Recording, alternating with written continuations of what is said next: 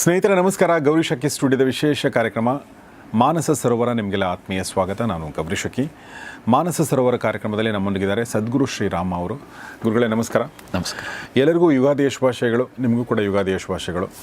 So Ugadi ಹಬ್ಬ ಅಂದರೆ ನಾವು ಬೇವು ಬೆಲ್ಲ ತಿನ್ನುವಂಥ ಹಬ್ಬ ಅಂತ ನಾವು ಅಂದ್ಕೊಳ್ತೀವಿ. ಮತ್ತು ನಾವು ಬರೀ ಬೆಂಗಳೂರಲ್ಲಿ ನೋಡಿದರೆ, ನಾನು ನೋಡ್ತಾ ಇದ್ದರೆ ನಿನ್ನೆ ಬೇರೆ ಬೇರೆ ಕಡೆ ಏರಿಯಾಗೆ ಹೋದರೆ ಎಲ್ಲ ಕಾರುಗಳ ಮೇಲೂ ಕೂಡ ನೋಡಿ ಧೂಳಿಲ್ಲ, ಹೂವುಗಳು ಬಿದ್ದಿವೆ. ಇವತ್ತು ಎಲ್ಲ ಹೂಗಳು ಉದುರ್ತಾ ಇವೆ ಮತ್ತು ನಾವು ನಡೀತಾ ಹೋಗ್ಬೇಕಾದ್ರೆ ನಮ್ಮಲ್ಲೂ ಯಾವುದೋ ಒಂದು ಹೂ ಬೀಳ್ತಾ ಇತ್ತು ಅಥವಾ ಎಲೆ ಬೀಳ್ತಾ ಇದೆ. ಏಕೆಂದರೆ ಪ್ರಕೃತಿ ತನ್ನನ್ನು ತಾನು ನವೀಕರಿಸ್ಕೊಳ್ತಾ ಇದೆ. ಸೊ ನೋಡಿ, ಪ್ರಕೃತಿಗೆ ನವೀಕರಣಗೊಳ್ಳುವಂಥ ಒಂದು ಪ್ರತಿ ವರ್ಷ ಬರುತ್ತೆ. ಪ್ರಕೃತಿ ಅದಕ್ಕೆ ಬೇಕೋ ಬೇಡೋ ಗೊತ್ತಿಲ್ಲ, ಬಟ್ ಪ್ರಕೃತಿಗೆ ಕೊಟ್ಟಿದೆ. ಓಕೆ, ಆದರೆ ಮನುಷ್ಯನಿಗೇನು ಅಂತ, ಮನುಷ್ಯ ನವೀಕರಣಗೊಳ್ಳೋದು ಹೇಗೆ? ಇವಾಗ ಯುಗಾದಿ ಬಂತು, ಹೊಸ ವರ್ಷ ಅಂತ ನಾವು ಅನ್ಕೋತೀವಿ. ನಮ್ಮ ಸಂಪ್ರದಾಯದಲ್ಲಿ ಜನವರಿ ಬಂದಾಗ ಕೂಡ ಹೊಸ ವರ್ಷ ಅಂತ ಅನ್ಕೋತೀವಿ, ಪಾರ್ಟಿ ಮಾಡ್ತೀವಿ, ಹ್ಯಾಪಿ ನ್ಯೂ ಇಯರ್ ಅಂತ ಚೀರ್ತೀವಿ. ಅಲ್ಲಿಗೆ ಮತ್ತೆ ಯಥಾ ಪ್ರಕಾರ ಮರುದಿನ ಶುರು ಆಗುತ್ತೆ. ಬಟ್ ಪ್ರಕೃತಿಯೆಲ್ಲ ಹಾಗಲ್ಲ, ಹೊಸದು ಕಾಣುತ್ತೆ. ಓಕೆ, ಅದಕ್ಕೆ ಹೊಸ ಚಿಗುರು ಬರುತ್ತೆ, ಹೊಸ ಹೂವು ಬರುತ್ತೆ. ಬಟ್ ಮನುಷ್ಯನಿಗೆ ಯಾಕಿಲ್ಲ ಇದು ಅನ್ನೋದು ನನ್ನ ಪ್ರಶ್ನೆ. ಎಲ್ರಿಗೂ ಕೂಡ, ವಿಶೇಷವಾಗಿ ನಿಮಗೆ ಮತ್ತು ಪ್ರತಿಯೊಬ್ಬರಿಗೂ ಈ ಹೊಸ ಸಂವತ್ಸರ, ಪರಾಭವ ಸಂವತ್ಸರದ ಶುಭಾಶಯಗಳು. ನಮ್ಮದು ಪ್ರತಿ ವರ್ಷಕ್ಕೂ ಒಂದು ಹೆಸರಿದೆ, 60 ಹೆಸರುಗಳಿದೆ. ಈಗ ಕಳೀತಾ ಇರುವಂಥದ್ದು ಹೋಗಿದ್ದು ವಿಶ್ವ ವಸು ಸಂವತ್ಸರ ಅಂತ. ಈಗ ಶುರುವಾಗ್ತಾ ಇರುವಂಥದ್ದು ಪರಾಭವ ನಾಮ ಸಂವತ್ಸರ. ಸಂವತ್ಸರ ಅಂದರೆ ವರ್ಷ ಅಂತ, ನಾಮ ಅಂದರೆ ಹೆಸರು. ಪರಾಭವ ನಾಮ ಸಂವತ್ಸರ. ಪರಾಭವ ಅಂದರೆ ಸೋಲಲ್ವಾ? ಸುಳ್ಳಿಗೆ, ಹಾಗೆ ಮೋಸಕ್ಕೆ, ದ್ರೋಹಕ್ಕೆ ಸೋಲಾಗುವಂಥ ವರ್ಷ ಅಂತ ಭಾವಿಸಿ, ಪ್ರತಿಯೊಬ್ಬರು ಹೀಗೆ ಭಾವಿಸಿ ನಮ್ಮ ಸಲಹೆ. ಯಾಕೆಂದರೆ ಈಗ ಆಲ್ರೆಡಿ ನಾವು ನೋಡ್ತಾ ಇದ್ವು, ಕೆಲವು ಜ್ಯೋತಿಷಿಗಳು ಪರಾಭವ ಅಂದರೆ ವಿಶ್ವಕ್ಕೆ ಅನಾಹುತ ನಡೀತದೆ, ಯುದ್ಧಗಳು ಹೆಚ್ಚಾಗ್ತಿದೆ, ತುಂಬ ಸೋಲುಗಳೇ ಆಗ್ತವೆ ಅಂತ. ಆಗಲಿ, ಸೋಲುಗಳೇ ಆಗಲಿ, ಪರಾಭವವೇ ಆಗಲಿ, ಎಲ್ರಿಗೂ ಯಾರಿಗೆ ಅಂದರೆ ಯಾರು ಮೋಸ ಮಾಡ್ತಾ ಇದ್ದಾರೆ, ಯಾರು ದ್ರೋಹ ಮಾಡ್ತಾ ಇದ್ದಾರೆ, ಯಾರು ಅನೈತಿಕವಾಗಿ ಬದುಕ್ತಾ ಇದ್ದಾರೆ, ಯಾರು ಕೇವಲ ದ್ರೋಹವನ್ನೇ ಮಾಡಿ ಬದುಕ್ತಾ ಇದ್ದಾರೆ, ಅವರು ಎಲ್ರಿಗೂ ಪರಾಭವವನ್ನೇ ಉಂಟು ಮಾಡುವ ವರ್ಷ ಈ ಪರಾಭವ ನಾಮ ಸಂವತ್ಸರ ಅಂತ. ಆ ಸಂಕಲ್ಪ ನಮಗಾಗಬೇಕು. ನೋಡಿ, ನೀವು ಹೇಳಿದ ಹಾಗೆ ಇದೊಂದು ವಸಂತ ಋತು. ಈಗ ಜನವರಿ ಹೊಸ ವರ್ಷ ಏನಿದೆ, ಅದು ಹೊಸ ವರ್ಷವೇ. ಅದು ಒಂದು ರೀತಿ ವ್ಯಾವಹಾರಿಕವಾಗಿ ನಮಗೆ ಕ್ಯಾಲೆಂಡರ್ ನೋಡಲಿಕ್ಕೆ ಅದೇ ಈಸಿ. ಈಗ ನಾವು ತಿಥಿ, ನಕ್ಷತ್ರ, ಮಾಸಗಳು ಹೆಸರೇನಿದೆ ಅದು ನೆನ್ಪಿಟ್ಕೊಳ್ಳೋದು ಈಗಿನ ಜನಕ್ಕೆ ಕಷ್ಟ ಆಗ್ತಾ ಇದೆ. ನಮ್ಮ ಚಿಕ್ಕ ವಯಸ್ಸಿನಲ್ಲಿದ್ದಾಗ ಪ್ರತಿ ಮಾಸದ ಪಂಚಾಂಗದ ಹೆಸರುಗಳನ್ನು ಹೇಳಿಸ್ತಾ ಇದ್ರು. ಅದು ಮೆದುಳಿಗೂ ಒಳ್ಳೆ ಸರ್ಕಸ್ ಆಗ್ತಾಯಿತ್ತು. ನಮ್ಮ ಸಲಹೆ ಎಲ್ರಿಗೂ ಈ ವರ್ಷದಿಂದನಾದರೂ ನಮ್ಮ ಸನಾತನ ಪರಂಪರೆಯ ಪಂಚಾಂಗ ಏನಿದೆ, ತಿಥಿ ಏನಿದೆ, ಅದ್ರ ಬಗ್ಗೆ ತಿಳ್ಕೊಳ್ಳಿ ಅಂತ. ಆದರೆ ವ್ಯಾವಹಾರಿಕವಾಗಿ ಒಂದು ನಮ್ಮ ಎಲ್ರಿಗೂ ಸಹಾಯ ಆಗುವ, ವಿಶ್ವದಾದ್ಯಂತ ಸಹಾಯ ಆಗುವ ಹಾಗೆ ಜನವರಿ ಒಂದು ಹೊಸ ವರ್ಷವೇ ವ್ಯಾವಹಾರಿಕವಾಗಿ. ಇದು ಪರಾಭವ ಸಂವತ್ಸರ ಮತ್ತೆ ಈಗ ಜನವರಿ ಹೇಗೆ ಬರುತ್ತೋ ಹಾಗೆ ಮತ್ತೆ ಬರುತ್ತಾ ಇದು 60 ವರ್ಷಗಳ ನಂತರ ಬರ್ತದೆ. ಮತ್ತೆ 60 ವರ್ಷಗಳ ಕಾಲ ನಮ್ಗೆ ಹೆಸರುಗಳಿದೆ. 60 ಹೆಸರುಗಳಿದೆ. 60 ಹೆಸರುಗಳಿದೆ. ಈಗ ನಾವು 12 ಮಾಸಗಳಿದೆಯೋ, 12 ತಿಂಗಳಿದೆಯೋ, ಆ ಥರ 12 ತಿಂಗಳಿಗೂ ಹೆಸರಿದೆಯಲ್ಲ. ಈಗ ಇದು ಚೈತ್ರ ಮಾಸ ಬರ್ತದೆ, ಮಾಸಗಳು ಈಗ ಕಳೆದದ್ದು ಪಾಲ್ಗುಣ ಆಯ್ತು, ಈಗ ಚೈತ್ರ ಬರ್ತಾ ಇದೆ. ಹೀಗೆ ಪ್ರತಿ ತಿಂಗಳಿಗೂ ಒಂದೊಂದು ಹೆಸರಿದೆ, ಹಾಗೆ ಪ್ರತಿ ವರ್ಷಕ್ಕೂ ಒಂದು ಹೆಸರಿದೆ. ಬಟ್ ಅಲ್ಲಿ ಇಲ್ಲ, ಇಂಗ್ಲಿಷ್ನಲ್ಲಿ ಇಲ್ಲ. ಇದು ಒಂದು ಮನುವಿನ ಹೆಸರು ಅಂತಲೂ ಕರೀತಾರೆ. ಎರಡನೇದು ಆದಿತ್ಯನ ಹೆಸರು ಅಂತಲೂ ಕೂಡ ಈ ಸಂವತ್ಸರಗಳನ್ನು ಕರೀತಾರೆ. ಒಂದೊಂದು ವರ್ಷಕ್ಕೂ ಒಂದೊಂದು ಹೆಸರಿದೆ. ಹಾಗಾಗಿ ಅದು ಮಹಾತ್ಮನ ಹೆಸರು, ಅಥವಾ ಮನು ಇರಲಿ, ಆದಿತ್ಯ ಅಂದರೆ ಸೂರ್ಯ ಇರಲಿ, ಇಬ್ಬರಲ್ಲಿ ಒಬ್ಬರ ಹೆಸರು. ಅದು ಒಳ್ಳೆಯ ಹೆಸರೇ ಅದು. ಹಾಗಾಗಿ ನೀವು ಅದನ್ನು ತಪ್ಪಾಗಿ ಭಾವಿಸಬೇಡಿ. ಹಾಗೆ ಭಾವಿಸಿದ್ರೆ ಅದೇ ಆಗೋಗ್ತದೆ ಮತ್ತೆ. ಹಾಗೆ ಪ್ರತಿಯೊಬ್ಬರಿಗೂ ಹೇಳೋದು, ನೋಡಿ, ಯುಗಾದಿ, ಯುಗದ ಆದಿ. ನಮ್ಮ ನಂಬಿಕೆ ಏನು? ವಿಶ್ವ ಸೃಷ್ಟಿಯಾದಂತಹ ಅಥವಾ ಬ್ರಹ್ಮಾಂಡ ಅಥವಾ ಭೂಮಿಯ ಸೃಷ್ಟಿಯಾದಂತಹ ಮೊದಲ ದಿನ, ಯುಗದ ಆದಿ ಯುಗಾದಿ ಅನ್ನುವಂಥದ್ದು ನಮ್ಮ ನಂಬಿಕೆ. ಹಾಗಾಗಿ ಈಗ ನೀವು ಜನವರಿಗೆ ನೋಡಿದಾಗ ವರ್ಷದ ಕೊನೆಯ ಹಂತ ಅದು. ಹಾಗಾಗಿ ಎಲೆಗಳೆಲ್ಲ ಬಾಡು ಹೋಗಿ ಬಿದ್ದು ಪ್ರಕೃತಿ ತನ್ನಂತಾನು ಮತ್ತೆ ಸರಿ ಮಾಡಿಕೊಳ್ಳುವಂಥ ಸಮಯ. ಈಗ ಯುಗಾದಿ ಏನಿದೆ, ಸರಿ ಮಾಡಿಕೊಂಡು ಶುರು ಆಗುವಂಥ ಸಮಯ. ಚಿಗುರು ಹೊಡೆದಿದೆ, ಭೂಮಿ ಎಲ್ಲಿ ನೋಡಿದರೂ ಹಸಿರು ನಳನಳಿಸ್ತಾ ಇರ್ತದೆ. ಪ್ರಕೃತಿಯೇ ತನ್ನನ್ನು ತಾನು ಪರಿವರ್ತನೆ ಮಾಡಿಕೊಳ್ತದೆ. ಹಾಗೆ ನಿಮ್ಮ ದೇಹದಲ್ಲೂ ಒಂದಷ್ಟು ಪರಿವರ್ತನೆಗಳಾಗ್ತದೆ. ಹೇಗೆ ಎಲೆಗಳು ಉದುರುತ್ತಾ ಇದೆಯೋ ಹಾಗೆ ನಿಮ್ಮ ಸ್ಕಿನ್ ಏನಿದೆ, ಆ ಚರ್ಮ, ಹಳೆಯ ಚರ್ಮ ಕೂಡ ಉದುರು ಹೋಗಿ ಹೊಸ ಚರ್ಮ ಬರುವಂಥ ಸಮಯ. ಹಾಗಾಗಿ ಈ ಸಮಯದಲ್ಲಿ ನಾವು ಅಭ್ಯಂಗ ಸ್ನಾನವನ್ನು ಮಾಡ್ತೀವಿ. ಹಳೆಯ ಸ್ಕಿನ್ ಏನಿದೆ ಅದೆಲ್ಲವೂ ಪೂರ್ಣವಾಗಿ ಹೋಗಿ ಹೊಸ ಸ್ಕಿನ್ ಚೆನ್ನಾಗಿ ನಳನಳಿಸ್ಲಿ ಅನ್ನುವ ಒಂದು ಕಾರಣವೂ ಕೂಡ, ಮತ್ತು ಹಳೆಯದೆಲ್ಲ ಕಳೆದು ಹೋಗಲಿ, ಏನೇನು ದೋಷ ಇತ್ತೋ ಅದೆಲ್ಲವೂ ಕಳೆದು ಹೋಗಲಿ ಅಂತ ಕೂಡ ನಾವು ಅಭ್ಯಂಗ ಸ್ನಾನ ಮಾಡಿ ಹೊಸತನವನ್ನು ಸ್ವೀಕಾರ ಮಾಡ್ತೀವಿ. ಪ್ರಕೃತಿಯಲ್ಲಿ ಹೇಗೆ ಪ್ರಕೃತಿ ತನ್ನನ್ನು ತಾನು ಸರಿ ಮಾಡಿಕೊಳ್ಳುತ್ತದೋ, ದೇಹ ಕೂಡ ತನ್ನನ್ನು ತಾನು ಸರಿ ಮಾಡಿಕೊಂಡು ಪರಿವರ್ತನೆಯನ್ನು ತರುವಂತಹ ಸಮಯ ಈ ಯುಗಾದಿ. ಹಾಗೆ ಈ ಯುಗಾದಿ ಏನಿದೆ, ನೀವು ಮನಸ್ಸು ಮಾಡಿದರೆ, ನೀವು ಸಂಕಲ್ಪ ಮಾಡಿದರೆ, ನೋಡಿ ಯುಗಾದಿಯ ದಿನ ಒಂದು ವಿಶೇಷ ಏನು ಅಂದರೆ ಪಂಚಾಂಗ ಶ್ರವಣ ಅಂತ ಮಾಡ್ತಾರೆ. ಈ ಪಂಚಾಂಗ ಶ್ರವಣ ಅಂದರೆ ಈ ಇಡೀ ವರ್ಷದಲ್ಲಿ ಯಾವ್ಯಾವ ತಿಂಗಳು ಮಳೆ ಎಷ್ಟಾಗಬಹುದು, ಏನೇನು ಸಮಸ್ಯೆಗಳಾಗಬಹುದು, ಒಂದು ಲೆಕ್ಕಾಚಾರದ ಪ್ರಕಾರ ಅದನ್ನು ರೆಡಿ ಮಾಡಿ ಪಂಚಾಂಗ ಶ್ರವಣ ಮಾಡಿ ಒಂದು ಸಂಕಲ್ಪವನ್ನು ಹೊಸದಾಗಿ ಹೊಸ ವರ್ಷದಲ್ಲಿ ಹೊಸ ಸಂವತ್ಸರದಲ್ಲಿ ಸಂಕಲ್ಪ ಮಾಡ್ತಾರೆ. ಈ ಸಂವತ್ಸರದಲ್ಲಿ ಈ ಪರಿವರ್ತನೆಯ ಪ್ರಕೃತಿಲಿ ಆಗ್ತಾ ಇರುವಂಥ ಈ ಪರಿವರ್ತನೆಯ ಸಂದರ್ಭದಲ್ಲಿ ನೀವು ಸಂಕಲ್ಪ ಪ್ರತಿಯೊಬ್ಬರು ಮಾಡಿ, ನನ್ನ ಜೀವನ ಈ ವರ್ಷ ಈ ರೀತಿಯಾಗಿ ಪರಿವರ್ತನೆಯನ್ನು ಕಾಣಲಿ, ಈ ಹೊಸ ಸಂವತ್ಸರದಲ್ಲಿ ನನ್ನ ಜೀವನದ ಉದ್ದೇಶಗಳು ಏನೇನಿದೆ, ಜಗತ್ತಿನ ಕಲ್ಯಾಣವೂ ಇರಬಹುದು, ನನ್ನ ಕಲ್ಯಾಣವೂ ಅಂದರೆ ನಮ್ಮೆಲ್ಲರ ಕಲ್ಯಾಣವೂ ಇರಬಹುದು, ಅದು ಏನಾಗಬೇಕು ಹೇಗಾಗಬೇಕು ಅನ್ನೋದನ್ನು ಸಂಕಲ್ಪ ಮಾಡಿ ಖಂಡಿತವಾಗೂ ಅದು ಈಡೇರ್ತದೆ. ಪ್ರಕೃತಿ ಅದಕ್ಕೆ ಸಹಕಾರ ಕೊಡುವಂತಹ ಒಂದು ಅದ್ಭುತವಾದಂಥ ಪರಿವರ್ತನೆಯ ಸಮಯ ಈ ಯುಗಾದಿ ಅಂತ. ಈ ಸಂಕಲ್ಪ ಮಾಡೋದು ಹೇಗೆ ಅಂದರೆ, ನಾ ಹೇಳೋದು ಈಗ ಪಂಚಾಂಗ ಶ್ರವಣ ಮಾಡೋದು, ಪ್ಲ್ಯಾನ್ಗಳು ಮಾಡೋದು ನೀವು ಹೇಳಿದ್ರಿ, ಅಂದರೆ ಏನೆಲ್ಲ ಮಳೆ ಆಗುತ್ತೆ ಅಂತ ಹೇಳಿ. ಈಗ ವೈಯಕ್ತಿಕವಾಗಿ ನಾನು ಹೇಗೆ ಪ್ರಕೃತಿ ನವೀಕರಣಗೊಳ್ಳುತ್ತೋ ಹಾಗೆ ನವೀಕರಣಗೊಳ್ಳೋಕ್ಕೆ ಏನಾದರೂ ಪ್ರೊಸೆಸ್ ಇದೆಯಾ, ನಾನು ಒಬ್ಬನೇ ಇದ್ಕೊಂಡು ನಾನು ಮಾಡುವಂಥದ್ದು ಅಥವಾ ನನ್ನ ಕುಟುಂಬದ ಜೊತೆಗೆ ನಾನು ಮಾಡುವಂಥದ್ದು ಏನಾದರೂ ಸಾಮಾನ್ಯ ಸಂಕಲ್ಪ ಅನ್ನೋದು ಒಂದು ಒಂದು ಒಂದು ಏನು ಒಂದು ವಿಧಿಯೇ ಇದೆ, ಒಂದು ಪ್ರೋಸೆಸ್ ಇದೆ ಅದಕ್ಕೆ. ಆ ಸಂಕಲ್ಪದಲ್ಲಿ ಮೊದಲೇ ಹೇಳದೆ ಮಮೋಪಾತ ದುರಿತಕ್ಷಯ ದ್ವಾರ, ನಾನೇನು ಪಾತಕ ಅಥವಾ ಗೊತ್ತಿಲ್ಲದೆ ಏನೇನು ತಪ್ಪುಗಳನ್ನು ಮಾಡಿದೋ ಅದೆಲ್ಲವೂ ಕ್ಷಯ ಆಗಿ ಹೋಗಲಿ ಅಂತ ಹೇಳಿ ಒಂದು ಸ್ಟೆಪ್ ಬೈ ಸ್ಟೆಪ್ ಒಂದು ಸಂಕಲ್ಪ ಇದೆ. ಅದೊಂದು ಫಾರ್ಮೆಟ್ ಸಿಗ್ತದೆ ನಿಮಗೆ, ಇಂಟರ್ನೆಟ್ಟಲ್ಲೂ ಇವಾಗ ಸಿಗ್ತವೆ. ಅದೆಲ್ಲವನ್ನು ಹೇಳಿಕೊಂಡು ಭಗವಂತನ ಪ್ರೀತ್ಯರ್ಥವಾಗಿ ಈ ಕಾರಣದಿಂದಾಗಿ ಈ ವರ್ಷ ಇಷ್ಟೆಲ್ಲ ಒಳ್ಳೆಯ ಕೆಲಸಗಳನ್ನು ನಾನು ಮಾಡಬೇಕು ಅಂತಿದ್ದೀನಿ, ಇಂಥ ಊರಿನವನಾದ, ಇಂಥ ಗೋತ್ರದಾದ, ಇಂಥ ಹೆಸರಿನವನಾದ, ಇಂಥ ಮನೆತನದವನಾದ ನಾನು ಈ ವರ್ಷ ಹೀಗೆ ನನ್ನ ಜೀವನ ಸಾಗಲಿ ಅಂತ ಈ ಕಾರಣಕ್ಕಾಗಿ ಸಂಕಲ್ಪ ಮಾಡ್ತಾ ಇದ್ದೀನಿ ಅಂತ ಒಂದು ಸಂಕಲ್ಪ ಮಾಡಿ ನಿಮ್ಮ ಜೀವನ ಶುರು ಮಾಡಬಹುದು. ಸಾಮಾನ್ಯ ದೇವಸ್ಥಾನಗಳಲ್ಲಿ ಈ ಸಂಕಲ್ಪವನ್ನು ಮಾಡಿಸ್ತಾರೆ. ನಮ್ಮ ವಿಶೇಷವಾಗಿ ನಮ್ಮ ಮನೋಶಕ್ತಿ ಕಾರ್ಯಾಗಾರ ಆದಾಗಲೂ ಕೂಡ ಈ ಸಂಕಲ್ಪ ಮಾಡುವ ಕ್ರಮ ಮತ್ತು ಸಂಕಲ್ಪ ಮಾಡ್ಕೋಬೇಕಾದ್ರೂ ನಿಮ್ಮ ಮನಸ್ಥಿತಿ ಹೇಗಿರಬೇಕು, ಹೇಗೆ ಗುರಿ ನಿರ್ಣಯವನ್ನು ಮಾಡಬೇಕು, ನಿಮ್ಮ ಜ್ಞಾನಶಕ್ತಿಯನ್ನು ಹೇಗೆ ಬೆಳೆಸ್ಕೋಬೇಕು, ನಿಮ್ಮ ವಿಲ್ ಪವರನ್ನು ಹೇಗೆ ಬೆಳೆಸ್ಕೋಬೇಕು ಅನ್ನೋದನ್ನು ನಾವು ಹಿಂದೆನೂ 2-3 ವರ್ಕ್ಶಾಪ್, ವಿಶೇಷವಾಗಿ ಕಳೆದ ವರ್ಷ 5 ವರ್ಕ್ಶಾಪಲ್ಲೂ ಒಂದು 4-5 ಸಾವಿರ ಜನಕ್ಕೆ ನಾವು ವಿವರವಾಗಿ ಹೇಳಿದ್ದೀವಿ. ಸಾಧ್ಯ ಆದರೆ ಅದನ್ನು ಯಾರ್ಯಾರಿಗೆ ಗೊತ್ತು ಅದನ್ನು ಪಾಲಿಸಿ, ಗೊತ್ತಿಲ್ಲದೆ ಇದ್ದರೆ ದೇವಸ್ಥಾನಗಳಲ್ಲಿ ಸಂಕಲ್ಪವನ್ನು ಮಾಡ್ತಾರೆ. ಆ ಸಂಕಲ್ಪವನ್ನು ಮಾಡಿ ಖಂಡಿತವಾಗಿಯೂ ನೋಡಿ, ಯುಗಾದಿ ಅನ್ನೋದು ಒಂದು ಅದ್ಭುತವಾದ ಪರಿವರ್ತನೆಯ ಸಮಯ. ಹೇಗೆ ಬೆಳಗ್ಗೆ ಎದ್ದ ತಕ್ಷಣ ಒಂದು ಫ್ರೆಶ್ ಆಗಿರ್ತದೋ ನಮ್ಮ ಮನಸ್ಸು, ಸಂಜೆ ಆದ ತಕ್ಷಣ ಹೇಗೆ ನಮ್ಮ ಮನಸ್ಸು ಮುಖ ತೊಳೆದ ತಕ್ಷಣ ಫ್ರೆಶ್ ಆಗ್ತದೋ, ಈ ಯುಗಾದ ಆದಿ ಏನಿದೆ ನಿಮ್ಮ ಜೀವನದ ಪರಿವರ್ತನೆಯನ್ನು ತಂದು ಕೊಡಬಲ್ಲಂಥ ಸಾಮರ್ಥ್ಯ ಇರುವಂತಹ ದಿನ. ಆ ದಿನದಲ್ಲಿ ಜೂಜಾಡ್ತಾ, ಬೇಡದನ್ನು ತಿಂತ, ಬೇಡದನ್ನು ಮಾಡ್ತಾ ಕಳಿಬೇಡಿ. ತುಂಬ ಭಗವಂತನಿಗೆ ಅಥವಾ ಪ್ರಕೃತಿಗೆ ಪ್ರಿಯವಾದಂತಹ ಕಾರ್ಯದಲ್ಲಿ ತೊಡಗಿ, ಸಂಕಲ್ಪ ಮಾಡಿಬಿಟ್ಟು ಆ ಪ್ರಿಯವಾದ ಕಾರ್ಯದಲ್ಲಿ ತೊಡಗಿ, ಖಂಡಿತವಾಗಿ ಪ್ರಕೃತಿ ನಿಮಗೆ ಸಹಕಾರ ಕೊಡುತ್ತದೆ. ನಿಮ್ಮ ಜೀವನ ಈ ವರ್ಷ ಬದಲಾಗ್ತದೆ. ಸೋಲೆಗಳಿಗೆ ಪರಾಭವಕ್ಕೆ ಪರಾಭವವನ್ನು ಕೊಡುವಂತಹ ಈ ಸಂವತ್ಸರವನ್ನು ನಿಮಗಾಗಿ ಬದಲಾಯಿಸ್ಕೊಳ್ಳಿ, ನಿಮಗೆ ತಕ್ಕಂತೆ ಬದಲಾಯಿಸ್ಕೊಳ್ಳಿ ಅನ್ನೋದು ನಮ್ಮ ಸಲಹೆ. ಭಾಳ ವಂಡರ್ಫುಲ್ ಆಗಿ ಹೇಳಿದರೆ. ನಾನು ಒಂದು ಸಲ ರಮೇಶ್ ಅರವಿಂದ್ ಅವ್ರ ಜೊತೆ ಮಾತಾಡ್ತಿರ್ಬೇಕಾದ್ರೆ ಅವರು ಒಂದು ಮಾತನ್ನು ಹೇಳಿದ್ರು. ಆ ವಿಡಿಯೋ ಲಿಂಕ್ ಕೂಡ ನಾನು ಹಾಕ್ತೀನಿ ಡಿಸ್ಕ್ರಿಪ್ಷನಲ್ಲಿ, ಆಸಕ್ತರು ನೋಡಿ. ಅವರು ತಮ್ಮ ಜೀವನ ಬದಲಾಯಿಸಿದಂಥ ಒಂದಷ್ಟು ವಿಚಾರಗಳನ್ನ ಕೇಳಿ ಅಂತಂದಾಗ ಅವ್ರು ಹೇಳಿದರು. ಅವ್ರೇನು ಹೇಳಿದ್ರು ಅಂದರೆ, ನೋಡಿ ಇವತ್ತಿದೆಯಲ್ಲ ಇದು ಮೊದಲ ದಿನ. ಯಾವುದರ ಮೊದಲ ದಿನ ಅಂದರೆ, ಇನ್ನು ಮುಂದೆ ನಿನ್ನ ಜೀವನ ಏನಿದೆಯಲ್ಲೋ ಆ ಎಲ್ಲ ಜೀವನಗಳಿಗೆ ಇದೇ ಫಸ್ಟ್ ಡೇ. ಸೊ ಫಸ್ಟ್ ಅಂದಾಗ ನಮಗೊಂದು ಉತ್ಸಾಹ ಇರುತ್ತಲ್ವ. ಸೊ ಆ ಉತ್ಸಾಹ ತೆಗೆದುಕೊಳ್ಳೋಕ್ಕೆ ಅಥವಾ ಹೊಸದಾಗಿ ಶುರು ಮಾಡ್ಕೊಳ್ಳೋಕ್ಕೆ ಇದೇ ಅಂದರೆ this is first day of rest of your life ಅಲ್ವಾ. ಎಷ್ಟೊಂದು ಚೆನ್ನಾಗಿ ಅವ್ರಿಗೂ ಇಷ್ಟ ಆಯಿತು, ನನಗೂ ಕೂಡ ತುಂಬ ಇಷ್ಟ ಆಯಿತು. ಅಂದರೆ ಹೊಸದು ಅನ್ನೋದಿದೆಯಲ್ಲ, ಅಂದರೆ ನಮಗೆ ನಾವು ಯೂಶ್ವಲಿ ಏನಾಗುತ್ತೆ ಅಂತಂದರೆ, ಹೊಸದು ಶುರು ಮಾಡೋಕ್ಕೆ ನಾವು ಯಾಕೆ ಹಿಂಜರಿತೀವಿ ಅಥವಾ ಮಾಡೋಕ್ಕಾಗಲ್ಲ ಅಂದರೆ ನಾವು ಹಳೆದಕ್ಕೆ ಅಂಟ್ಕೊಂಡಿರ್ತೀವಿ. ಸೊ ಇವ್ರ ಜೊತೆಗೆ ನಾನು ಹೊಸದಾಗಿ ರಿಲೇಷನ್ಶಿಪ್ ಶುರು ಮಾಡ್ಬೇಕಂದ್ರೆ ಇವ್ರು ಹಂಗೆ ಮಾಡಿದ್ರಲ್ಲ ನನಗೆ ಇದು. ಸೊ ಈ ಥರದ್ದಿರ್ತವೆ.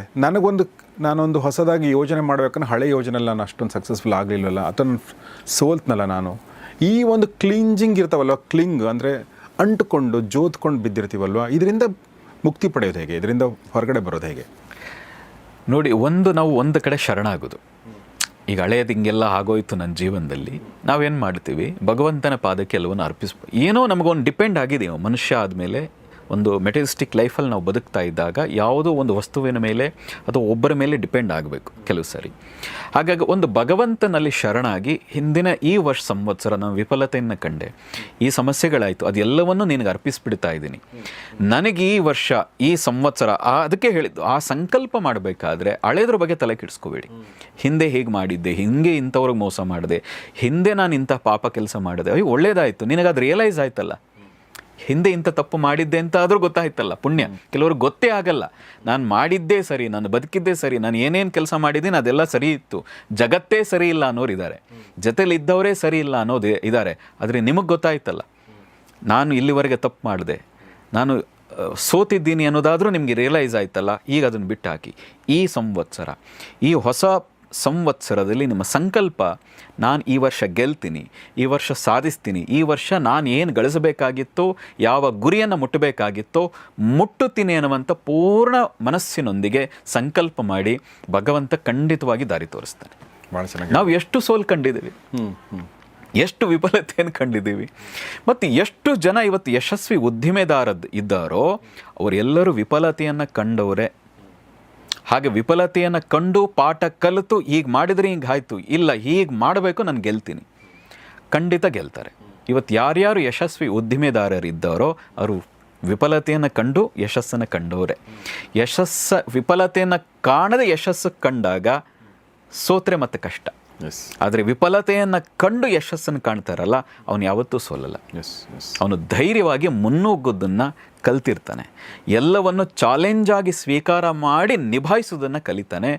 ಅವನು ಮಾತ್ರ ಯಶಸ್ವಿ ವ್ಯಕ್ತಿಯಾಗಿ ಬೆಳೀಲಿಕ್ಕೆ ಸಾಧ್ಯ ಆಗ್ತದೆ. ಹಾಗೆ ವಿಫಲರಾಗಿದ್ದೀರಾ, ಭಾಳ ಒಳ್ಳೆಯದಾಯಿತು, ಇನ್ನು ಮುಂದೆ ನೀವು ಯಶಸ್ವಿ ವ್ಯಕ್ತಿಗಳಾಗ್ತೀರಿ. ಅದು ಸಂಬಂಧಗಳಲ್ಲಿ ವಿಫಲತೆ ಇರ್ಬೋದು, ಅದು ನಿಮ್ಮ ಹಣಕಾಸು ವಿಚಾರದಲ್ಲಿ ವಿಫಲತೆ ಇರ್ಬೋದು, ನಿಮ್ಮ ಉದ್ಯೋಗದಲ್ಲಿ ವಿಫಲತೆ ಇರ್ಬೋದು, ನಿಮ್ಮ ಬಿಸ್ನೆಸ್ಸಲ್ಲಿ ವಿಫಲತೆ ಇರ್ಬೋದು, ಅಥವಾ ಯಾವುದೊಂದು ದುಶ್ಚಟವನ್ನು ಬಿಡುವಲ್ಲಿ ವಿಫಲತೆ ಇರ್ಬೋದು. ಹೀಗೆ ಸಾಕಷ್ಟು ವಿಫಲತೆಗಳನ್ನ ನಾವು ನೋಡ್ತೀವಿ. ಈ ಎಲ್ಲ ವಿಫಲತೆಗಳಿಂದ ಹೊರಗಡೆ ಬರೋಕ್ಕೆ ದಾರಿ ಇದೆ ಅನ್ನೋ ಮಾತನ್ನು, ವಿಶೇಷವಾಗಿ ನಿಮ್ಮ ಆರೋಗ್ಯದ ಕಡೆ ಅಂತೂ ಎಲ್ಲರೂ ಪ್ರತಿಯೊಬ್ಬರು ಗಮನ ಕೊಡಿ ಈ ಸಂವತ್ಸರದಲ್ಲಿ. ಆರೋಗ್ಯ ಎಲ್ಲಕ್ಕಿಂತ ಮುಖ್ಯ. ಅದು ನಾವು ಅದನ್ನು ತುಂಬ ನೆಗ್ಲೆಕ್ಟ್ ಮಾಡುವಂಥದ್ದು ಮತ್ತು ತುಂಬ ಮುಖ್ಯ ನಮ್ಮ ಜೀವನದಲ್ಲಿ ಯಾವುದಂದ್ರೆ ಅದು ಆರೋಗ್ಯನೇ. ಗುರುಗಳೇ, ಇನ್ನೊಂದಾಗಿ ಫೈನಲ್ ಆಗಿ ನಾನೇನು ಕೇಳೋಕ್ಕೆ ಇಷ್ಟಪಡ್ತೀನಿ, ಈ ಹೊಸ ವರ್ಷದಂದು ನಾವು ಮಾಡಬೇಕಾದ ಕರ್ತವ್ಯಗಳನ್ನ ನಾವು ಮಾಡ್ತಾ ಹೋಗೋಣ ಹೊಸ ಉತ್ಸಾಹದಲ್ಲಿ. ಆದರೆ ಒಂದಷ್ಟು ಸೂತ್ರಗಳನ್ನ ನೀವೇನಾದರೂ, ಒಂದು ಫಾರ್ಮುಲಾಸ್, ಒಂದಷ್ಟು ಮಂತ್ರಗಳು, ಜಪಗಳು, ಯೋಗಗಳು, ಪ್ರಾಣಾಯಾಮಗಳು, ಒಂದು ಸಣ್ಣದಾಗಿ ಇಲ್ಲಿಂದ ನೀವು ಶುರು ಮಾಡಿ ಅನ್ನೋದಾದರೆ, ಅಥವಾ ನಿಮ್ಮ ಉದಾಹರಣೆಗೆ ಬೆಳಗ್ಗೆ ಬೇಗ ಏಳಿ ಅಂತ ಇರ್ಬೋದು. ಓಕೆ, ನಾನು ಹೇಳಕ್ಕೆ ಟ್ರೈ ಮಾಡ್ತೀನಿ ಅದನ್ನು.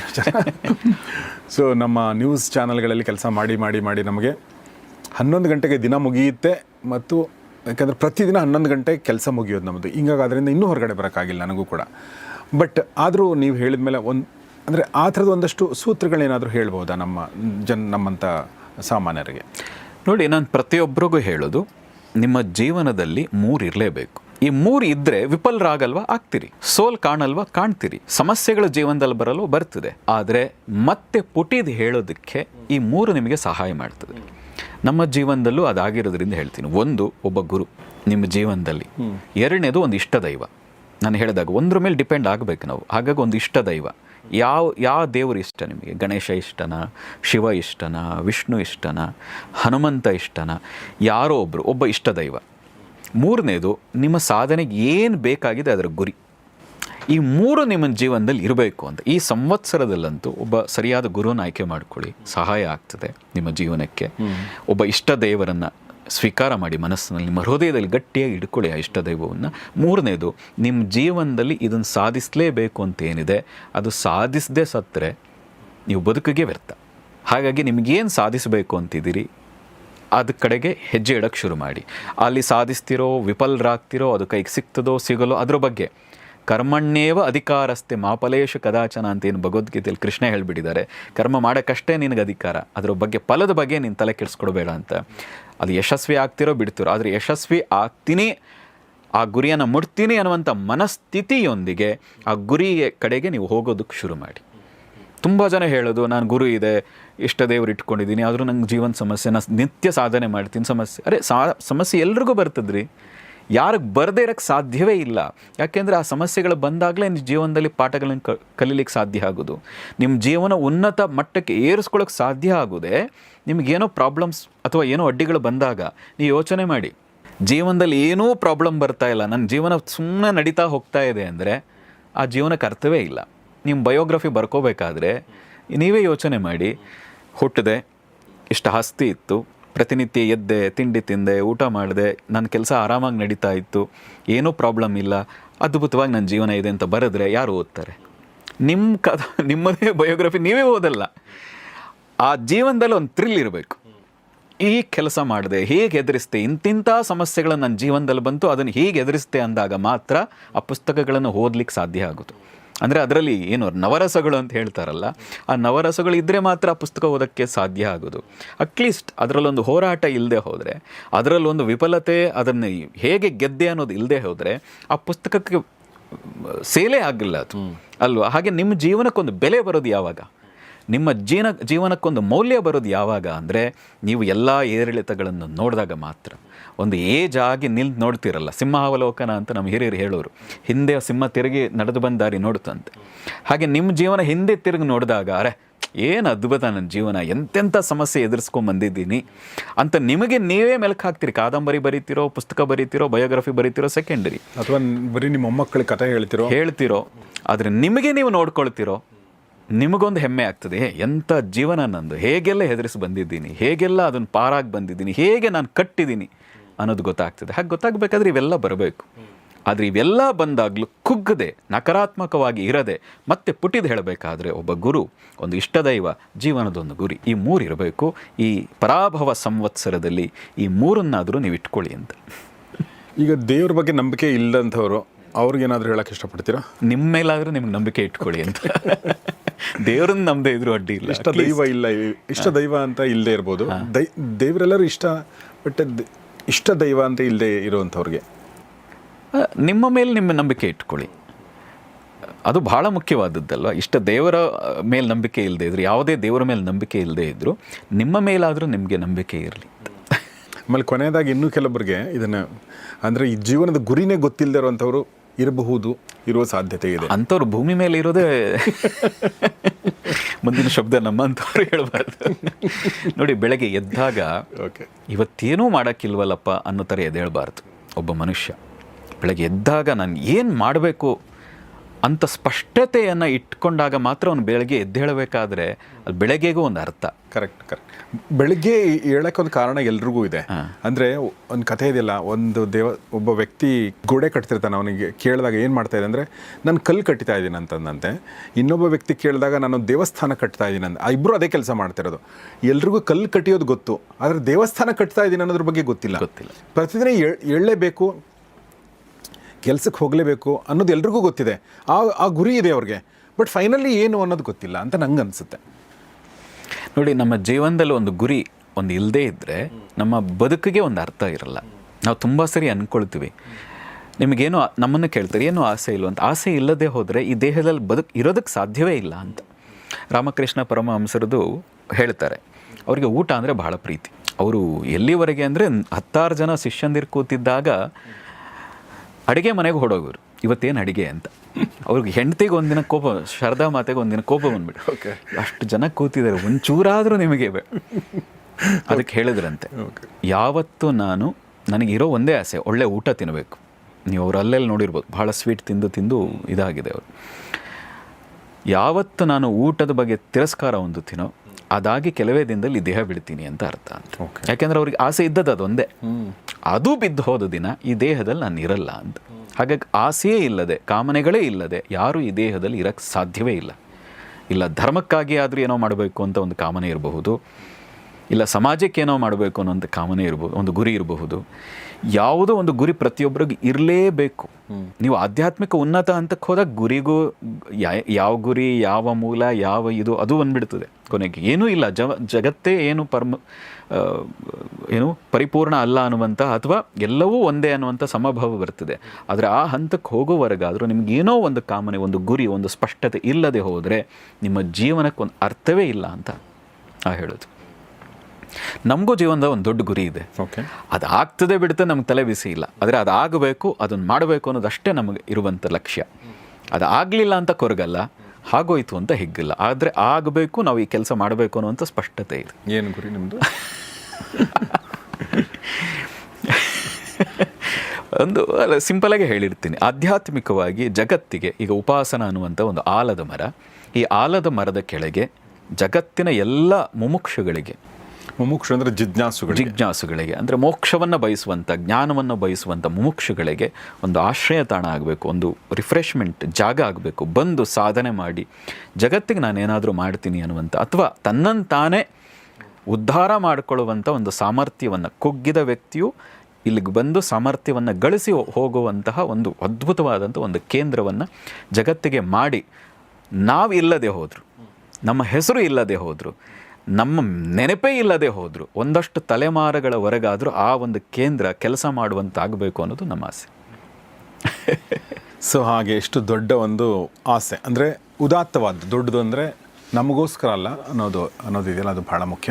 ನಾಳೆ ಯುಗಾದಿ. ಈಗ ನಮ್ಮ ಲೈಫು ಯಥಾ ಪ್ರಕಾರ ನಮ್ಮ ಕೆಲಸ, ನಮ್ಮ ಜಾಬು, ನಮ್ಮ ಬಿಸ್ನೆಸ್ಸು, ನಮ್ಮ ಗಂಡ ಹೆಂಡತಿ ಮಕ್ಕಳು ಇದೆಲ್ಲವೂ ಕೂಡ ಇದೆ. ಇದರಲ್ಲಿ ನಾವು ಇರಲೇಬೇಕು ಅನ್ನೋದಿರುತ್ತೆ. ಬಟ್ ಒಂದು ನೀವು ಹೇಗೆ ಮೂರು ಅಂಶಗಳ ಬಗ್ಗೆ ನೀವು ಹೇಳಿದರು, ಗುರು ಇರಬೇಕು, ಇಷ್ಟ ದೈವ ಇರಬೇಕು, ಗುರಿ ಇರಬೇಕು ಅಂತ ಹೇಳಿದರು. ಹಾಗೆ ನನ್ನ ದೈನಂದಿನ ಜೀವನದಲ್ಲಿ 3 ಬದಲಾವಣೆಗಳನ್ನ ಮಾಡ್ಕೊಳ್ಬೇಕು ನಾನು, ಅಥವಾ ನೀವು ಮಾಡ್ಕೊಳ್ಳಿ ಅಂದರೆ ಏನು ಹೇಳಕ್ಕೆ ಇಷ್ಟಪಡ್ತೀರಾ? ನೋಡಿ, ಬಹಳ ಮುಖ್ಯವಾಗಿ ನಾವು ಇತ್ತೀಚೆಗೆ ನೋಡ್ತಾ ಇರಬಂಥದ್ದು ಆರೋಗ್ಯದ ಸಮಸ್ಯೆ. ಈ ವೇಗದ ಬದುಕು, ಓಡಿ ಓಡಿ ಓಡಿ ತಾನು ಯಾಕಾಗಿ ಓಡ್ತಾ ಇದ್ದೀನಿ ಅನ್ನೋದನ್ನೇ ಗೊತ್ತಿಲ್ಲದೆ ಸುಮ್ಮನೆ ಓಡ್ತಾ ಇದ್ದಾರೆ. ಹಾಗೆ ನಾ ಹೇಳೋದು, ಪ್ರತಿನಿತ್ಯ ಒಂದು ಆರೋಗ್ಯಕ್ಕಾಗಿ ಒಂದು ನಿಗದಿತ ಸಮಯ, ನಾನು ಹೇಳೋದು ನಿಮಗಾಗಿ. ಆರೋಗ್ಯ ಅಂತ ಹೇಳಿದ್ರೆ ನಿಮ್ಮ ದೈಹಿಕ, ಮಾನಸಿಕ, ಅರ್ಥಾತ್ ಆಧ್ಯಾತ್ಮಿಕ ಉನ್ನತಿಗಾಗಿ 1 ಗಂಟೆ ಸಮಯ, ನಾನು ಹೇಳೋದು ಕನಿಷ್ಠ ಪಕ್ಷ 40 ನಿಮಿಷ ಸಮಯನಾದರೂ ಅದಕ್ಕಾಗಿ ಮೀಸಲಿಡಿ. ಇವತ್ತು ಯಾರ್ಯಾರು ನೋಡಿ, ಎಷ್ಟು ದೊಡ್ಡ ಉದ್ದಿಮೆದಾರರು ಎಲ್ಲರೂ ಇದ್ದಾರೆ, ಇಷ್ಟೆಲ್ಲ ಮಾಡ್ತಾ ಇದ್ದೀನಿ, ಆರೋಗ್ಯ ಕೆಟ್ಟೋಯ್ತು, ಅದನ್ನು ಅನುಭವಿಸೋಕ್ಕಾಗ್ತಾ ಇಲ್ಲ ಅನ್ನೋರು ನೋಡಿದ್ದೀನಿ.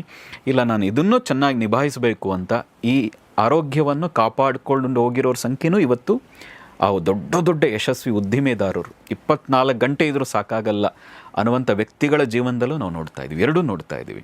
ಹಾಗಾಗಿ ನಿಮ್ಮ ಜೀವನದಲ್ಲಿ 40 ನಿಮಿಷ, 24 ಗಂಟೆ ಇದೆ. ಆ 24 ಗಂಟೆಯಲ್ಲಿ ಒಂದು ದಿನ ಸ್ನಾನ ಮಾಡದೆ ಅಂತೂ ಇರಲ್ಲ. ಕನಿಷ್ಠ 15 ನಿಮಿಷನಾದರೂ 10 ನಿಮಿಷನಾದರೂ ಸ್ನಾನಕ್ಕೆ ಮಾಡ್ತೀರಿ, 10 ನಿಮಿಷ ಊಟ ತಿಂಡಿಗಾದರೂ ಕೊಡ್ತೀರಿ, 6 ಗಂಟೆ ಕನಿಷ್ಠ ಪಕ್ಷ ನಿದ್ದೆಗಾದರೂ ಕೊಡ್ತೀರಿ. ಹೀಗೆ ಇದ್ಯಾವುದೂ ಕೂಡ ನಿಜಕ್ಕೂ ನಿಮಗಾಗಿ ಆಗೋದಿಲ್ಲ. ಒಳ್ಳೆ ಊಟ ಮಾಡಿರ್ಬೋದು, ನಿದ್ದೆ ಮಾಡಿರಬಹುದು, ಆದರೆ ಮೂಲಕ್ಕೆ ಇದು ಅಲ್ಲ. ಇದು ಆಗಬೇಕಾದ್ರೆ 40 ನಿಮಿಷ ನಿಮಗಾಗಿ, ಅರ್ಥಾತ್ ಒಂದಷ್ಟು ವ್ಯಾಯಾಮ, ಒಂದು 10-15 ನಿಮಿಷದ ವ್ಯಾಯಾಮ ಮತ್ತು 24 ನಿಮಿಷದ ಧ್ಯಾನ, ಸ್ವಲ್ಪ ಪ್ರಾಣಾಯಾಮ. ನಮ್ಮ ದೇಹ ಮತ್ತು ಮನಸ್ಸನ್ನು ಬೆಸೆಯುವಂಥದ್ದು ಪ್ರಾಣಾಯಾಮಕ್ಕೆ ಮಾತ್ರ ಸಾಧ್ಯ. ಹಾಗಾಗಿ ಒಂಚೂರು ಎಕ್ಸಸೈಸ್, ಪ್ರಾಣಾಯಾಮ ಮತ್ತು ಧ್ಯಾನ 40 ನಿಮಿಷ ಸಾಕು. 40 ನಿಮಿಷ ಕೊಡ್ತಾ ಬನ್ನಿ, 1 ವರ್ಷದಲ್ಲಿ ಬದಲಾವಣೆ ಕಾಣ್ತದೆ. ನಿಮ್ಮ ರೂಟಿಂದ, ನಿಮ್ಮ ಸೆಲ್ಸ್ಗಳಿಂದ ಸರಿ ಮಾಡುವಂತಹ, ನಿಮ್ಮ ಜೀನ್ಸಿಂದನೇ ಅದನ್ನು ಸರಿ ಮಾಡುವಂಥ ಸಾಮರ್ಥ್ಯ ಯೋಗಕ್ಕಿದೆ. ಹಾಗಾಗಿ 40 ನಿಮಿಷ ವ್ಯಾಯಾಮ, ಪ್ರಾಣಾಯಾಮ, ಧ್ಯಾನಕ್ಕೆ ಮೀಸಲಿಡಿ. ಖಂಡಿತವಾಗಿ ನಿಮ್ಮ ಇಡೀ ದಿನ, ತುಂಬ ಜನರಿಗೆ ಏನು ಅಂದ್ಕೊಂಡ್ಬಿಡ್ತಾರೆ, 40 ನಿಮಿಷದಲ್ಲಿ ನಾನು ಏನೋ ಸಂಪಾದನೆ ಮಾಡಿಬಿಡ್ತಿದ್ದೆ, ಏನೂ ಮಾಡಿರಲ್ಲ ಅವರು. ಮತ್ತು ಇಡೀ ದಿನ ಕ್ವಾಲಿಟಿಯಾಗೂ ಕಳೆಯಲ್ಲ. ಕ್ವಾಲಿಟಿ ಲೈಫ್ ನೀವು ನಿಜಕ್ಕೂ ಲೀಡ್ ಮಾಡಬೇಕು ಅಂತಿದ್ರೆ, ಗುಣಾತ್ಮಕವಾದಂಥ ಜೀವನ ನಿಮ್ಮದಾಗಬೇಕು ಅಂತಿದ್ರೆ 40 ನಿಮಿಷ, ಕನಿಷ್ಠ ಪಕ್ಷ 40 ನಿಮಿಷ ಇದಕ್ಕೆ ಮೀಸಲಿಡಿ. ಇನ್ನೂ ಸಾಧ್ಯ ಆದರೆ ಕನಿಷ್ಠ ಪಕ್ಷ ದಿನಕ್ಕೆ 10 ಪೇಜ್ ಆದರೂ, ರಾತ್ರಿ ಮಲಗೋದಕ್ಕಿಂತ ಮುಂಚೆ 10 ರೀಲ್ಸ್ ನೋಡ್ತೀನಿ, ನಾನು ನೋಡ್ತೀನಿ ರೀಲ್ಸ್. ಆದರೆ ಕನಿಷ್ಠ 10 ಪೇಜ್ ಆದರೂ ಓದದೆ ಮಲಗಬೇಡಿ. ಈ 2 ಕೆಲಸ ಮಾಡಿ. ಬೆಳಗ್ಗೆ ಎದ್ದಾಗ 40 ನಿಮಿಷ ನಿಮ್ಮ ದೇಹ ಮನಸ್ಸಿಗಾಗಿ ಕೊಡಿ. ರಾತ್ರಿ ಮಲಗಬೇಕಾದ್ರೆ ನಿಮ್ಮ ಜ್ಞಾನಕ್ಕಾಗಿ ಒಂದು 10 ಪೇಜ್ ಆದರೂ ಓದ್ಬಿಟ್ಟು ಮಲಗಿ, ನೆಮ್ಮದಿಯಾಗಿ ನಿದ್ದೆ ಬರ್ತದೆ. ಯೂಶ್ವಲಿ ನಾವು ಮಂತ್ರ ಅಥವಾ ಮಂತ್ರ ಸಾಧನೆ ಅಥವಾ ಜಪ ಅಂತಂದಾಗ ಸುಮಾರು ಮಂತ್ರಗಳನ್ನ ಪಠಿಸೋದನ್ನು ನಾವು ಕೇಳಿದ್ದೀವಿ ಮತ್ತು ಅದನ್ನು ನೋಡಿದ್ದೀವಿ. ಆದರೆ ನಮ್ಮಲ್ಲಿ ಬಹಳಷ್ಟು ಜನರಿಗೆ ಈ ಮಂತ್ರ ಸಾಧನೆ ಅಂದರೆ ಏನು, ಮತ್ತು ಉದಾಹರಣೆಗೆ ಗಾಯತ್ರಿ ಮಂತ್ರ, ಮೃತ್ಯುಂಜಯ ಮಂತ್ರ, ಈ ಎಲ್ಲ ಮಂತ್ರಗಳ ಬಗ್ಗೆ ಯಾರು ಮಾಡಬೇಕು, ಇದೆಲ್ಲವೂ ಕೂಡ ತುಂಬ ಜನರಿಗೆ ಗೊತ್ತಿಲ್ಲ. ಅದೆಲ್ಲವೂ ನಾವು ಒಂದೊಂದಾಗಿ ಕೇಳ್ತಾ ಹೋಗ್ತೀನಿ. ಬಟ್ ಮೊದಲನೇದಾಗಿ ಏನು ಸರ್ ಗುರುಗಳೇ ಮಂತ್ರ ಸಾಧನ ಅಂದರೆ ಏನು? ಗುರವೇ ಸರ್ವಲೋಕಾನಾಂ ವಿಷಜೇ ಭವರೋಗಿಣಾಂ ನಿಧಯೇ ಸರ್ವವಿದ್ಯಾನಾಂ ದಕ್ಷಿಣಾಮೂರ್ತಯೇ ನಮಃ. ಸಂಸ್ಕೃತದಲ್ಲೇ ಒಂದು ಮಾತಿದೆ, ಮನನಾತ್ ತ್ರಾಯತೆ ಇತಿ ಮಂತ್ರ. ಯಾವುದು ರಿಪೀಟೆಡ್ಲಿ ನಾವು ಹೇಳ್ತೀವೋ ಅದು ಮಂತ್ರವಾಗ್ತದೆ. ಈಗ ಕನ್ನಡದಲ್ಲಿ ಉದಾಹರಣೆಗೆ ನಾನು ಚೆನ್ನಾಗಿದ್ದೀನಿ ಹೀಗೆ ಹೇಳ್ಕೊಂಡ್ರು ಅದು ಒಂದು ಮಂತ್ರ ಆಗಿರ್ತದೆ. ಹಾಗಾಗಿ ರಿಪೀಟೆಡ್ಲಿ ಯಾವುದು ಮನಸ್ಸಿನಲ್ಲಿ ಅದು ಒಂದು ಇದರ ರೀತಿ ಪ್ರಭಾವ ಬೀರ್ತಾ ಇರ್ತದೋ ಮತ್ತು ಕಂಪಿಸ್ತಾ ಇರ್ತದೋ, ರಿಪೀಟೆಡ್ಲಿ ಮನಸ್ಸು ತನಗೆ ತಾನೇ ಅದನ್ನು ರಿಪೀಟ್ ಮಾಡ್ತಾ ಇರ್ತದೋ ಅದು ಮಂತ್ರವಾಗ್ತದೆ ಅಂತ. ಆದರೆ ಹಿಂದಿನಿಂದ ಬಂದದ್ದೇನು ಅಂದರೆ ಸಂಸ್ಕೃತದಲ್ಲಿ ಸಾಮಾನ್ಯವಾಗಿ ಕೆಲವು ಮಂತ್ರಗಳು ಮೊದಲಿಂದ ಬಂದಿದೆ, ಬೀಜಾಕ್ಷರಗಳು ಬಂದಿದೆ, ಸ್ತೋತ್ರಗಳು ಬಂದಿದೆ, ಶ್ಲೋಕಗಳಿದೆ, ಸೂಕ್ತಗಳಿದೆ. ನಮ್ಮ ವೇದಗಳಲ್ಲಿ ಬಂದಿರುವಂಥ ಈಗ ಇದಿರ್ಬೋದು, ಏನು ರುದ್ರ ಇರ್ಬೋದು, ಚಮಕ ಇರಬಹುದು, ಈ ಥರದ್ದು ಸಾಕಷ್ಟು ನಾರಾಯಣ ಸೂಕ್ತ, ಈ ಥರ ಬೇರೆ ಬೇರೆ ಥರದ ಅದ್ಭುತವಾದಂಥ ಮಂತ್ರಗಳು ಕೂಡ ಇದೆ. ಆದರೆ ಸಾಮಾನ್ಯವಾಗಿ ಜನ ಯಾವುದೋ ಒಂದು ಮಂತ್ರವನ್ನು ಇಟ್ಕೊಂಡು ಜಪ ಮಾಡ್ತಾ ಇರ್ತಾರೆ ಅವರ ಮನಸ್ಸಿನ ಉನ್ನತಿಗೆ. ನಮ್ಮ ಪ್ರಾಚೀನರ ಋಷಿಗಳ ಉದ್ದೇಶವೇ ಆ ಯಾವುದೋ ಒಂದು ಮಂತ್ರವನ್ನು ರೆಗ್ಯುಲರ್ ಪ್ರಾಕ್ಟೀಸ್ ಮಾಡ್ತಾ ಅವರ ಮನಸ್ಸಿನಲ್ಲಿ ಪಾಸಿಟಿವ್ನೆಸ್, ಒಂದು ಧನಾತ್ಮಕ ವೈಬ್ರೇಷನ್ ಕ್ರಿಯೇಟ್ ಆಗಬೇಕು ಅನ್ನೋದು ಉದ್ದೇಶ. ಉದಾಹರಣೆಗೆ ನಮ್ಮ ಗಣೇಶ ಅಥರ್ವ ಶೀರ್ಷ ಆ ಥರದ್ದೆಲ್ಲ ಇದೆ ಗಣೇಶನ ಬಗ್ಗೆ. ಅದರಲ್ಲಿ ಮೊದಲೇದು ಬರೋದೆ ಭದ್ರಂ ಕರ್ಣೇಭಿ ಶೃಣುಯಾಮ ದೇವ, ಒಳ್ಳೆಯದನ್ನೇ ನನಗೆ ಕೇಳಿಸು ಅನ್ನೋ ರೀತಿಯದ್ದಿದೆ. ಅದರ ಅರ್ಥನೂ ತಿಳ್ಕೊಂಡು ಮಾಡಿದಾಗ, ಅದರ ಹಿನ್ನೆಲೆ ಏನಿದೆ ಅದನ್ನು ತಿಳ್ಕೊಂಡು ಮಾಡಿದಾಗ ನಿಜಕ್ಕೂ ನಮ್ಮ ಮನಸ್ಸಿನಲ್ಲಿ ಏನು ವೈಬ್ರೇಷನ್ ಉಂಟಾಗ್ತದೆ ಮತ್ತು ಅದರ ಉದ್ದೇಶ ಏನು ಅನ್ನೋದು ಗೊತ್ತಾಗ್ತದೆ. ಅದನ್ನು ತಿಳ್ಕೊಂಡು ಮಾರ್ಗದರ್ಶನದಲ್ಲಿ ಆ ಮಂತ್ರಗಳನ್ನು ಜಪ ಮಾಡಬೇಕು ಅನ್ನೋದು ಹಿರಿಯರ ಆಶಯ. ಓಕೆ, ನೀವು ಈಗ ಕಾರ್ಯಕ್ರಮ ಶುರು ಮಾಡೋಕ್ಕಿಂತ ಮುಂಚೆ ಒಂದು ಹೇಳಿದ್ರಲ್ಲ, ಅದು ಕೂಡ ಮಂತ್ರನೇನಾ? ಅದು ಕೂಡ ಮಂತ್ರವೇ. ಅದು ದಕ್ಷಿಣಾಮೂರ್ತಿ ಸ್ತೋತ್ರ ಅಂತ ಒಂದಿದೆ, ಅದೊಂದು ಸ್ತೋತ್ರದ ಲೆಕ್ಕಕ್ಕೆ ಬರ್ತದೆ, ಮಂತ್ರ ಅಂತಲೂ ಅದನ್ನು ಕರಿಬೋದು. ಸಾಮಾನ್ಯವಾಗಿ ನಮ್ಮ ನಂಬಿಕೆ, ಪ್ರಾಚೀನರ ನಂಬಿಕೆ ಏನು ಅಂದರೆ, ಒಂದು ಗುರು ಪರಂಪರೆ ಅಂತ ತಗೊಂಡಾಗ ಶಿವ ದಕ್ಷಿಣಾಮೂರ್ತಿ ಸ್ವರೂಪದಲ್ಲಿ, ಅಂದರೆ ಒಬ್ಬ ಬಾಲಕನ ಆಗಿ ದಕ್ಷಿಣಾಮೂರ್ತಿಯಾಗಿ ಸನಕಾದಿ ಮುನಿಗಳಿಗೆ ಈ ವೇದಾಂತಗಳು ಅಂತ ನಾವೇನು ಕರಿತೀವಿ ಅದೆಲ್ಲವನ್ನು ಮೊದಲಿಗೆ ಕೊಟ್ಟದ್ದು ಸನಕಾದಿ ಮುನಿಗಳಿಗೆ ಅಂತ. ಹಾಗೆ ಕೊಟ್ಟವ್ರು ಯಾರು ಅಂದರೆ ದಕ್ಷಿಣಾಮೂರ್ತಿ. ಹಾಗಾಗಿ ಒಂದು ರೀತಿಯ ಆದಿಗುರು ಯಾರು ಅಂದರೆ ದಕ್ಷಿಣಾಮೂರ್ತಿ ಅನ್ನೋ ರೀತಿಯಾಗಿ ಏನನ್ನೇ ಶುರು ಮಾಡಬೇಕಾದ್ರೂ ಆ ದಕ್ಷಿಣಾಮೂರ್ತಿಯನ್ನು ಪ್ರಾರ್ಥನೆ ಮಾಡಿ ಶುರು ಮಾಡೋದು ಒಳ್ಳೆಯದು ಅಂತ ಒಂದು. ಯಾರು ದಕ್ಷಿಣಾಮೂರ್ತಿ ಅಂದರೆ? ಶಿವನೇ. ಶಿವನ ಒಂದು ರೂಪವೇ ಅದು ಬಾಲಕನಾಗಿ ದಕ್ಷಿಣಾಭಿಮುಖವಾಗಿ ಕೂತು 4 ಜನ ಯಾರು ಮುನಿಗಳಿದ್ರೋ, ಸನಕಾದಿ ಮುನಿಗಳು ಯಾರಿದ್ರೋ ಅವರಿಗೆ ಬೋಧನೆ ಮಾಡಿದ್ರು. ಅಗಸ್ತ್ಯ ಮುನಿಗಳು ಅದೇನಾ? ಇಲ್ಲ, ಅಗಸ್ತ್ಯ ಮುನಿಗಳು ಬರಲ್ಲ. ಸುನಕ, ಸನಾದಿ ಈ ರೀತಿಯಾಗಿ 4 ಜನ ಮುನಿಗಳು ಬರ್ತಾರೆ, ಋಷಿಗಳು ಬರ್ತಾರೆ. ಅವರು ಕೂಡ ಏಜ್ ಆಗಿತ್ತು, ಆದರೆ ಬೋಧನೆ ಮಾಡಿದವನು ಯಾರು ಅಂದರೆ ಬಾಲಕ. ಅಂದರೆ ಇನ್ನೂ ಒಂದು ಅರ್ಥದಲ್ಲಿ ನಾವು ತಗೋಬಹುದು ಏನು ಅಂದರೆ, ಜ್ಞಾನ ಯಾರಿಂದ ಬಂದರೂ ಕೂಡ ಅದನ್ನು ಗೌರವದಿಂದ ಸ್ವೀಕಾರ ಮಾಡಬೇಕು ಅನ್ನುವಂಥ ಒಂದು ಪ್ರತೀತಿ ರೂಪದಲ್ಲೂ ಕೂಡ ನಾವು ದಕ್ಷಿಣಾಮೂರ್ತಿಯನ್ನು ನೋಡಬಹುದು.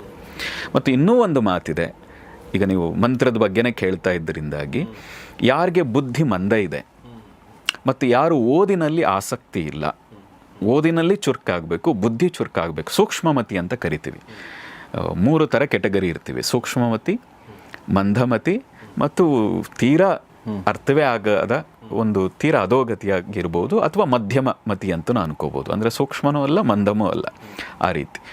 ಸೂಕ್ಷ್ಮಮತಿಗಳೇನು ಅಂದರೆ, ನಾವು ಒಂದು ವಿಷಯ ಹೇಳಿದ್ರೆ ಸಾಕು ಅದನ್ನು ತುಂಬ ರೀತಿಯಾಗಿ ಗ್ರಹಿಸ್ತಾರೆ. ಆದರೆ ಮಂದಮತಿಗಳೇನು ಅಂದರೆ, ನಾವು ಏನು ಹೇಳಿದ್ರು ಅವ್ರಿಗೆ ಅರ್ಥ ಆಗಲ್ಲ. ಎಷ್ಟು ಹೇಳ್ತೀವಿ ಅಷ್ಟೇ ಅರ್ಥ ಆಗ್ತದೆ. ಕೆಲವು ಸರಿ ಅದನ್ನು ಉಲ್ಟನೂ ತಿಳ್ಕೊಬಹುದು, ಅದನ್ನು ಹೇಗೆ ಬೇಕಾದರೂ ಬಳಸ್ಕೋಬಹುದು.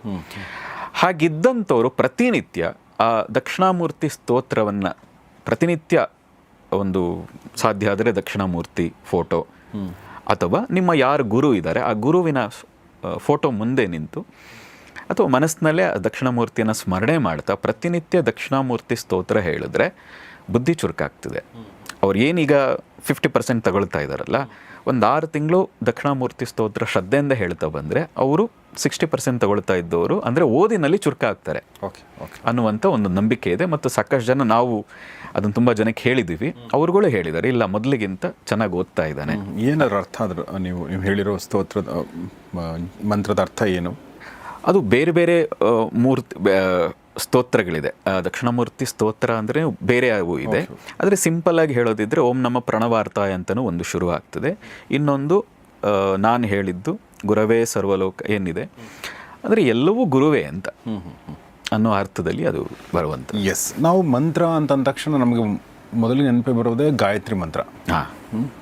ಆಮೇಲೆ 108 ಸಲ ಜಪ ಮಾಡಬೇಕು ಅನ್ನೋದು ಅದ್ರ ಜೊತೆಗೆ ರಿಲೇಟ್ ಆಗಿರುವಂಥದ್ದು. ನನಗೆ ಗೊತ್ತಿಲ್ಲ, ನಾನು ಬೇರೆ ಬೇರೆ ವಿಚಾರಗಳನ್ನ ಕ್ಲಬ್ ಮಾಡ್ತಾ ಇರ್ಬೋದು, ಯಾಕೆಂದರೆ ನನಗೆ ಅಷ್ಟೊಂದು ಗೊತ್ತಿಲ್ಲದೆ ಇರೋದ್ರಿಂದ. ಎರಡನೇದು ರುದ್ರಾಕ್ಷಿಯನ್ನು ಕೈಯಲ್ಲಿ ಹಿಡ್ಕೊಂಡು ಮಾಡುವಂಥದ್ದು, ಇದೆಲ್ಲವೂ ಕೂಡ ಇದೆ. ಈ ಫಾರ್ಮ್ಯಾಲಿಟಿಗಳು ಅಂದರೆ ಇದ್ರ ಬಗ್ಗೆ ಏನು ಹೇಳಕ್ಕೆ ಇಷ್ಟಪಡ್ತೀರಿ? ಮೊದಲನೇದಾಗಿ ನಾನು ಕೇಳಬೇಕು ಅಂದ್ಕೊಂಡಿರೋ ಪ್ರಶ್ನೆ ಏನಂದರೆ, ಗಾಯತ್ರಿ ಮಂತ್ರನ ಹೆಣ್ಮಕ್ಳು ಜಪ ಮಾಡಬಾರ್ದು ಅಂತ ಇದೆ, ಇದ್ರ ಬಗ್ಗೆ ನಿಮ್ಮ ಅನಿಸಿಕೆ? ಆ ಒಂದು ಗೊಂದಲ ಮೊದಲಿನಿಂದನೂ ಇದೆ. ಗಾಯತ್ರಿ ಮಂತ್ರವನ್ನು ಹೆಣ್ಮಕ್ಳು ಹೇಳಬಾರ್ದು ಅನ್ನೋ ಅರ್ಥದಲ್ಲಿ ಅದಕ್ಕೆ ಬೇರೆ ಬೇರೆ ಉದಾಹರಣೆಗಳನ್ನು ಕೆಲವರು ಕೊಡ್ತಾರೆ. ಅವರ ಗರ್ಭದ ಮೇಲೆ ಅದರ ಪ್ರಭಾವ ಪ್ರೆಸರ್ ಬೀಳುತ್ತದೆ ಅನ್ನೋ ಅರ್ಥದಲ್ಲೆಲ್ಲ ಕೆಲವರು ಹೇಳ್ತಾರೆ.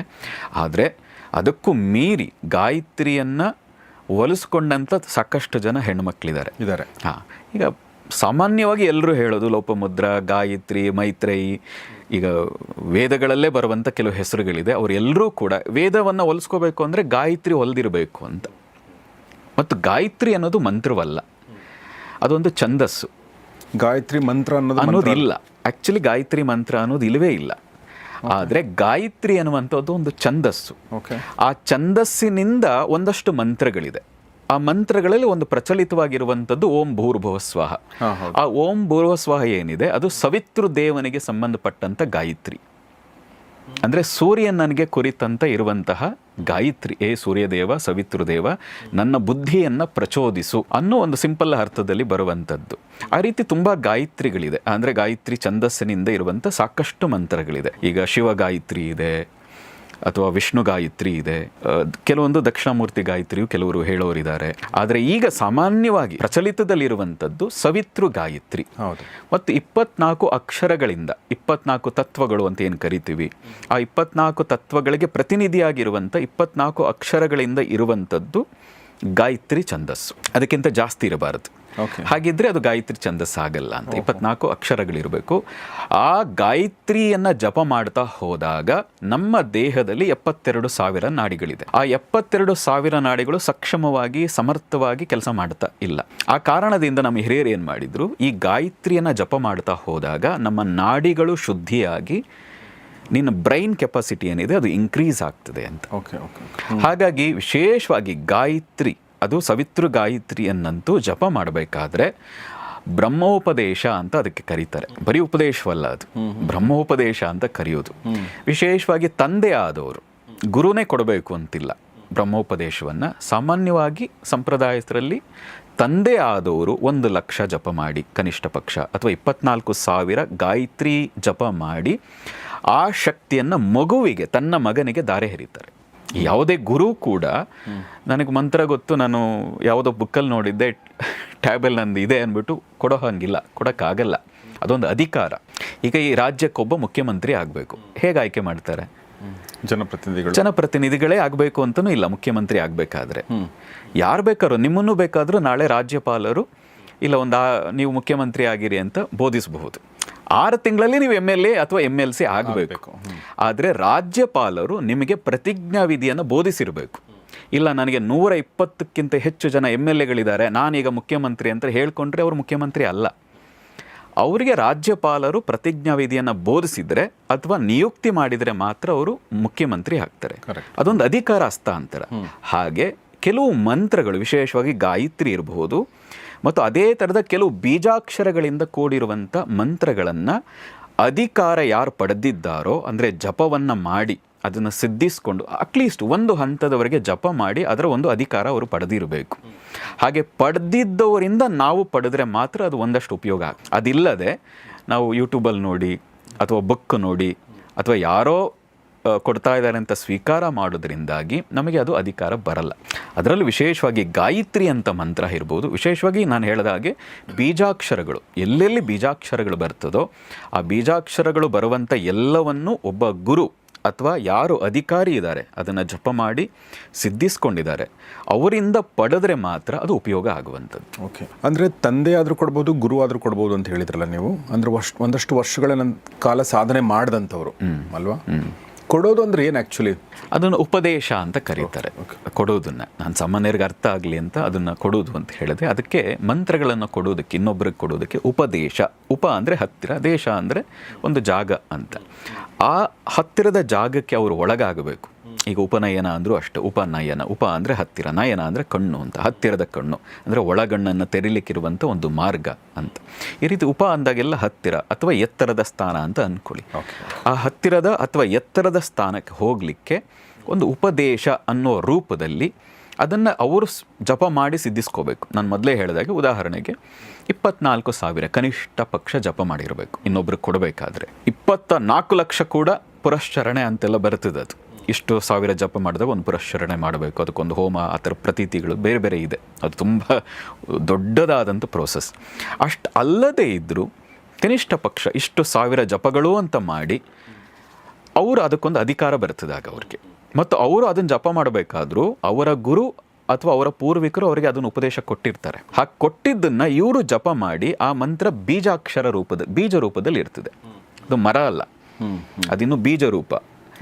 ತಂದೆ ಯಾವತ್ತು ಅಥವಾ ಗುರು ಯಾವತ್ತು ಏನು ಇಷ್ಟಪಡ್ತಾರೆ ಅಂದರೆ, ನಾನು ಕೊಟ್ಟದ್ದನ್ನು ನೀನು ಮುಂದುವರ್ಸೋದಲ್ಲ, ನೀನು ಹೊಸದಾಗಿ ಸೃಷ್ಟಿ ಮಾಡು ಅಂತ, ನೀನು ದುಡಿ ಅಂತ, ನೀನು ಸಾಧನೆ ಮಾಡು ಅಂತ. ಹಾಗಾಗಿ ಬೀಜಾಕ್ಷರಗಳನ್ನೇ ಉಪದೇಶ ಕೊಡೋದು ಸಾಮಾನ್ಯವಾಗಿ.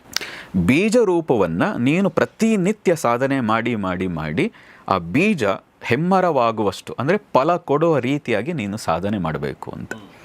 ಹಾಗೆ ಸಾಧನೆ ಒಂದು ಹಂತಕ್ಕೆ ಫಲ ಆತನಿಗೆ ಸಿಕ್ಕಕ್ಕೆ ಶುರು ಆದಾಗ ಆತ ಇನ್ನೊಬ್ಬರಿಗೆ ಕೊಡಲಿಕ್ಕೆ ಅರ್ಹನಾಗ್ತಾನೆ.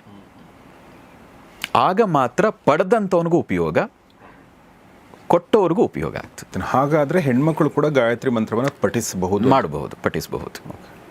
ಇತ್ತೀಚೆಗಂತೂ ಕೂಡ ನೋಡಿ, ಈಗ ರುದ್ರ ಇರಲಿ, ಚಮಕ ಇರಲಿ, ಪುರುಷ ಸೂಕ್ತ ಇರಲಿ, ಇವೆಲ್ಲವನ್ನೂ ಕೂಡ ಸ್ವಲ್ಪ ದೀರ್ಘವಾಗಿ ಉಸಿರಾಟದ ಆ ಸಾಮರ್ಥ್ಯ ಇರಬೇಕು. ಆ ಕಾರಣದಿಂದ ಬಹುಶಃ ಗರ್ಭದ ಮೇಲೆ ಒತ್ತಡ ಬೀಳ್ತದೆ ಅನ್ನೋ ಕಾರಣಕ್ಕೆ ಹಿಡಿದಿರಬಹುದು ಮೊದಲಿಂದನೂ ಕೂಡ. ಆದರೆ ಇತ್ತೀಚೆಗೆ ನಾವು ನೋಡ್ತಾ ಇದ್ದೀವಿ, ತುಂಬ ಜನ ಇವತ್ತು ವೇದವನ್ನು ಕಲಿತು ಹೋಮ ಹವನಗಳನ್ನೇ ನಡೆಸುವ ಹಂತಕ್ಕೆ ಬಂದಿದ್ದಾರೆ. ಆ ದೃಷ್ಟಿಯಿಂದ ಅದು ಯಾವುದೇ ತಪ್ಪಿಲ್ಲ. ಆದರೆ ಇನ್ನೊಂದು ಏನು ಅಂದರೆ, ಮೊದಲಿಂದ ಬಂದದ್ದು ಗಂಡ ಆದವನು, ಮತ್ತು ನಿಮ್ಗೆ ಗೊತ್ತಿರಲಿ, ಯಾವುದೇ ಹೋಮ ಹವನಗಳಾಗಬೇಕಾದ್ರೆ ಅಧಿಕಾರಿ ಆಗೋದು ಯಾವಾಗ ಅಂದರೆ ನೀವು ಮದುವೆ ಆಗಿರಬೇಕು.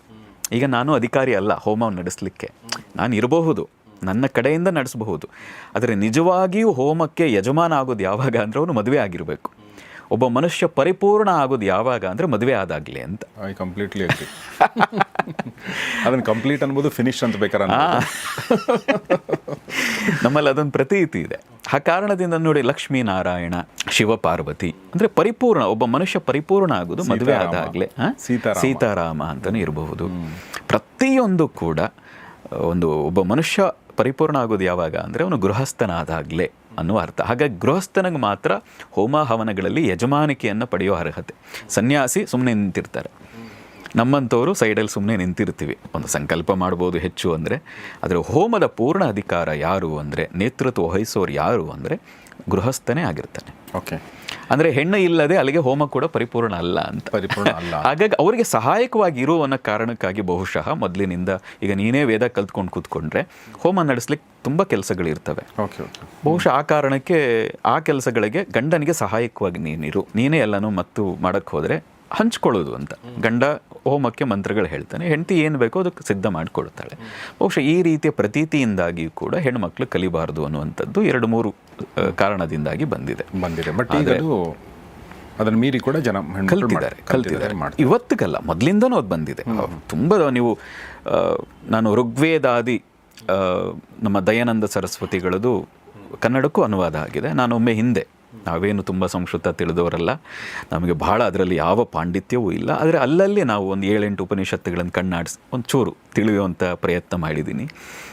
ಪ್ರತ್ಯಕ್ಷ ಗುರು ಇಲ್ಲದ ಕಾರಣಕ್ಕೆ ನಮ್ಮ ಅದೊಂದು ದುರಾದೃಷ್ಟ.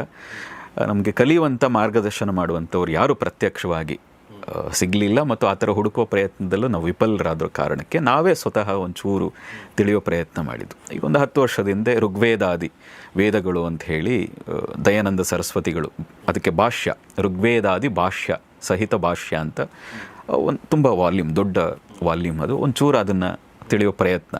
ನಮಗೆ ಸ್ವಲ್ಪ ನೆನಪಲ್ಲಿ ಉಳಿಯೋದು ಕಷ್ಟವೇ ಅವೆಲ್ಲವೂ ಕೂಡ. ಹಾಗೆ ಒಂದು 8 ಉಪನಿಷತ್ತುಗಳು, ಒಂಚೂರು ಬ್ರಹ್ಮಸೂತ್ರ, ಒಂಚೂರು ಹಾಗೆ ಎಲ್ಲವೂ ತಿಳಿಯುವಂಥ ಪ್ರಯತ್ನ ಮಾಡಿ. ನನಗೇನೂ ಅದರಲ್ಲಿ ಪಾಂಡಿತ್ಯವೂ ಇಲ್ಲ, ಹಿಡಿತವೂ ಇಲ್ಲ, ಆದರೆ ಒಂಚೂರು ಅದನ್ನು ಏನು ಅಂತ ಒಂದು ಸಣ್ಣ ಒಂದು ಬೆರಳಲ್ಲಿ ರುಚಿ ನೋಡ್ತೀವಿ ಅಂತಿಲ್ಲ, ಅಷ್ಟು ನೋಡುವಷ್ಟು ಸಾಮರ್ಥ್ಯ ಅಂತೂ ಒಂಚೂರು ಗಳಿಸಿದ್ದೀವಿ ಅಷ್ಟೇ. ಅದರಲ್ಲಿ ಏನೂ ಆಳವಾದಂಥ ಪಾಂಡಿತ್ಯ ಇಲ್ಲ. ಈಗ ಮಂತ್ರಗಳನ್ನ ಜಪ ಮಾಡಬೇಕು ಅಂತಂದರೆ ಯಾವ ಮಂತ್ರಗಳನ್ನ ಮಾಡಬೇಕು ಜಪನ, ಮತ್ತು ಯಾರು ಮಾಡಬೇಕು? ಎಲ್ಲರೂ ಎಲ್ಲ ಮಂತ್ರಗಳನ್ನು ಜಪ ಮಾಡಬಹುದು, ಆದರೆ ಕೆಲವು ಮಂತ್ರಗಳನ್ನು ನಾನು ಮೊದಲೇ ಹೇಳಿದಾಗೆ ಬೀಜಾಕ್ಷರಗಳಿಂದ ಸಹಿತ ಇರುವಂಥದ್ದು. ಈಗ ಗಾಯತ್ರಿ ಮಂತ್ರ ಓಂ ಭೂ ಭುವ ಸ್ವ ಎಲ್ಲ ಬರ್ತದೆ, ಓಂ ಭೂರ್ವ ಸ್ವ ಬರ್ತದೆ, ಬೀಜಾಕ್ಷರ ಇದೆ, ತಂದೆ ಅಥವಾ ಗುರುವಿಂದ ಪಡಿಬೇಕು. ಆ ರೀತಿಯಾಗಿ ಕೆಲವು ಮಂತ್ರಗಳಿದೆ. ಉದಾಹರಣೆಗೆ ನವಾರಣ ಅಂತ ಒಂದಿದೆ, ಐಂ ಹ್ರೀಂ ಕ್ಲೀಂ ಚಾಮುಂಡಾಯ, ಈ ಥರದ್ದೊಂದು ಬರ್ತದೆ, ಚಾಮುಂಡಾಯ ವಿಚ್ಚೆ ಅಂತ, ಓಂ ಹೈಂ ಹ್ರೀಂ ಕ್ಲೀಂ ಚಾಮುಂಡಾಯ ವಿಚ್ಚೆ. ಇದನ್ನು ಯಾರಂದ್ರೆ ಜಪ ಮಾಡಬಾರ್ದು. ಹಾಗೆ ಬಾಲತ್ರಿಪುರ ಸುಂದರಿ ಇದೆ, ಐಂ ಕ್ಲೀಂ ಸೌ ಕ್ಲೀಂ ಐಂ, ಈ ಥರ. ನಾನು ಹೇಳಿಬಿಡ್ತಾ ಇದ್ದೀನಿ ಅಂತ ದಯವಿಟ್ಟು ಯಾರೂ ಪ್ರಯತ್ನ ಮಾಡಬೇಡಿ, ನನ್ನ ಸಲಹೆ ಈ ಥರದ್ದು ಇದೆ ಅನ್ನೋದಕ್ಕೋಸ್ಕರ. ಆದರೆ ಈ ಥರದ ಬೀಜಾಕ್ಷರ ಇರುವಂಥದ್ದು ನಿಮಗೆ ಅಧಿಕಾರ ಬರೋದು ಯಾವಾಗ ಅಂದರೆ ಗುರುವಿನಿಂದ ಪಡೆದಾಗ, ಸಮರ್ಥರಿಂದ ಪಡೆದಾಗ.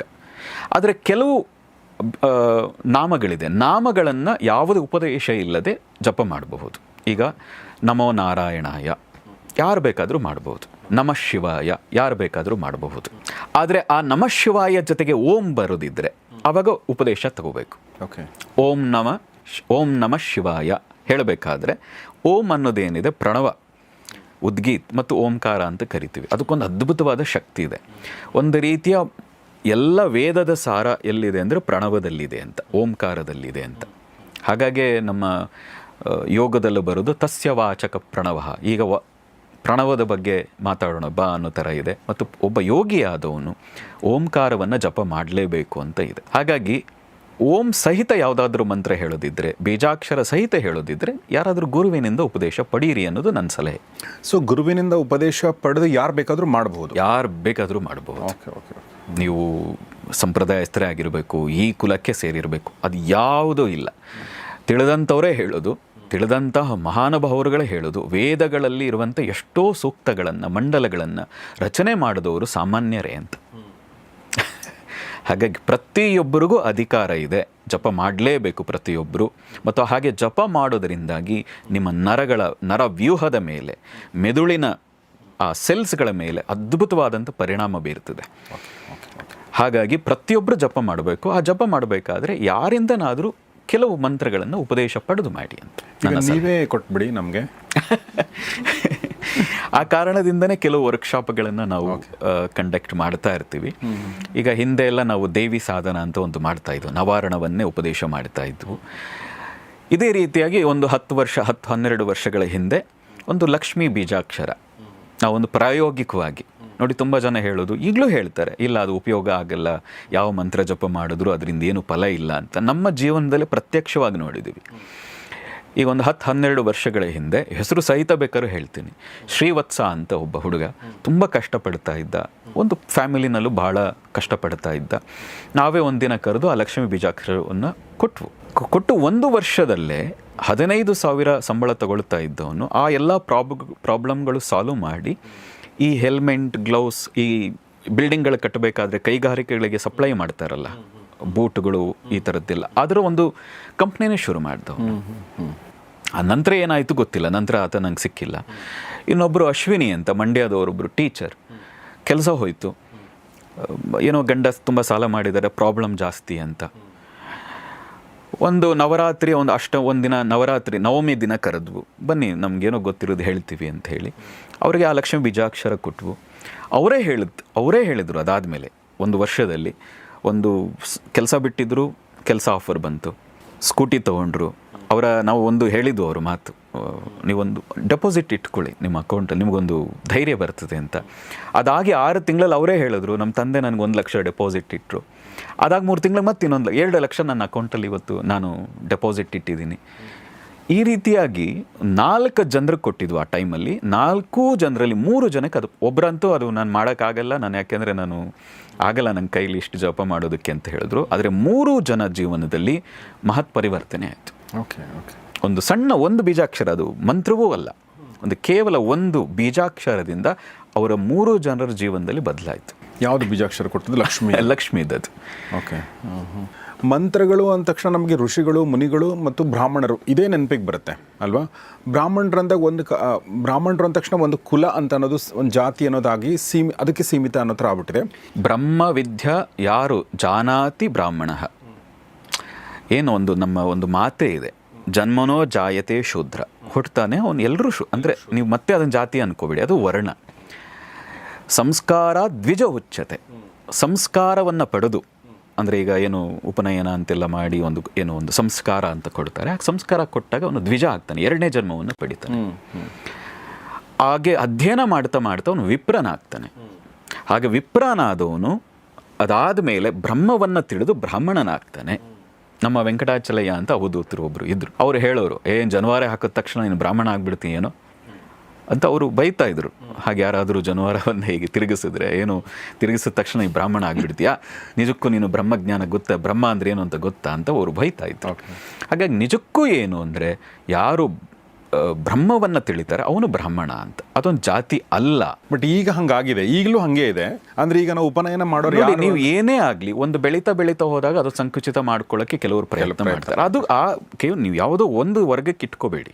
ನೀವು ಯಾವುದೇ ಪ್ರಪಂಚದ ಯಾವುದೇ ವಿಷಯ ತಗೊಳ್ಳಿ, ಅದು ಒಂದು ವಿಷಯ ಒಳ್ಳೆಯದು ಬೆಳೀತಾ ಹೋದಂತೆ ನನಗೆ ಮಾತ್ರ ಇರಲಿ ಅನ್ನೋದು ಬರ್ತದೆ. ಆದರೆ ಅಲ್ಲೇ ಇದ್ದಂಥವರು ನೋಡಿ, ರಾಮಾನುಜರ ಬಗ್ಗೆ ಒಂದು ಮಾತಿದೆ, ರಾಮಾನುಜಾಚಾರ್ಯರ ಬಗ್ಗೆ. ಅವರ ಗುರು ಒಂದು ಮಂತ್ರವನ್ನು ಹೇಳಿದ್ರು, ಓಂ ನಮೋ ನಾರಾಯಣ ಅಂತ ಹೇಳ್ತಾರೆ, ಇನ್ನು ಕೆಲವರು ಏನೋ ಬೇರೆ ಹೇಳ್ತಾರೆ. ಗುರು ಹೇಳಿದ್ರು, ಇದನ್ನು ಇನ್ಯಾರಿಗಾದರೂ ಹೇಳಿದ್ರೆ ನೀನು ನರಕಕ್ಕೆ ಹೋಗ್ತೀಯ ನೀನು, ಹಾಗಾಗಿ ಇದನ್ನು ಈ ಮಂತ್ರ ಯಾರಿಗೂ ಹೇಳಬಾರ್ದು ಅಂತ ಹೇಳ್ತಾರೆ. ಆ ದೇವಸ್ಥಾನದ ಗೋಪುರದ ಮೇಲೆ ಹತ್ಬಿಟ್ಟು, ನೋಡಿ ಇದಂತೆ ಹೇಳಿದ್ರೆ ಸ್ವರ್ಗ ಪ್ರಾಪ್ತಿ ಆಗ್ತದಂತೆ, ಪರಮಾತ್ಮ ಪ್ರಾಪ್ತಿ ಆಗ್ತಾನಂತೆ, ತಗೊಳ್ಳಿ ನಿಮ್ಮೆಲ್ರಿಗೂ ತಗೊಳ್ಳಿ ಅಂತ ಗೋಪುರದ ಮೇಲೆ ನಿಂತು ನೆರೆದಿದ್ದು ಎಲ್ರಿಗೂ ಸಾರ್ಬಿಟ್ರು ಆ ಮಂತ್ರನ.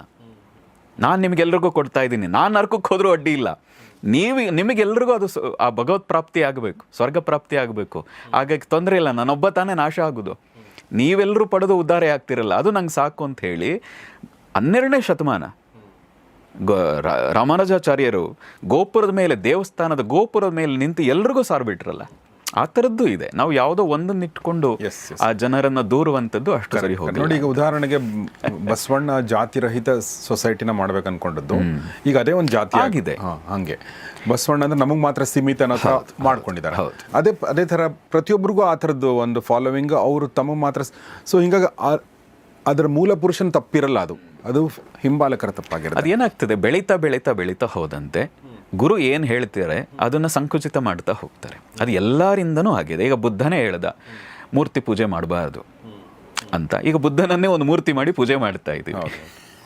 ದೇವರನ್ನೇ ನಿರಾಕರಿಸಿದವನು, ಸೃಷ್ಟಿಕರ್ತ ಒಬ್ಬ ಇದಾನೆ ಅನ್ನೋದನ್ನೇ ನಿರಾಕರಿಸಿದಂಥ ಬುದ್ಧನನ್ನೇ ಇವತ್ತು ಒಬ್ಬ ಭಗವಾನ್ ಬುದ್ಧ ಅಂತ ಹೇಳಿ ಪೂಜೆ ಮಾಡ್ತಾ ಇದ್ದೀವಿ. ಆ ರೀತಿಯ ಮನುಷ್ಯನ ಅದೊಂದು ಸ್ವಭಾವ, ತನಗೇನು ಬೇಕೋ ಹಾಗೆ ಬದಲಾಯಿಸ್ಕೊಳ್ತಾನೆ. ಕರೆಕ್ಟ್. ಆಮೇಲೆ ತನಗೆ ಅರ್ಥ ಆಗೋದನ್ನೆಲ್ಲ ಆತ ದೇವರಿಂದ ಸೃಷ್ಟಿಯಾಗಿದ್ದು, ತನಗೆ ಅರ್ಥ ಆದ ವ್ಯಕ್ತಿಗಳನ್ನ ಕೂಡ ಅವರು ದೇವರು. ನನ್ನ ಕೈಲಿ ಯಾವ್ದು ಸಾಧ್ಯ ಇಲ್ಲ, ಇನ್ಯಾರಾದ್ರೂ ಸಾಧನೆ ಮಾಡಿದ್ರೆ ಅವರು ದೇವರೇ ಅಂತ. ಆಮೇಲೆ ಇನ್ನೊಂದು ಫೈನಲ್ ಆಗಿ ನಾನು ಕೇಳ್ಬೇಕು ಅನ್ಕೊಂಡಿರೋದು, ಮಂತ್ರಗಳನ್ನ ನೀವು ಜಪ ಮಾಡಬೇಕು ಅಂತ ತುಂಬ ಚೆನ್ನಾಗಿ ಹೇಳಿದ್ರಿ. ಬಟ್ ತುಂಬ ಜನರಿಗೆ ಯಾವ ಮಂತ್ರ ಜಪ ಮಾಡಬೇಕು? ಈಗ ವಿದ್ಯಾರ್ಥಿಗಳು ಕೆಲವೊಬ್ಬರು ಇರ್ತಾರೆ. ನಾವು 2 ಸಮೂಹ ಅಂತ ತಗೋಣ. ಒಂದು ವಿದ್ಯಾರ್ಥಿಗಳ ಸಮೂಹ, ಇನ್ನೊಂದು ಕೆಲಸ ಮಾಡ್ತಿರುವಂಥ ಅವ್ರ ಸಮೂಹ. ಇದರಲ್ಲಿ ಎಲ್ಲರೂ ಬಂದುಬಿಡ್ತಾರೆ. ಓಕೆ, ಎಲ್ಲ ಜಾತಿ, ಎಲ್ಲ ವರ್ಣ, ಎಲ್ಲ ದೇಶದ ಜನರು ಬರ್ತಾರೆ ಅಂತ ಅಂದ್ಕೋಣ. ಹೀಗಾಗಿ ನಾನು ಅವ್ರ ಪರವಾಗಿ ಕೇಳೋದಾದರೆ ಯಾವ ಮಂತ್ರಗಳನ್ನ ನಾವು ಜಪಿಸಬೇಕು? ನೋಡಿ, ತುಂಬ ಸರಿ ಏನಾಗ್ತದೆ, ಸರಿಯಾದ ಗುರು ಆದರೆ ನಿಮ್ಮನ್ನು ನೋಡಿದಾಗ ನಿನಗೆ ಇಂಥ ಮಂತ್ರ, ಈಗ ಹೇಗೆ ಡಾಕ್ಟ್ರು ನಿಂಗೆ ಇಂಥ ಮೆಡಿಸಿನ್ ಒಳ್ಳೆಯದು ಅಂತ ಹೇಳ್ತಾರೋ, ಸರಿಯಾದ ಗುರು ಆದರೆ ನಿಮಗಿಂಥ ಮಂತ್ರ ನನಗೆ ಸರಿ ಹೋಗ್ತದೆ ಅಂತ ಅವರು ಉಪದೇಶ ಕೊಡ್ತಾರೆ. ಓಕೆ. ಆ ರೀತಿಯಾದದ್ದು ಅಂದರೆ ನಮ್ಮ ಸಮಸ್ಯೆಗಳ ಅನುಸಾರವಾಗಿ ಮಂತ್ರಗಳ. ನೋಡಿ, ಯಾವತ್ತು ಮಂತ್ರ ಅಂದ ತಕ್ಷಣ ನಮ್ಮ ಸಮಸ್ಯೆ ಬಗೆಹರಿಲಿಕ್ಕೆ ಅಂತ ನಾವು ಅನ್ಕೋಬಾರ್ದು. ಅದು ತಪ್ಪು ಅಭಿಪ್ರಾಯ. Okay. ಒಂದು ಏನಾಗ್ತದೆ, ನಮ್ಮ ಸಾಮರ್ಥ್ಯ ಹೆಚ್ಚಿದಾಗ ಏನಾಗ್ತದೆ, ಆ ಸಮಸ್ಯೆ ಅನ್ನೋದು ನಮಗೆ ಸಣ್ಣದು ಅನ್ಸೋಕ್ಕೆ ಶುರು ಆಗ್ಬಿಡುತ್ತೆ, ದೊಡ್ಡದಲ್ಲ. ಸಮಸ್ಯೆ ಯಾವತ್ತೂ ಬಗೆಹರಿಯಲ್ಲ. ಕರ್ಮಗಳು ನಮ್ಗೆ ಏನು ಸವಿಸಬೇಕಾಗಿದೆ ಅದನ್ನು ನಾವು ಸವಿಸಲೇಬೇಕು. ಆದರೆ ನನ್ನ ದೇಹದಲ್ಲಿ ಸಾಮರ್ಥ್ಯ ಹೆಚ್ಚಾದಾಗ ಹೇಗೆ ಒಂದು ದೊಡ್ಡ ಬೆಟ್ಟ ಕೂಡ ನನಗೇನು ದೊಡ್ಡ ಸಮಸ್ಯೆ ಆಗಲ್ಲ. ನನ್ನ ಕಾಲಿನಲ್ಲಿ ಬಲ ಇದ್ದಾಗ, ನನ್ನ ಉಸಿರಾಟ ಬಲವತ್ತವಾಗಿ ಇದ್ದಾಗ ಎಂಥ ದೊಡ್ಡ ಬೆಟ್ಟವಾದರೂ ನಾನು ಹತ್ತಬಲ್ಲೆ. ಆದರೆ ನನ್ನಲ್ಲೇ ವೀಕ್ ಇದ್ದಾಗ ಆ ದೊಡ್ಡ ಬೆಟ್ಟ ಕೂಡ ಮಹಾಪರ್ವತ ಅನ್ಸೋಕ್ಕೆ ಶುರುವಾಗ್ತದೆ. ಸೊ ಈ ಮಂತ್ರಗಳಿಂದ ನಮ್ಮ ಸಾಮರ್ಥ್ಯ ಹೆಚ್ಚಾಗುತ್ತೆ. ಸಾಮರ್ಥ್ಯ ಹೆಚ್ಚಾಗ್ತದೆ. ಆಗ ಸಮಸ್ಯೆಗಳು ಅಥವಾ ನಮ್ಮ ಕರ್ಮಗಳೇನು ಬಾಧಿಸ್ತಾ ಇದೆ ಅದು ನನಗೆ ತೃಣ ಅನ್ಸೋಕ್ಕೆ ಶುರುವಾಗ್ತದೆ. ಪ್ರತಿಯೊಬ್ಬರು ಆ ಕರ್ಮ ಸವಿಸಲೇಬೇಕು, ಅನುಭವಿಸಲೇಬೇಕು. ಆದರೆ ಯಾರು ಸರಿಯಾಗಿ ಸಾಧನೆ ಮಾಡ್ತಾರೆ, ಸಾಧನೆ ಮಾಡಿದಾಗ ಹೇಗೆ ಪ್ರತಿನಿತ್ಯ ವ್ಯಾಯಾಮ ಮಾಡಿದಾಗ ದೈಹಿಕ ಸಾಮರ್ಥ್ಯ ಹೆಚ್ಚಾಗ್ತದೋ ಹಾಗೆ ಪ್ರತಿನಿತ್ಯ ಜಪ ಮಾಡಿದಾಗ ಅವರ ಮಾನಸಿಕ ಸಾಮರ್ಥ್ಯ ಹೆಚ್ಚಾಗ್ತದೆ. ಹಾಗೆ ಜಪ ಸಾಮರ್ಥ್ಯದಿಂದಾಗಿ ಅವನ ಕರ್ಮವನ್ನು ಲೆಕ್ಕವಿಲ್ಲದಂತೆ ಬಗೆಹರಿಸ್ಕೊಂಡು ಹೋಗ್ತಾನೆ. ಒಂದು ಉದಾಹರಣೆಗೆ ಒಂದು ಏನಾದರೂ ಹೇಳ್ಬೋದಾ ವಿದ್ಯಾರ್ಥಿಗಳಿಗೋಸ್ಕರ ಅಂತ ಒಂದು ಹೇಳಿ? ಜನಸಾಮಾನ್ಯರು, ನಮ್ಮಂಥ ಜನಸಾಮಾನ್ಯರು ಏನಿದಾರಲ್ವ, ನಮ್ಮ ಲೈಫಲ್ಲಿ ನಾವು ಆರ್ಥಿಕ ಸಮಸ್ಯೆಗಳು ಅಥವಾ ಬೇರೆ ಸಮಸ್ಯೆಗಳು, ಪ್ರಮೋಷನ್ ಆಗಿಲ್ಲ, ಬಿಸ್ನೆಸ್ ಸಮಸ್ಯೆಗಳು ಇದೆ ಅಂತಲ್ಲ, ಅಂದರೆ ಒಂದು ಬಗೆಹರಿಸ್ಕೊಂಡು ಇನ್ನೊಂದು ಅಂದರೆ ನಿರಂತರವಾಗಿ ನಾವು ಉನ್ನತಿಯತ್ತ ನಾವು ಮುಖ ಮಾಡಿರ್ತೀವಲ್ವ. ನೋಡಿ, ನಿಮಗೆ ಯಾವ ಉಪದೇಶವೂ ಬೇಕಾಗಿಲ್ಲ. ಆದರೂ ನಾನು ಸಾಧನೆ ಮಾಡಬೇಕು ಅಂತಿದ್ರೆ ಅದ್ಭುತವಾದದ್ದು ಯಾವುದು ಅಂದರೆ ವಿಷ್ಣು ಸಹಸ್ರನಾಮ. ವಿಷ್ಣುವಿನ ಸಹಸ್ರನಾಮ ಏನಿದೆ, ವಿಷ್ಣುವಿನ 1000 ಹೆಸರುಗಳು ಏನಿದೆ, ಸರಿಯಾದ ರೀತಿಯಲ್ಲಿ ಪ್ರತಿನಿತ್ಯ ಒಂದು ಸಂಕಲ್ಪ ಮಾಡಿ. ಇಡೀ ಜೀವನ ಪರ್ಯಂತನೂ ವಿಷ್ಣು ಸಹಸ್ರನಾಮನ ಓದಬೇಕು, ಪಾರಾಯಣ ಮಾಡಬೇಕು ಅಂತಿಲ್ಲ. ಒಂದು 54 ದಿನ ಅಥವಾ 108 ದಿನ ಈಗ ಒಂದು ಗುರಿ ಇಟ್ಕೊಂಡು ಅದಕ್ಕೆ ಸಂಕಲ್ಪ ಮಾಡಿ, ಈ ಕಾರಣಕ್ಕಾಗಿ ನಾನು ವಿಷ್ಣು ಸಹಸ್ರನಾಮವನ್ನು ಪಾರಾಯಣ ಮಾಡ್ತಾ ಇದ್ದೀನಿ ಅಂತ. ಅದೇ ಸಮಯಕ್ಕೆ ಪೂರ್ವಾಭಿಮುಖವಾಗಿಯೋ ಉತ್ತರಾಭಿಮುಖವಾಗಿಯೋ ಕೂತು, ಸಾಧ್ಯ ಆದರೆ ಒಂದು ಸಣ್ಣ ದೀಪ ನಿಮ್ಮ ಪಕ್ಕ ಹಚ್ಚಿಟ್ಕೊಳ್ಳಿ. ಒಂದು ಬೆಳಕಿನ ಪ್ರತೀಕವಾಗಿ, ಭಗವತ್ತನ ಇರುವಿಕೆಯ ಪ್ರತೀಕವಾಗಿ. ದೇವಸ್ಥಾನಕ್ಕೂ ಹೋಗಬೇಕು ಅಂತಿಲ್ಲ, ನಿಮ್ಮ ದೇವರ ಮನೆಯಲ್ಲೂ ಇರಬೇಕು ಅಂತಿಲ್ಲ. ಸಾಧ್ಯ ಆದರೆ ಅಲ್ಲೇ ಕೂತರೂ ಅಡ್ಡಿ ಇಲ್ಲ. ದೇವ್ರ ಮನೆ ಇರಲಿ ಒಳ್ಳೆಯದು, ಇಲ್ಲದೇ ಇದ್ರೂ ಅಡ್ಡಿ ಇಲ್ಲ. ಒಂದು ಸಣ್ಣ ದೀಪನಾದರೂ ಹಚ್ಚಿಟ್ಕೊಂಡು ಕನಿಷ್ಠ 54 ದಿನ, ಸಾಧ್ಯ ಆದರೆ 108 ದಿನ ವಿಷ್ಣು ಸಹಸ್ರನಾಮವನ್ನು ಪ್ರತಿನಿತ್ಯ ನಿರ್ದಿಷ್ಟ ಸಮಯದಲ್ಲಿ ಪಾರಾಯಣ ಮಾಡ್ತಾ ಬನ್ನಿ. ನಿಮ್ಮ ಜೀವನದಲ್ಲಾಗಿರೋ ಸಮಸ್ಯೆಗಳು ತನಗೆ ತಾನೇ ಸರಿ ಹೋಗೋಕ್ಕೆ ಶುರುವಾಗ್ತದೆ. ಓಕೆ. ಎಷ್ಟೋ ಜನರ ಜೀವನದಲ್ಲಿ ವಿಷ್ಣು ಸಹಸ್ರನಾಮ ಅನ್ನೋದು ಪವಾಡವನ್ನೇ ಮಾಡಿಬಿಟ್ಟಿದೆ. ಓಕೆ. ಅದಕ್ಕಿಂತ ಹೆಚ್ಚಾಗಿ ನಾನು ಹೇಳಿದ್ನಲ್ಲ, ನಮ್ಮ ದೇಹದಲ್ಲಿರುವಂಥ 24,000 ನಾಡಿಗಳನ್ನು ಹೇಗೆ ಗಾಯತ್ರಿ ಮಂತ್ರ ಶುದ್ಧಿ ಮಾಡ್ತದೋ ಅದೇ ರೀತಿಯಾಗಿ ವಿಷ್ಣು ಸಹಸ್ರನಾಮದಲ್ಲಿರುವ ಆ ಸಹಸ್ರನಾಮ ಹೇಳ್ತಾ ಹೋದಂತೆ ನಮ್ಮ ದೇಹದಲ್ಲಿರುವ 24,000 ನಾಡಿಗಳನ್ನು ಸರಿ ಮಾಡ್ತದೆ. ಹಾಗಾಗಿ ನಿಮ್ಮ ಹೃದಯದ ಕ್ಷಮತೆ ಹೆಚ್ಚಾಗ್ತದೆ, ಹಾರ್ಟ್ ಅಟ್ಯಾಕ್ ಆಗೋ ಪ್ರಮಾಣನೂ ಕಡಿಮೆ ಆಗ್ತದೆ ವಿಷ್ಣು ಸಹಸ್ರನಾಮ ಸರಿಯಾಗಿ ಹೇಳಿದ್ರೆ. ಅಂದರೆ ಆ ಪಠಣದಲ್ಲಿ ಆ ಶಕ್ತಿ ಇದೆ ಮತ್ತು ಆ ಶಬ್ದಗಳಲ್ಲಿ ಆ ಶಕ್ತಿ ಇದೆ ಅಂತ ಹೇಳಿ. ಆ ಶಬ್ದಗಳಲ್ಲಿ ಆ ಶಕ್ತಿ ಇದೆ. ಆ ಹೇಳ್ತಾ ಹೋದಂತೆ ನಿಮ್ಮ ದೇಹದಲ್ಲಿ ನಿಮ್ಗೆ ಗೊತ್ತಿದೆ, ನಮ್ಮ ಏನು ವ್ಯಂಜನಗಳಿದೆ ಆ ಇಂದ ಹಿಡಿದು ಎಲ್ಲವೂ ಕೂಡ ಏನಿದೆ ಅದು ಎಲ್ಲವೂ ಕೂಡ ಶಾಸ್ತ್ರಬದ್ಧವಾಗಿ ಆಗಿದೆ. ಪಾಶ್ಚಿಮಾತ್ಯರದು ನನಗೆ ಗೊತ್ತಿಲ್ಲ, ನಾನೇನು ಇದರಲ್ಲೂ ನಾನು ಪಾಂಡಿತ್ಯ ಅಲ್ಲ. ಆದರೆ ನೀವು ನೋಡಿ, ಒಂದೊಂದು ಅಕ್ಷರ ಹೇಳಬೇಕಾದ್ರೆ ದೇಹದ ಒಂದೊಂದು ಭಾಗಗಳು ನಿಮಗೆ ಕೆಲಸ ಮಾಡ್ತವೆ. ಓಕೆ. ಈಗ ಕಕ್ಕಗ ಹೇಳಬೇಕಾದ್ರೆ ಯಾವ ಭಾಗ ಆಗ್ತಾ ಇದೆ? ಕಂಠದ ಭಾಗ. ತತ್ತಧ ಹೇಳಬೇಕಾದ್ರೆ ಯಾವ್ದಾಗ್ತಾ ಇದೆ? ನಾಲಿಗೆ. ದಂತವ್ಯ ಅಂತ ಕರೀತಾರೆ, ಕಂಠವ್ಯ ಅಂತ ಕರೀತಾರೆ. ಹೀಗೆ ಒಂದೊಂದು ಭಾಗವನ್ನು ನೀವು ಉಚ್ಚರಿಸಬೇಕಾದ್ರೆ ನಿಮ್ಮ ದೇಹದ ಎಷ್ಟೋ ಭಾಗಗಳು ವರ್ಕ್ ಆಗ್ತವೆ. ಹಾಗೂ ವರ್ಕ್ ಆಗೋ ಉದ್ದೇಶದಿಂದಾಗಿ ನೀವು ಅದನ್ನು ಮಂತ್ರಕ್ಕೆ ಜೋಡಿಸಿದ್ದಾರೆ. ನೀವು ಅದನ್ನು ಹೇಳ್ತಾ ಹೋದಾಗ ದೇಹದಲ್ಲಿ ಎಲ್ಲೋ ನಿಮ್ಮ ದೇಹದಲ್ಲಿ ಬ್ಲಾಕೇಜಸ್ ಏನಿತ್ತು, ನಾಡಿಗಳಲ್ಲಿ ಏನೋ ಬ್ಲಾಕೇಜಸ್ ಏನಿತ್ತು, ಆ ಕಾರಣದಿಂದಾಗೂ ನೀವು ಕಷ್ಟಕ್ಕೆ ಸಿಗಾಕೊಂಡಿರ್ತೀರಿ, ನಿಮ್ಮ ತಲೆ ಕೆಲಸ ಮಾಡಲ್ಲ. ಆದರೆ ವಿಷ್ಣು ಸಹಸ್ರನಾಮ ಹೇಳೋಕ್ಕೆ ಶುರು ಮಾಡಿದಾಗ ಆ ನಾಡಿಗಳು ಶುದ್ಧಿ ಆಗ್ತಾ ಹೋದಂತೆ ನಿಮಗೇ ಗೊತ್ತಿಲ್ಲದೆ ಹೊಸ ಹೊಸ ಆಲೋಚನೆಗಳು ಬರೋಕ್ಕೆ ಶುರುವಾಗ್ತದೆ, ನಿಮ್ಮಲ್ಲಿ ಧನಾತ್ಮಕತೆ ಶುರುವಾಗ್ತದೆ. ಮೂಲ ಉದ್ದೇಶವೇ ನಮ್ಮ ಸ್ತೋತ್ರಗಳು. ಅದು ವಿಷ್ಣು ಸಹಸ್ರನಾಮ ಇರಬಹುದು, ಲಲಿತಾ ಸಹಸ್ರನಾಮ ಇರಬಹುದು, ಸೌಂದರ್ಯ ಲಹರಿ ಇರಬಹುದು. ಪ್ರತಿಯೊಂದು ಕೂಡ ಅದರ ಅರ್ಥವೂ ಅಗಾಧವಾಗಿದೆ, ಬಹಳ ಅದ್ಭುತವಾಗಿದೆ. ಏನಿದೆ ಈ ವಿಷ್ಣು ಸಹಸ್ರನಾಮದ ಅರ್ಥ ಏನು ಆ್ಯಕ್ಚುಲಿ? ವಿಷ್ಣುವಿನ ಸಹಸ್ರನಾಮಗಳ 1,000 ಹೆಸರುಗಳು. ಓಕೆ. ಮತ್ತು 1,000 ಒಂದೊಂದು ಹೆಸರಿಗೂ ವ್ಯಾಖ್ಯಾನ ಮಾಡಿದವರಿದ್ದಾರೆ, ಪೇಜ್ಗಟ್ಟಲೆ ವ್ಯಾಖ್ಯಾನ ಮಾಡಿದವರಿದ್ದಾರೆ. ಈಗ ವಿಷ್ಣು ಅಂದರೆ ಯಾರು? ಸರ್ವವನ್ನು ವ್ಯಾಪಿಸಿರುವಂಥವು, ವಿಶ್ವವನ್ನು ವ್ಯಾಪಿಸಿರುವಂಥವನು ವಿಷ್ಣು ಅಂತ. ಅಂದರೆ ಒಂದೊಂದಕ್ಕೂ ನಾವೆಲ್ಲ ಹೇಳಿದ್ವಲ್ಲ, ನಾವು ಅಷ್ಟು ಆಳವಾಗಿ ಹೋಗಬೇಕು ಅಷ್ಟೇ, ಇನ್ನೂ ತಿಳಿತಾ ಹೋಗ್ಬೇಕು ಅದನ್ನು. ಒಂದೊಂದು ಅಕ್ಷರಕ್ಕೂ ಮತ್ತು ಸಂಸ್ಕೃತದ ಒಂದೊಂದು ಶಬ್ದಕ್ಕೂ 10 ಅರ್ಥಗಳಿರ್ತವೆ ಅಂತ ಹೇಳ್ತಾರೆ. ಹಾಗೆ ನಾನೇ ನೋಡಿದ್ದೀನಿ, ಕೆಲವರು ವಿಷ್ಣು ಸಹಸ್ರನಾಮದ ಮೇಲೂ ಭಾಷ್ಯ ಬರೆದವರಿದ್ದಾರೆ. ವಿಶೇಷವಾಗಿ ಲಲಿತಾ ಸಹಸ್ರನಾಮದ ಮೇಲಂತೂ ತುಂಬ ಜನ ಭಾಷ್ಯಗಳನ್ನು, ಟೀಕೆಗಳನ್ನು ಬರೆದಂಥವರಿದ್ದಾರೆ. ಅಂದರೆ ಒಂದೊಂದು ಹೆಸರಿಟ್ಕೊಂಡು ಪೇಜ್ಗಟ್ಟಲೆ ವ್ಯಾಖ್ಯಾನಗಳನ್ನು ಮಾಡಿದ್ದಾರೆ. ಹೇಳೋದು, ನೀವು ಅರ್ಥದ ಹಿಂದೆ ಹೋಗಬೇಡಿ, ತುಂಬ ಸಾಮಾನ್ಯ ಅರ್ಥ ತಿಳಿಯಿರಿ, ಆದರೆ ಶ್ರದ್ಧೆಯಿಂದ, ಬಹಳ ಮುಖ್ಯವಾಗಿ ಶ್ರದ್ಧೆಯಿಂದ ಆ ಪಾರಾಯಣ ಮಾಡೋದು ಬಹಳ ಮುಖ್ಯ. ಮತ್ತು ಇದನ್ನೆಲ್ಲರೂ ಕೂಡ ಮಾಡಬಹುದು.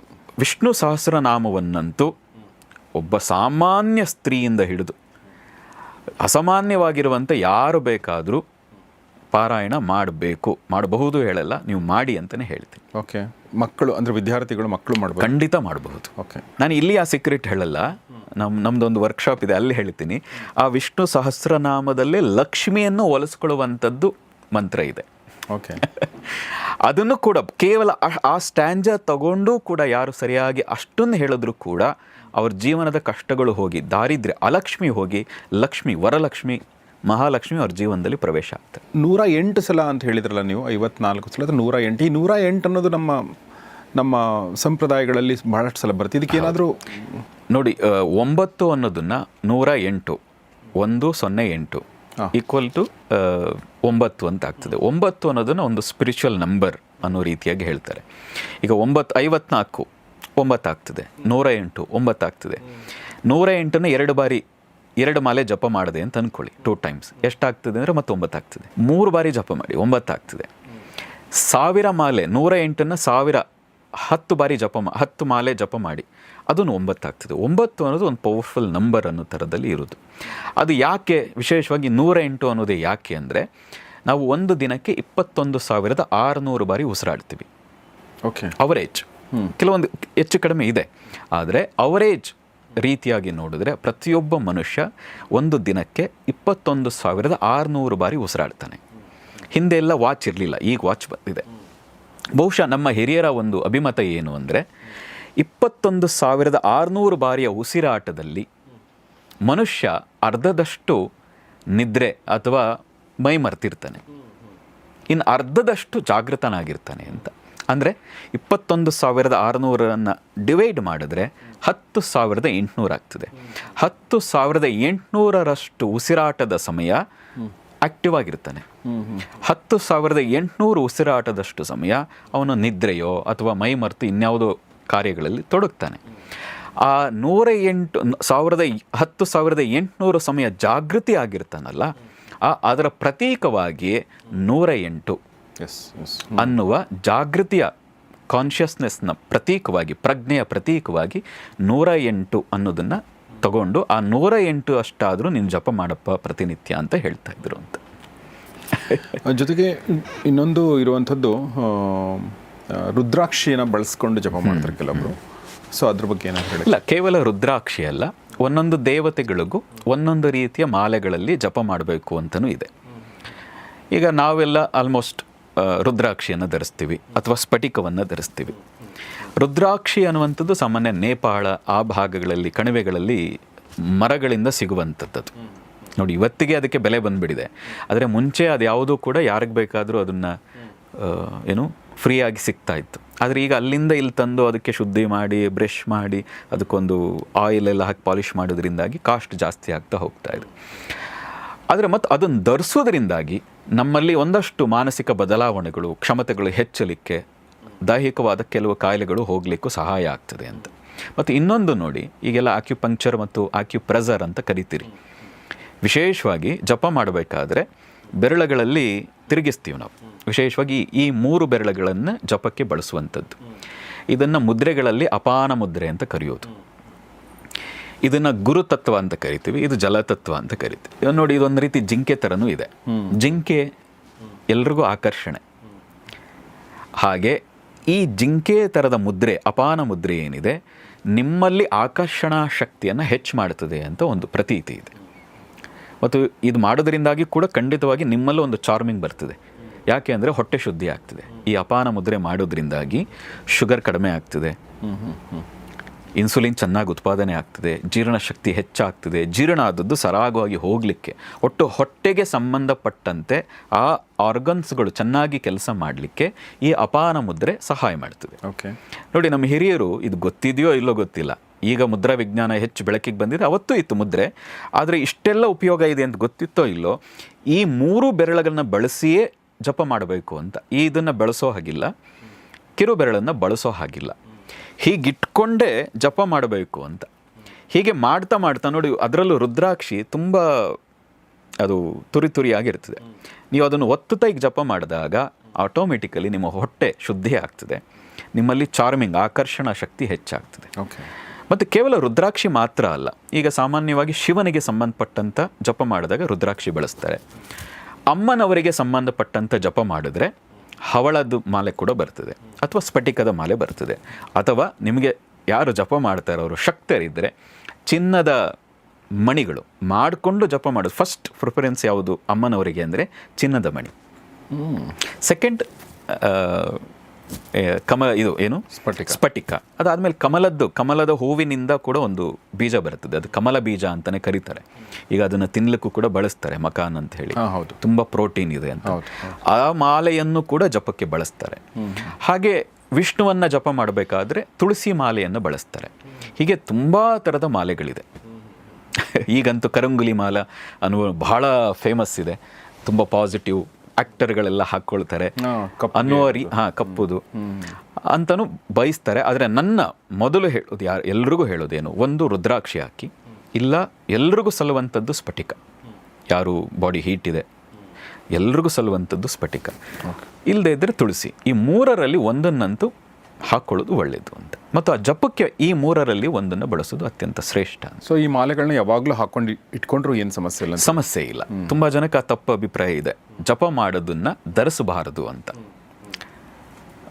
ಅಂದರೆ ಕೆಲವು ಜಾಗಗಳಿಗೆ ಹೋದಾಗ ಅದನ್ನು ಧರಿಸಿರಬಾರ್ದು. ಈಗ ನಾವು ಮಲಮೂತ್ರ ವಿಸರ್ಜನೆಗೆ ಹೋಗಿರ್ತೀವಿ, ಆ ಸಮಯದಲ್ಲಿ ಬಳಸಬಾರ್ದು, ಯಾಕೆಂದರೆ ಅದೊಂದು ಶುದ್ಧವಾದದ್ದು ಅಂತ.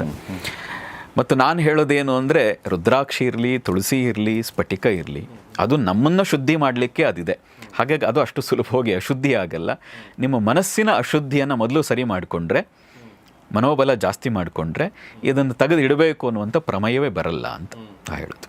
ಮತ್ತು ಜಪ ಮಾಡುವಂಥದ್ದನ್ನು ಧರಿಸಿ, ಯಾವ ಸಮಸ್ಯೆಯೂ ಇಲ್ಲ ಅಂತ. ಇನ್ನು ಕೊನೆಯದಾಗಿ ಮೃತ್ಯುಂಜಯ ಮಂತ್ರ, ಕೆಲವೊಂದು ತುಂಬ ಪಾಪ್ಯುಲರ್ ಮಂತ್ರಗಳಿದೆ ಅಂತ ಅನ್ಕೋತೀನಿ. ಅದರಲ್ಲಿ ಇದು ಒಂದು ಇರಬಹುದು ಅಂತ ನಾನು ಅನ್ಕೊಂಡಿದ್ದೀನಿ. ನಾನು ಮಾಡಿಲ್ಲ. ಹೀಗಾಗಿ ಮೃತ್ಯುಂಜಯ ಮಂತ್ರನೂ ಕೂಡ ಎಲ್ಲರೂ ಮಾಡಬಹುದಾ? ಯಾರು ಮಾಡಬೇಕು? ಈಗ ಕಾಮನ್ ಆಗಿರುವಂಥ ಮೃತ್ಯುಂಜಯ ಮಂತ್ರ ಏನಿದೆ ಅದು ಯಾರು ಬೇಕಾದರೂ ಮಾಡ್ಬೋದು, ತ್ರ್ಯಂಬಕಂ ಯಜಾಮಹೆ. ಆದರೆ ಅದಕ್ಕೆ ಆ್ಯಕ್ಚುಲಿ ಅದು ಮೃತ್ಯುಂಜಯ ಮಂತ್ರ ಅಲ್ಲ. ಮೃತ್ಯುಂಜಯ ಮಂತ್ರ ಅದಕ್ಕೆ ಒಂದಷ್ಟು ಬೀಜಾಕ್ಷರ ಮೊದಲು ಸೇರಿಕೊಳ್ಳುತ್ತದೆ ಮತ್ತು ಕೊನೆಗೆ ಸೇರಿಕೊಳ್ಳುತ್ತದೆ. ಅದು ಸೇರಿಕೊಂಡಾಗ ಅದನ್ನು ಯಾರು ಅಧಿಕಾರಿಗಳು, ಅಂದರೆ ಯಾರು ಉಪದೇಶ ಪಡೆದಿರ್ತಾರೆ ಅವರು ಮಾತ್ರ ಅದನ್ನು ಹೇಳಬೇಕು ಅಂತ ಒಂದು ಪ್ರತೀತಿ ಇದೆ. ಆದರೆ ಈಗೇನು ಪ್ರಚಲಿತವಾಗಿ ತ್ರ್ಯಂಬಕಂ ಯಜಾಮಹೆ ಏನಿದೆ ಅದನ್ನು ಯಾರು ಬೇಕಾದರೂ ಹೇಳ್ಬೋದು.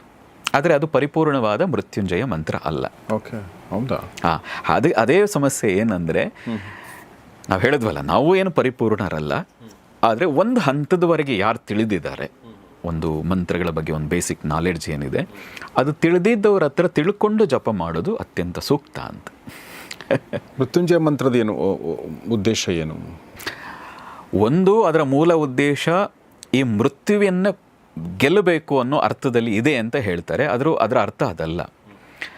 ಸಹಜವಾಗಿ ನಾನು ಮೋಕ್ಷ ಪಡೀಲಿಕ್ಕೆ ಅರ್ಹತೆ ಏನು ಬೇಕಾಗಿದೆಯೋ, ಅಂದರೆ ಸಹಜವಾಗಿ ಒಂದು ಸೌತೆಕಾಯಿ ಅದು ಅದರ ಏನು ಹೇಳ್ತಾರೆ, ಕಳತಾಗ ಅದು ಕಳಚಿ ಬೀಳುತ್ತದಲ್ಲ, ಸಹಜವಾಗಿ ಹಣ್ಣು ಹೇಗೆ ಕಳಚಿ ಬೀಳುತ್ತದೋ ಹಾಗೆ ನನ್ನ ಜೀವನವು ಸಹಜವಾಗಿ ಕಳಚಿ ಬೀಳಲಿ, ಮಧ್ಯದಲ್ಲಿ ಇನ್ಯಾವುದೋ ರೀತಿಯಾಗಿ ಆಗಬಾರ್ದು ಅನ್ನೋ ಉದ್ದೇಶದಿಂದಾಗಿ, ಅಂದರೆ ಅಪಮೃತ್ಯು ಅಂತ ಕರೀತಾರಲ್ಲ, ಮಧ್ಯದಲ್ಲಿ ಆಕಸ್ಮಿಕವಾಗಿ ಸಾಯುವಂಥ ಪರಿಸ್ಥಿತಿ ಈಗೂ ಅರ್ಥ ತಗೋಬೋದು. ಬರಬಾರ್ದು, ಸಹಜವಾಗಿ ಹೇಗೆ ಸೌತೆಕಾಯಿ ಕಳಚಿ ಬೀಳುತ್ತದೋ ಹಾಗೆ ನನ್ನ ದೇಹವು ಸಹಜವಾಗಿ ಹೋಗಬೇಕು ಅನ್ನೋ ಅರ್ಥದಲ್ಲಿ ಅದು ಬರ್ತದೆ. ಬೇರೆ ಯಾವ ಮಂತ್ರಗಳನ್ನು ನೀವು ಅಂದರೆ ಮಾಡಿದರೆ ಒಳ್ಳೇದು ಅಂತ ಹೇಳಿದ್ರಿ? ಒಂದು ಲಲಿತಾ ಸಹಸ್ರನಾಮ ಹೇಳಿದ್ರಿ, ಆ ಥರ ಯಾವ ಮಂತ್ರಗಳನ್ನು ನಾವು ನೋಡಿ. ಒಂದು ನಾನು ಮೊದಲೇ ಹೇಳಿದಾಗ ವಿಷ್ಣು ಸಹಸ್ರನಾಮ, ಅದಕ್ಕಿಂತ ಪವರ್ಫುಲ್ ಆದದ್ದು ಲಲಿತಾ ಸಹಸ್ರನಾಮ. ಅದಕ್ಕೂ ಕೂಡ ಯಾವ ಉಪದೇಶವೂ ಬೇಕಾಗಿಲ್ಲ. ಆದರೆ ಲಲಿತಾ ತ್ರಿಪುರ ಸುಂದರಿ ಅಂತಲೇ ಅದರ ದೇವತೆ, ಆ್ಯಕ್ಚುಲಿ ಅದರ ಮೂಲ ದೇವತೆ. ಅದಕ್ಕೆ ಶ್ರೀವಿದ್ಯಾ ಸಾಧನ ಅಂತ ಕರೀತಾರೆ.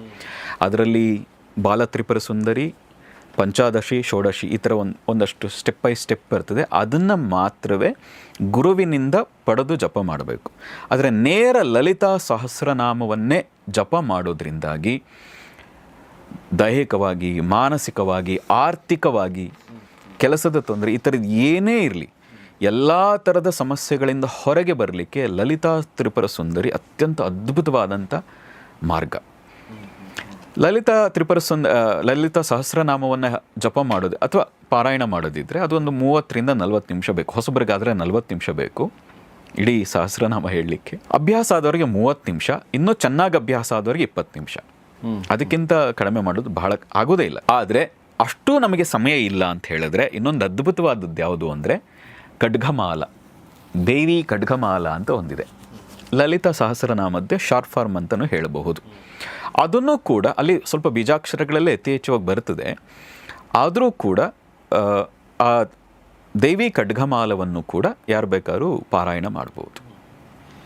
ಬಟ್ ಅವ್ರು ಅಂದರೆ ಈಗ ನನಗೆ ಈ ಮಂತ್ರಗಳೆಲ್ಲವೂ ಕೂಡ ಸಂಸ್ಕೃತ ಭೂಯಿಷ್ಠ ಆಗಿರೋದ್ರಿಂದ ನಮಗೆ ಬಹಳ ಜನರಿಗೆ ಸಂಸ್ಕೃತ ಗೊತ್ತಿಲ್ಲದಿರೋದ್ರಿಂದ ನಾವು ಅದರ ಪ್ರೊನೌನ್ಸಿಯೇಷನ್ ಎಲ್ಲ ಸ್ವಲ್ಪ ತಿಳ್ಕೊಂಡು ಸರಿಯಾದ ಉಚ್ಚಾರಣೆ ಮಾಡಬೇಕು ಅಂತ ಅನ್ಕೋತೀನಿ.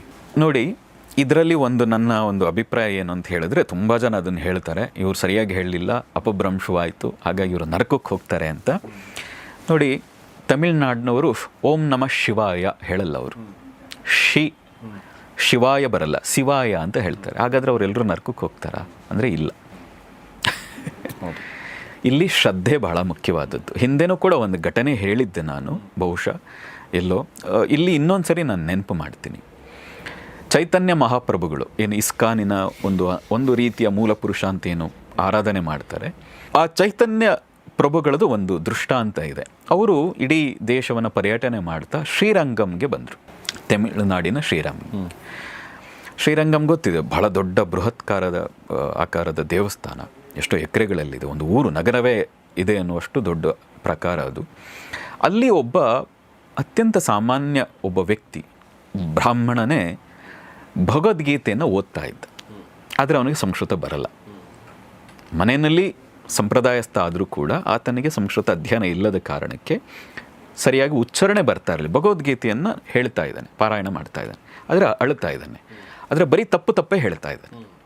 ಜನ ಸುತ್ತ ಇದ್ದಂಥವರು ನಗ್ತಾ ಇದ್ದಾರೆ, ಏನು ಇವನಿಗೆ ಬರಲ್ಲ, ಸರಿಯಾಗಿ ಏನೋ ಹೇಳ್ತಾ ಇದ್ದಾನಲ್ಲ ಇವನು ಅನ್ನೋ ರೀತಿಯಾಗಿ ಎಲ್ಲರೂ ನಗ್ತಾ ಇದ್ದಾರೆ.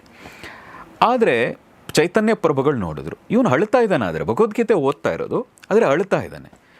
ಇವನಿಗೆ ಚೈತನ್ಯ ಪ್ರಭುಗಳಿಗೆ ಅವನು ತಪ್ಪು ಓದ್ತಾ ಇದ್ದಾನೆ ಅನ್ನೋದು ಕಾಣಿಸ್ತಿಲ್ಲ, ಇವನು ಯಾಕೆ ಅಳ್ತಾ ಇದ್ದಾನೆ ಅಂತ ಅನ್ನಿಸ್ತು. ಹತ್ರಕ್ಕೆ ಹೋಗಿ ಕೇಳಿದ್ರು, ಯಾಕಪ್ಪ ಭಗವದ್ಗೀತೆ ಪಾರಾಯಣ ಮಾಡ್ತಾ ಇದ್ದೀವಿ ಸರಿ, ತಪ್ಪು ಪಾರಾಯಣ ಮಾಡ್ತಾ ಅದಕ್ಕೆ ಅಳ್ತಾ ಇದೆಯಾ? ಇಲ್ಲ, ಅದಕ್ಕೆ ಅಳ್ತಾ ಇಲ್ಲ. ಮತ್ತು ಯಾಕೆ? ನಾನು ಇಲ್ಲಿ ಪಾರಾಯಣ ಮಾಡ್ತಾ ಇದ್ದೀನಿ, ಸಾಕ್ಷಾತ್ ಕೃಷ್ಣ ನನ್ನ ಮುಂದೆ ಇಲ್ಲಿ ನಿಂತಿದ್ದಾನೆ, ಅರ್ಜುನ ಕೂತಿದ್ದಾನೆ, ಆ ಮಹಾ ದೃಶ್ಯ ನೋಡಿ ನನಗೆ ಆ ಆನಂದ ಭಾಸ್ಮ ತಡಿಲಿಕ್ಕಾಗದೆ ಕಣ್ಣೀರು ಬರ್ತಾ ಇದೆ ಅಂತ. ಅದಕ್ಕೆ ಚೈತನ್ಯ ಪ್ರಭುಗಳು ಹೇಳ್ತಾರೆ, ನೀನೇ ಅದೃಷ್ಟವಂತ, ನೀನು ಅಪಭ್ರಂಶವೇ ಹೇಳ್ತಾ ಇದೆಯಾ, ತಪ್ಪೇ ಹೇಳ್ತಾ ಇದೆಯಾ, ಆದರೂ ಪರವಾಗಿಲ್ಲ, ನೀನು ಶ್ರೀಕೃಷ್ಣನೇ ಸಾಕ್ಷಾತ್ಕಾರ ಕೊಟ್ಟಾದಮೇಲೆ ನೀನು ತಪ್ಪು ಹೇಳಿದ್ರೇನು ಸರಿ ಹೇಳಿದ್ರೇನು, ಅವ್ರು ಏನಾದರೂ ಆಡ್ಕೊಳ್ಳಿ, ನೀನು ಶ್ರದ್ಧೆಯಿಂದ ಪಾರಾಯಣ ಮಾಡ್ತಾ ಇದೆಯಾ, ಆ ಕಾರಣದಿಂದನೇ ಸಾಕ್ಷಾತ್ ಪರಮಾತ್ಮ ನೀನು ಕಾಣಿಸ್ತಾ ಇದ್ದಾನೆ, ಏನು ತಲೆ ಕೆಡಿಸ್ಕೋಬೇಡ, ಪಾರಾಯಣ ಮಾಡು ಅಂತ. ಅರ್ಥ ಆಯ್ತಲ್ಲ? ಅರ್ಥ ಆಯ್ತು. ಇಲ್ಲಿ ಶ್ರದ್ಧೆಯೇ, ಭಾವವೇ ಮುಖ್ಯ. ನನಗೆ ಭಾವನೆ ಕೆಟ್ಟದಾಗಿದೆ, ನನ್ನ ಮನಸ್ಸಿನಲ್ಲಿ ಕೆಟ್ಟ ಆಲೋಚನೆ ಬರ್ತಾ ಇದೆ, ಆದರೆ ಶುದ್ಧವಾಗಿ ಸಂಸ್ಕೃತ ಪಾರಾಯಣ ಮಾಡ್ತಾ ಇದ್ದೀನಿ, ಅವ್ರು ಯಾರು ಇದುವರೆಗೆ ಉದ್ಧಾರ ಆದವರು ನಾನು ನೋಡಿಲ್ಲ. ಇಲ್ಲಿ ಶ್ರದ್ಧೆಯೇ ಮುಖ್ಯ, ಭಾವನೆಯೇ ಮುಖ್ಯ. ನಿಮ್ಮ ಭಾವ ಶುದ್ಧವಾಗಿದ್ದಾಗ ಒಂದಷ್ಟು ಅಪಭ್ರಂಶ ಬಂದರೂ ಏನು ತಲೆ ಕೆಡಿಸ್ಕೋಬೇಡಿ. ಭಗವಂತ ನೋಡೋದು ನಿಮ್ಮ ಭಾವವನ್ನೇ ಹೊರತು ನಿಮ್ಮ ಉಚ್ಚಾರಣೆಯನ್ನಲ್ಲ. ಲಕ್ಷ್ಮಿ ಅಂದ ತಕ್ಷಣ ನಮಗೆ ಗೊತ್ತು, ಲಕ್ಷ್ಮಿ ಅಂದರೆ ಯಾರು, ಏನನ್ನ ಆಕೆ ಕೊಡ್ತಾಳೆ ಅಂಥೇಳಿ. ಆದರೆ ಲಕ್ಷ್ಮೀ ಸಾಧನ ಬಗ್ಗೆ ಈ ಕುರಿತಾಗಿ ಒಂದು ವರ್ಕ್ಶಾಪ್ ಮಾಡ್ತಾಯಿದ್ದಾರೆ ಗುರುಗಳು. ಆ ಒಂದು ವರ್ಕ್ಶಾಪ್ 26 ಏಪ್ರಿಲ್ ತಿಂಗಳಲ್ಲಿ ನಡೀತಾ ಇದೆ, ಭಾನುವಾರದಿಂದ ಇಡೀ ದಿನದ ಕಾರ್ಯಾಗಾರ ಅಂತ ಅನ್ಕೋತೀನಿ. ಸೊ ಬಟ್ ನನಗೆ ಅದ್ರ ಬಗ್ಗೆ ಗೊತ್ತಿಲ್ಲ, ಏನಿದು ಲಕ್ಷ್ಮೀ ಸಾಧನ ಅಂತಂದರೆ ಏನು ಕಲಿಸ್ತೀರಾ ನೀವು ಅನ್ನೋದ್ರ ಬಗ್ಗೆ ನಾನು ನನ್ನ ಮನಸ್ಸಲ್ಲಿರುವಂಥ ಪ್ರಶ್ನೆಗಳೆಲ್ಲ ಕೇಳ್ತೀನಿ. ಲಕ್ಷ್ಮೀ ಕಟಾಕ್ಷಕ್ಕೆ ಏನು ದಾರಿ, ಲಕ್ಷ್ಮಿ ಅಂದರೆ ಅಂದರೆ ಎಷ್ಟು ಬೇಕು ನಮಗೆ ಲಕ್ಷ್ಮಿ ಅನ್ನೋದೇ ಗೊತ್ತಿಲ್ಲ, ಈ ಎಲ್ಲ ವಿಚಾರಗಳನ್ನ ಕೇಳ್ತೀನಿ. ಬಟ್ ಮೊದಲನೇದಾಗಿ ಆ ವರ್ಕ್ಶಾಪ್ ಬಗ್ಗೆ ನೀವು ಸಂಕ್ಷಿಪ್ತವಾಗಿ ಹೇಳೋದಾದರೆ. ನೋಡಿ, ನಮ್ಮ ಜೀವನದ್ದೇ ನೋಡ್ಕೊಂಬಂದಾಗ ತುಂಬ ಏರಿಳಿತಗಳು, ಕಷ್ಟ ಕಾರ್ಪಣ್ಯಗಳು ಈ ಥರದ್ದಿದ್ದಾಗ ಸರಿಯಾಗಿ ಸಾಧನೆ ಕೂರಕ್ಕಾಗ್ತಿರ್ಲಿಲ್ಲ. ನೆಕ್ಸ್ಟ್ ಏನಪ್ಪ, ಮಧ್ಯಾಹ್ನ ಕೂಟಕ್ಕೆ ಹೇಗಪ್ಪ ಅಂತ. ಆದರೆ ಒಂದು ಹಂತಕ್ಕೆ ನಮಗೊಂದಷ್ಟು ವ್ಯವಸ್ಥೆಗಳಾದಾಗ ಆರಾಮವಾಗಿ ಸಾಧನೆ ಚೆನ್ನಾಗಿ ನಡೀತು. ಮತ್ತು ನಮ್ಮ ಹತ್ರಕ್ಕೆ ಬರೋವ್ರ ಸಮಸ್ಯೆಗಳು ಇವನ್ನೆಲ್ಲ ನೋಡಿದಾಗ ಒಂದು ಬೇಸಿಕ್ಕಾಗಿ ಒಂದು ಹಣ ವ್ಯವಸ್ಥೆ ಏನು ಇಲ್ಲದೆ ಹೋದರೆ ಸಾಧನೆಗೂ ಕೂಡ ಸರಿಯಾಗಿ ಕೂತ್ಕೊಳ್ಳೋಕೆ ಆಗಲ್ಲ. ಒಂದು ರಕ್ಷಣೆನೇ ಇಲ್ಲದೆ ಇದ್ದಾಗ ಒಂದು ಮರದ ಕೆಳಗೆ ಕೂತು ಸಾಧನೆ ಮಾಡುವಂಥ ಸಂದರ್ಭ ಅಂತೂ ಇದಲ್ಲ. ಹಾಗಾಗಿ ನಮಗನ್ನಿಸ್ತು ಎಲ್ರಿಗೂ ನಮ್ಮಲ್ಲಿ ಒಂದು ಮಾತಿದೆ, ನನ್ನ ಹಣೆ ಬರಹ, ನನ್ನ ಕರ್ಮ, ಹಾಗಾಗಿ ನಾನು ಕಷ್ಟಪಡ್ತಾ ಇದ್ದೀನಿ ಅಂತ. ಆದರೆ ನಮ್ಮ ಹಿಂದಿನಿಂದ ಬಂದು ಒಂದದ್ದೇನು ಅಂದರೆ, ಕರ್ಮ ವ್ಯಾಧಿ ರೂಪದಲ್ಲಿ ಬಾಧಿಸ್ತದೆ, ಹಣಕ್ಕೂ ಇದಕ್ಕೂ ಸಂಬಂಧ ಇಲ್ಲ ಅನ್ನೋ ಅರ್ಥವೂ ಇದೆ. ಹಾಗಾಗಿ ಎಲ್ಲವನ್ನೂ ನಮ್ಮ ಹಣೆ ಬರಹ, ಹಾಗಾಗಿ ನಾನು ಇನ್ನೂ ಬಡವ ಆಗಿದ್ದೀನಿ, ನಾನು ಇನ್ನೂ ಕಷ್ಟಪಡ್ತಾ ಇದ್ದೀನಿ ಅನ್ನುವ ಮನಸ್ಥಿತಿಯಿಂದ ಹೊರಗೆ ಬಂದು ಅವರ ಜೀವನದಲ್ಲಿ ಲಕ್ಷ್ಮಿ ಕಟಾಕ್ಷ, ಲಕ್ಷ್ಮಿ ಒಲಿಬೇಕು, ಅವ್ರಿಗೆ ಒಂದಷ್ಟು ಬೇಸಿಕ್ ಆದಂಥ ಅಟ್ಲೀಸ್ಟ್ ಒಂದು ವ್ಯವಸ್ಥೆಗಳು ಮಾಡಿಕೊಳ್ಳುವಂಥ ಸಾಮರ್ಥ್ಯ ಅವರು ಪಡಿಬೇಕು. ಮತ್ತು ತಾಯಿ ಅನ್ನುವಂಥದ್ದು ಒಬ್ಬಳು ಕರುಣಾಮಯಿ, ಎಲ್ರಿಗೂ ನೀನು ಕಷ್ಟನೇ ಪಡು ಅನ್ನುವಂಥದ್ದು ಹೇಳಲಿಕ್ಕೆ ಅವರ ಹಣವೇ ಸಿಗದೇ ಇರಲಿಕ್ಕೆ ಸಾಧ್ಯ ಇಲ್ಲ. ಲಕ್ಷ್ಮಿ. ಹಾಗಾಗಿ ಅಂಥ ಆ ಕರುಣಾಮಯಿ ತಾಯಿಯನ್ನು ಒಲಿಸ್ಕೊಳ್ಳೋದಕ್ಕೆ ನಾವು ಯಾಕೆ ಇನ್ನೂ ಒದ್ದಾಡ್ತಾ ಇದ್ದೀವಿ, ಇನ್ನೂ ಕಷ್ಟವೇ ಪಡ್ತಾ ಇದ್ದೀವಿ, ನಾವು ಹಣೆ ಬರ ಅನ್ನೋ ಹೆಸರಿನಲ್ಲಿ ಇನ್ನೂ ದಾರಿದ್ರ್ಯದಲ್ಲಿ ಯಾಕೆ ಬದುಕ್ತಾ ಇದ್ದೀವಿ, ನಾವೇ ಅಲಕ್ಷ್ಮಿಯನ್ನು ಸ್ವೀಕಾರ ಮಾಡಿಬಿಟ್ಟಿದ್ದೀವಿ ಎಷ್ಟೋ ಜನಗಳು. ಹಾಗಾಗಿ ನಮ್ಮ ಕೈಯಲ್ಲಾದಂಥ ಒಂದು ಮಾರ್ಗದರ್ಶನ, ಎಲ್ರಿಗೂ ಜೀವನದಲ್ಲಿ ಸುಖವಾಗಿ ಬದುಕಬಹುದು, ಎಲ್ಲರೂ ಜೀವನದಲ್ಲಿ ಶ್ರೀಮಂತರಾಗಬಹುದು, ಪ್ರತಿಯೊಬ್ಬರೂ ತಮಗೆ ಬೇಕಾದಂತಹ ಮೂಲ ಸೌಕರ್ಯಗಳನ್ನು ತಾವೇ ಸೃಷ್ಟಿ ಮಾಡ್ಕೋಬಹುದು. ಮತ್ತು ಆ ಸೃಷ್ಟಿ ಮಾಡ್ಕೊಳ್ಳೋದಕ್ಕೂ ಆ ಲಕ್ಷ್ಮಿಯ ಕೃಪೆ ಏನಿದೆ ಅದು ಬೇಕು. ಹಾಗೆ ಬೇಕಾದರೆ ನಮ್ಮ ಮನಸ್ಥಿತಿಗಳು ಏನಿದೆ ಅದು ಎಲ್ಲೆಲ್ಲಿ ತಪ್ಪು ಮಾಡ್ತಾ ಇದ್ದೀವಿ, ಏನೇನು ಬದಲಾಯಿಸ್ಕೋಬೇಕು ಎಲ್ಲವನ್ನೂ ತಿಳಿಸಿ ಹೇಳಿ ಅವರ ಜೀವನದಲ್ಲಿ ಒಂದು ಪರಿವರ್ತನೆ ತರಬಹುದಾ. ನಮ್ಮ ಜೀವನದಲ್ಲಿ ಅದು ಒಂದಷ್ಟು ವರ್ಕ್ ಆಗಿದೆ ನಮ್ಮ ಜೀವನದಲ್ಲಿ. ಮತ್ತು ಹಿಂದಿನ ಸಮಯದಲ್ಲಿ ಹೇಳದಂತೆ ಒಂದಷ್ಟು ಜನಕ್ಕೆ ನಾವು ಉಪದೇಶ ಕೊಟ್ಟಂಥವರು ತುಂಬ ದರಿದ್ರದಲ್ಲಿದ್ದವರು ಅವರ ಜೀವನದಲ್ಲಿ ಬದಲಾಗಿ ಮನೆಯನ್ನು ಕಟ್ಕೊಂಡದ್ದು ಇದೆ. ಹಾಗಾಗಿ ಯಾರ್ಯಾರು ಆ ಶ್ರದ್ಧೆಯಿಂದ ಸ್ವೀಕಾರ ಮಾಡ್ತಾರೋ ಅವ್ರ ಜೀವನದಲ್ಲಿ ಇದು ಪರಿವರ್ತನೆ ತರಲಿ ಅನ್ನೋದಕ್ಕೋಸ್ಕರವಾಗಿ ಇದೇ ಮೊದಲ ಬಾರಿಗೆ. ಆಗ ವೈಯಕ್ತಿಕವಾಗಿ ಕೆಲವ್ರಿಗೆ ಉಪದೇಶ ಕೊಟ್ಟಿದ್ವು, ತುಂಬ ಜನ ಕೇಳಿದ್ರು, ತುಂಬ ಜನಕ್ಕೆ ವೈಯಕ್ತಿಕವಾಗಿ ಹೀಗೆ ಕೊಡೋದು ಕಷ್ಟ. ಹಾಗಾಗಿ ಒಂದು ವ್ಯವಸ್ಥಿತ ರೂಪದಲ್ಲೂ ಇದನ್ನು ಪ್ರತಿಯೊಬ್ಬರಿಗೂ ತಲುಪಿಸಬೇಕು ಅನ್ನೋ ದೃಷ್ಟಿಯಿಂದಾಗಿ ಇದೇ ಮೊದಲ ಬಾರಿಗೆ ನಮ್ಮ ಕಡೆಯಿಂದ ಈ ಲಕ್ಷ್ಮೀ ಸಾಧನ ಅನ್ನುವಂಥ ಒಂದು ವರ್ಕ್ಶಾಪನ್ನು ಮಾಡ್ತಾ ಇದ್ದೀವಿ.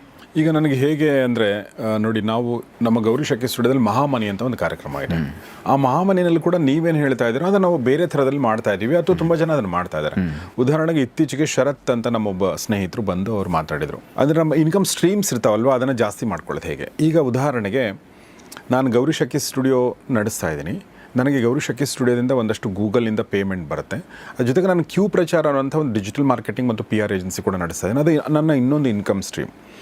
ಈ ಥರ ನಾವು ಲೌಕಿಕವಾಗಿ ಬದುಕುವಂಥವ್ರು ನಾವು ಯೋಚನೆ ಮಾಡಿದ್ದೀವಿ. ಸೊ ಇದು ಒಂದು. ಆದರೆ ಎರಡನೇದು, ಲಕ್ಷ್ಮಿ ಹೆಸರನ್ನೇ ಕೇಳದೇ ಇರುವಂಥ ಅಮೇರಿಕಾ ಉದಾಹರಣೆಗೆ. ಓಕೆ, ಲಕ್ಷ್ಮೀ ಪುತ್ರರ ಸಂಖ್ಯೆ ಸಾಕಷ್ಟಿದೆ ಅಲ್ಲಿ ಅಲ್ವಾ, ಅಂದರೆ ಅದು ಅತ್ಯಂತ ಶ್ರೀಮಂತ ರಾಷ್ಟ್ರ. ಈಗ ನಮ್ಮ ಒಂದು ದೃಷ್ಟಿಕೋನದಲ್ಲಿ ಲಕ್ಷ್ಮಿ ಅಲ್ಲಿ ನೆಲೆಸಿದಾಳೆ ಅಂತ ನಾವು ಅನ್ಕೋತೀವಿ. ಇದಕ್ಕೆಲ್ಲ ಒಂದು ದಾರಿಗಳು ನಮಗೆ ಒಂದು ಹಂತಕ್ಕೆ ಗೊತ್ತಿದೆ, ಒಂದು ಹಂತಕ್ಕೆ ತಿಳ್ಕೊಳ್ಬೇಕು. ಇದು ನೀವು ಮಾಡ್ತಾ ಇರೋದು ಹೇಗೆ ಭಿನ್ನ ನೋಡಿ. ಹೀಗೆ ತುಂಬ ಜನ ಬೇರೆ ಬೇರೆ ಕಡೆ ಹೂಡಿಕೆ ಮಾಡ್ತಾರೆ, ತುಂಬ ಜನ ಬೇರೆ ಬೇರೆ ದಾರಿಗಳನ್ನು ಹುಡುಕೊಳ್ತಾರೆ. ಈ ಷೇರುಗಳ ಹೂಡಿಕೆಯಲ್ಲೇ ಪಿತಾಮಹ ವಾರೆನ್ ಬಫೆಟ್ ಅಂತ ಕರೆಸ್ಕೊಂಡಂಥ ವಾರೆನ್ ಬಫೆಟ್ ನಮ್ಮ ಭಾರತದಲ್ಲೂ ಒಬ್ಬರಿದ್ದರು, ರಾಕೇಶ್ ಜುಂಜನ್ವಾಲಾ. ಅವ್ರು ಹೇಳಿದ್ರು, ಅವ್ರದ್ದೇ ಒಂದು ಇಂಟರ್ವ್ಯೂನಲ್ಲಿ ನಾನು ಒಂದು ಕ್ಲಿಪ್ಪಿಂಗ್ ನೋಡಿದ್ದೆ, ತುಂಬ ಜನ ಹೇಳ್ತಾರೆ ಶೇರ್ನಲ್ಲಿ ಬಹಳ ದುಡ್ಡು ಮಾಡಬಹುದು ಅಂತ, ಆದರೆ 5% ಅಷ್ಟೇ ಜನ ದುಡ್ಡು ಮಾಡಿರೋದು, ಇನ್ನು 95% ಜನ ಸುಳ್ಳೇ ಹೇಳ್ತಾ ಇದ್ದಾರೆ ನಾನು ಅದರ ಲಾಭ ಮಾಡಿದೆ ಅಂತ. ಯಾಕೆ ಹಾಗೆ?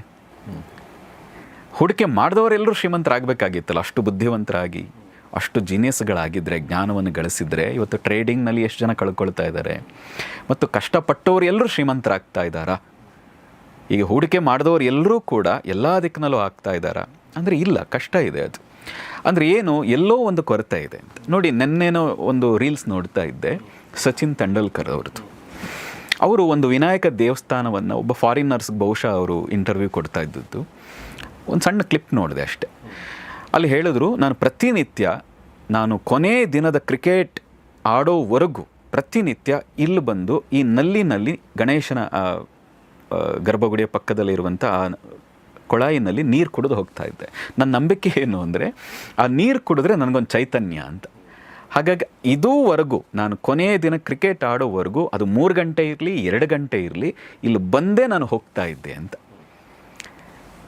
ಅಷ್ಟು ಶ್ರಮ ಹಾಕಿ ಆಡ್ತಾ ಇದ್ದಂಥ ಸಚಿನ್ ತೆಂಡೂಲ್ಕರ್ ಯಾಕೆ ಆ ವಿನಾಯಕ ದೇವಸ್ಥಾನಕ್ಕೆ ಹೋಗಿ ಆ ನೀರನ್ನು ಕುಡಿದು ಇದರಿಂದ ನನಗೆ ಎನರ್ಜಿ ಬರ್ತಾ ಇದೆ ಮತ್ತು ಅದರಿಂದನೇ ಹೌದು ನನಗೆ ಎನರ್ಜಿ ಬಂತು ಅನ್ನೋದನ್ನು ಯಾಕೆ ಹೇಳಬೇಕಾಗಿತ್ತು? ಅವರು ಅಷ್ಟು ಶ್ರಮ ಹಾಕಿ ಕ್ರಿಕೆಟ್ ಆಡ್ತಾಯಿದ್ರು, ಅಷ್ಟು ಕೋಚ್ಗಳಿದ್ರು, ಪಾಶ್ಚಿಮಾತ್ಯರೆಲ್ಲ ಬಂದು ಅವರಿಗೆ ಕೋಚ್ ಟೀಚ್ ಮಾಡ್ತಾಯಿದ್ರು. ಆದರೆ ಯಾಕೆ ಆ ನಂಬಿಕೆ ದೇವ್ರ ಮೇಲೆ? ನೀವೇನೇ ಎಲ್ಲೇ ಹೂಡಿಕೆ ಮಾಡಿ, ಎಲ್ಲಿ ಏನೇ ಮಾಡಿ, ಅದ್ರ ಹಿಂದೆ ಒಂದು ಚೈತನ್ಯ, ಅದ್ರ ಹಿಂದೆ ಒಂದು ಯಾವುದೋ ಒಂದು ದೈವೀ ಶಕ್ತಿ ಇದೆ ಅಂತ ಬಂದಾಗ ಮಾತ್ರ ನೀವು ಅದರಲ್ಲಿ ಯಶಸ್ಸಾಗ್ಲಿಕ್ಕೆ ಸಾಧ್ಯ ಅಂತ. ಇತ್ತೀಚೆಗೆ ತುಂಬ ಜನ ಹೇಳ್ತಾರೆ, ತುಂಬ ಜನ ಯೋಗ ಪ್ರವೀಣರುಗಳು ಹೇಳಕ್ಕೆ ಶುರು ಮಾಡಿದ್ದಾರೆ, ಆ ಮಂತ್ರ ಪ್ರಯೋಜನ ಇಲ್ಲ, ಈ ಮಂತ್ರದಿಂದ ಏನೂ ಆಗಲ್ಲ. ಆದರೆ ನೀವು ಲೀಸ್ಟ್ ತಗೊಳ್ಳಿ, ಇವತ್ತು ಮುಖೇಶ್ ಅಂಬಾನಿ ಇರಬಹುದು, ಪ್ರತಿಯೊಬ್ಬರು ಲೀಸ್ಟ್ ತಗೊಳ್ಳಿ, ಅವರು ಪ್ರತಿದಿನ ದೇವಸ್ಥಾನಕ್ಕೆ ಹೋಗದೆ ಅಥವಾ ಅವರ ಮನೆಯಲ್ಲಿ ಒಂದು ದೇವ್ರ ಪ್ರಾರ್ಥನೆ ಮಾಡದೆ ಹೊರಗೆ ಹೋಗಲ್ಲ. ಅಷ್ಟೇ ಯಾಕೆ, ನೀವು ಹೇಳುವಂಥ ಪಾಶ್ಚಿಮಾತ್ಯರು ಇವತ್ತು ಯಾಕೆ ಕುಂಭಮೇಳ ಆದಾಗ ಅಲ್ಲಿಂದ ಫ್ಲೈಟ್ ಮಾಡ್ಕೊಂಡು ಬಂದು ಇಲ್ಲಿ ಸ್ನಾನ ಮಾಡಬೇಕು? ಕುಂಭಮೇಳದಲ್ಲಿ ಯಾಕೆ ಗುರುಗಳನ್ನು ಆ ದೇಶಕ್ಕೆ ಕರೆಸಿ ಅಷ್ಟು ಸತ್ಕಾರ ಮಾಡಿ ಯಾಕೆ ಕಳಿಸ್ಬೇಕು? ನಾನೇ ಒಬ್ಬರು ಜ್ಯೋತಿಷಿಗಳ ಮಾತು ಕೇಳ್ತಾ ಇದ್ದೆ, ಅರಬ್ನವರು, ಅದರಲ್ಲೂ ಕೂಡ ಇಲ್ಲಿಯ ನಮ್ಮ ಕರ್ನಾಟಕದ ಒಬ್ಬ ವಾಸ್ತು ತಜ್ಞರನ್ನು ಅಲ್ಲಿ ಯಾವುದೋ ಒಂದು ಮಹಲನ್ನು ಕಟ್ಟಬೇಕಾದ್ರೆ ಕರೆಸ್ಕೊಂಡಿದ್ರು. ಹೇಗೆ? ಸ್ವತಃ ಅಲ್ಲಿಂದ ಒಂದು ಬೋಯಿಂಗ್ ವಿಮಾನವನ್ನು ಕಳಿಸಿ ಇಲ್ಲಿಂದ ನಾ ಅಲ್ಲಿ ಊಟ ಮಾಡಲ್ಲ ಅಂತ ಹೇಳಿದ್ರಂತೆ. ಹಾಗಾಗಿ ಇಲ್ಲಿಂದ ಆಯ್ತು, ಏನೇನು ತರ್ತೀರೋ ತೊಗೊಂಬನ್ನಿ ಅಂತೇಳಿ ಒಂದು ವಿಮಾನವನ್ನೇ ಕಳಿಸಿ ಇಲ್ಲಿಂದ ಕರ್ಕೊಂಡು ಹೋಗಿದ್ರು. ನೀವು ಪಾಶ್ಚಿಮಾತ್ಯರು ಅದು ನಂಬಲ್ಲ, ಇದನ್ನು ನಂಬಲ್ಲ ಅಂತ ಹೇಳ್ತೀರಿ, ಆದರೆ ಅವ್ರು ಎಲ್ಲವನ್ನು ನಂಬ್ತಾ ಇದ್ದಾರೆ, ಆದರೆ ನಿಮಗೆ ಗೊತ್ತಿಲ್ಲ ಅಷ್ಟೆ. ಸ್ಟೀವ್ ಜಾಬ್ಸ್ ಅಷ್ಟು ಉನ್ನತ ಯಶಸ್ಸನ್ನು ಕಾಣ್ತಾ ಇದ್ದಂಥವ್ರು ಕೃಷ್ಣನನ್ನು ನಂಬ್ತಾ ಇದ್ರು, ಇಸ್ಕಾನ್ ಫಾಲೋ ಮಾಡ್ತಾ ಇದ್ರು. ಇವತ್ತೇನು ಫೋರ್ಡ್ ಕಂಪ್ನಿಯ ಮಾಲೀಕ ಇಸ್ಕಾನ್ನ ಒಂದು ಭಾಗದಲ್ಲಿ ಅವರು ನಮ್ಮ ಪಶ್ಚಿಮ ಬಂಗಾಳದಲ್ಲಿ ಅವರದೊಂದು ಊರೇ ನಿರ್ಮಾಣ ಮಾಡಿದ್ದಾರೆ, ಒಂದು ದೇವಾಲಯವನ್ನು. ಅದಕ್ಕೆ ಒಬ್ಬ ಟ್ರಸ್ಟಿ 150 ಕೋಟಿ ರೂಪಾಯಿ ದಾನ ಕೊಟ್ಟಿದ್ದಾರೆ ಅದಕ್ಕೆ. ಪಾಶ್ಚಿಮಾತ್ಯರು ನಂಬಲ್ಲ ಅಂತ ನೀವು ಹೇಳ್ಕೊತಾ ಇದ್ದೀರಿ, ನಿಮಗೆ ನೀವೇ ಮೋಸ ಮಾಡ್ಕೊಳ್ತಾ ಇದ್ದೀರಿ. ಆದರೆ ಪಾಶ್ಚಿಮಾತ್ಯರು ಅಷ್ಟೆಲ್ಲ ಸಿಕ್ಕಿ ಏನೋ ಕೊರತೆ ಆಗಿ ಇವತ್ತು ಭಾರತದ ಅಧ್ಯಾತ್ಮದ ಕಡೆ ನೋಡ್ತಾ ಇದ್ದಾರೆ, ಭಾರತದ ಗುರುಗಳ ಕಡೆಗೆ ನೋಡ್ತಾ ಇದ್ದಾರೆ, ಭಾರತದ ತೀರ್ಥಕ್ಷೇತ್ರಗಳಿಗೆ ಬರ್ತಾ ಇದ್ದಾರೆ. ನಾನು ಹಿಂದೆಯೂ ಹೇಳಿದ್ದೀನಿ, ಫೇಸ್ಬುಕ್ಕಿನ ಮಾಲೀಕ ಏನು ಜುಕರ್ಬರ್ಗ್ ಇದ್ದಾರೆ, ಸ್ಟೀವ್ ಜಾಬ್ಸೇ ಹೇಳಿದ್ರಂತೆ, ನಾನು ಫೇಲ್ ಆಗ್ತಾ ಇದ್ದೀನಿ. ಜುಕರ್ಬರ್ಗ್ ಹೇಳೋದು, ನನ್ನ ಮೆಂಟರ್ ಯಾರು ಅಂದರೆ ಸ್ಟೀವ್ ಜಾಬ್ಸ್. ಅವ್ರ ಹತ್ರಕ್ಕೆ ಹೋಗಿ ನಾನು ಕೇಳಿದೆ, ಫೇಸ್ಬುಕ್ ನಡ್ಸೋಕ್ಕಾಗ್ತಾ ಇಲ್ಲ, ಬರೀ ವಿಫಲ ಆಗ್ತಾ ಇದ್ದೀನಿ, ಕೈಯಿಂದ ಹೋಗ್ತಾ ಇದೆ, ಏನು ಮಾಡಲಿ, ಇದು ಕೊಟ್ಬಿಡಬೇಕು ಅಂತಿದ್ದೀನಿ, ಏನು ತಲೆ ಕೆಡಿಸ್ಕೋಬೇಡ. ಉತ್ತರಾಖಂಡ್ನಲ್ಲಿ ನಾನೂ ಹೋಗಿದ್ದೆ, ಹಿಂದೆ ಇದೆ, ನೀನು ನಡ್ಸೋಕ್ಕಾಗದೇ ಇದ್ದಾಗ ನಾನೂ ಹೋಗಿದ್ದೆ, 3 ದಿನ ಇದ್ದು ಬಂದೆ, ನೀನು ಹೋಗು, ನಿನಗೂ ಏನೋ ಸಹಾಯ ಆಗ್ಬೋದು. ಮಾರ್ಕ್ ಜೋಕರ್ಬರ್ಗ್ ಉತ್ತರಾಖಂಡ್ನಲ್ಲಿರುವಂಥ ಕೇಂಚಿಧಾಮ್, ನೀಮ್ ಕರೋಲಿ ಬಾಬಾ ಅವರ ಆಶ್ರಮಕ್ಕೆ ಬಂದು ಅಲ್ಲಿ ಮಾತ್ರ ಇಲ್ಲದೆ 3 ದಿನ ಇರೋ ಅಂತ ಹೇಳಿದ್ರೆ 1 ತಿಂಗಳು ಸುತ್ತಿದ್ರಂತೆ ಉತ್ತರಾಖಂಡ್. ನಮ್ಮ ಪ್ರಧಾನಿಗಳ ಇಂಟರ್ವ್ಯೂನಲ್ಲಿ ಅವರೇ ಹೇಳಿರೋದು, ವಿಫಲ ಆಗಿದ್ದಾಗ ನಾನು ಭಾರತಕ್ಕೆ ಬಂದಿದ್ದೆ ಅಂತ. ಯಾರು ಬೇಕಾದ್ರೂ ನೋಡ್ಬೋದಲ್ವ ಅದು. ನೋಡಿ, ಒಬ್ಬ ಫೇಸ್ಬುಕ್ ಮಾಲೀಕ ವಿಫಲ ಆಗ್ತಾ ಇದೆ ಅಂದರೆ, ಕೆಂಚಿಧಾಮಕ್ಕೆ ಬರ್ತಾನೆ ಅಂದರೆ, ನೀವು ಯಾರನ್ನು ಹೇಳ್ತಾ ಇದ್ದೀರಿ? ಅಮೇರಿಕನ್ನರು ನಂಬಲ್ಲ ಅನ್ನೋದನ್ನು ಯಾರಿಗೆ ಹೇಳ್ತಾ ಇದ್ದೀರಿ? ಅಲ್ಲ, ಈ ಥರದ ಒಂದಷ್ಟು ಉದಾಹರಣೆಗಳು ನಮಗೆ ಸಿಗ್ತವೆ. ಅದು ಇತ್ತೀಚಿನ ವರ್ಷಗಳಲ್ಲಿ ಸಿಗ್ಬೋದು ಅಥವಾ ಮುಂಚೆನೂ ಕೂಡ ಇರ್ಬೋದು. ಬಟ್ ಅಂದರೆ ಸಮೂಹವಾಗಿ, ಅಂದರೆ ಎಲ್ಲರಿಗೂ ಲಕ್ಷ್ಮಿ ಗೊತ್ತಾ, ಎಲ್ರಿಗೂ ಈ ಒಂದು ನೀಮ್ ಕರೋಲಿ ಬಾಬಾ ಬಗ್ಗೆ ಗೊತ್ತಾ ಅಂತ ಕೇಳಿದರೆ ಪ್ರಾಯಶಃ ಇರಲಿಕ್ಕಿಲ್ಲ ಅಂತ ನಾನು ಅನ್ಕೋತೀನಿ. ಬಟ್ ಅವ್ರ ಲೈಫಲ್ಲಿ ವರ್ಕೌಟ್ ಆಗಿದೆಯಲ್ವಾ ಅಂದರೆ ನಾನು ಹೇಳೋದು, ಅಂದರೆ ಎಲ್ಲವನ್ನೂ ಅಂದರೆ ನಾನು ಹೇಳೋದು, ಲಕ್ಷ್ಮಿ ಸಿಕ್ಕ ಮೇಲೆ ಇನ್ನೊಂದೇನೋ ಕೊರತೆ ಆಗಿ ಅವ್ರು ಬರ್ಬೋದು, ಅದು ಬೇರೆ ವಿಚಾರ. ಬಟ್ ಲಕ್ಷ್ಮಿ ಭಾಳಷ್ಟು ಜನರಿಗೆ ಅಲ್ಲಿ ಲಕ್ಷ್ಮಿ ಸಿಕ್ಕಿದ್ದಾಳೆ ಅಥವಾ ದುಡ್ಡು ಸಿಕ್ಕಿದೆ ಅಥವಾ ಶ್ರೀಮಂತಿಕೆ ಇದೆ ಅಂದರೆ ಅದಕ್ಕೂ ಏನಾದರೂ ಕಾರಣ ಇರ್ಬೋದಲ್ವ, ಲಕ್ಷ್ಮಿಯ ಹೊರತಾಗಿ, ಅಂದರೆ ನಮ್ಮ ಲಕ್ಷ್ಮಿಯ ಹೊರತಾಗಿ ಏನೋ ಕಾರಣ ಇರ್ಬೋದಲ್ವ ಅನ್ನೋದು. ನೋಡಿ, ಲಕ್ಷ್ಮಿ ಅಂದ ತಕ್ಷಣ ಇಲ್ಲೂ ತಪ್ಪು ಕಲ್ಪನೆ ಇದೆ. ಬರೀ ಧನಲಕ್ಷ್ಮಿ ಯೋಚನೆ ಮಾಡಬೇಡಿ. ಲಕ್ಷ್ಮಿಯನ್ನು ತಾಯಿಯಾಗಿ ನಾವು ಹೇಳ್ತೀವಿ, ಮೋಕ್ಷ ಪ್ರದಾಯಿನಿ ಕೂಡ ಆಕೆ. ಸಿದ್ಧಿ, ಬುದ್ಧಿ, ಮೋಕ್ಷ ಪ್ರದಾಯಿನಿ ಲಕ್ಷ್ಮಿ. ಕೇವಲ ಹಣಕ್ಕೆ ಮಾತ್ರ ನಾವು ಲಕ್ಷ್ಮಿ ಅಂತ ಕರೆಯೋದಿಲ್ಲ.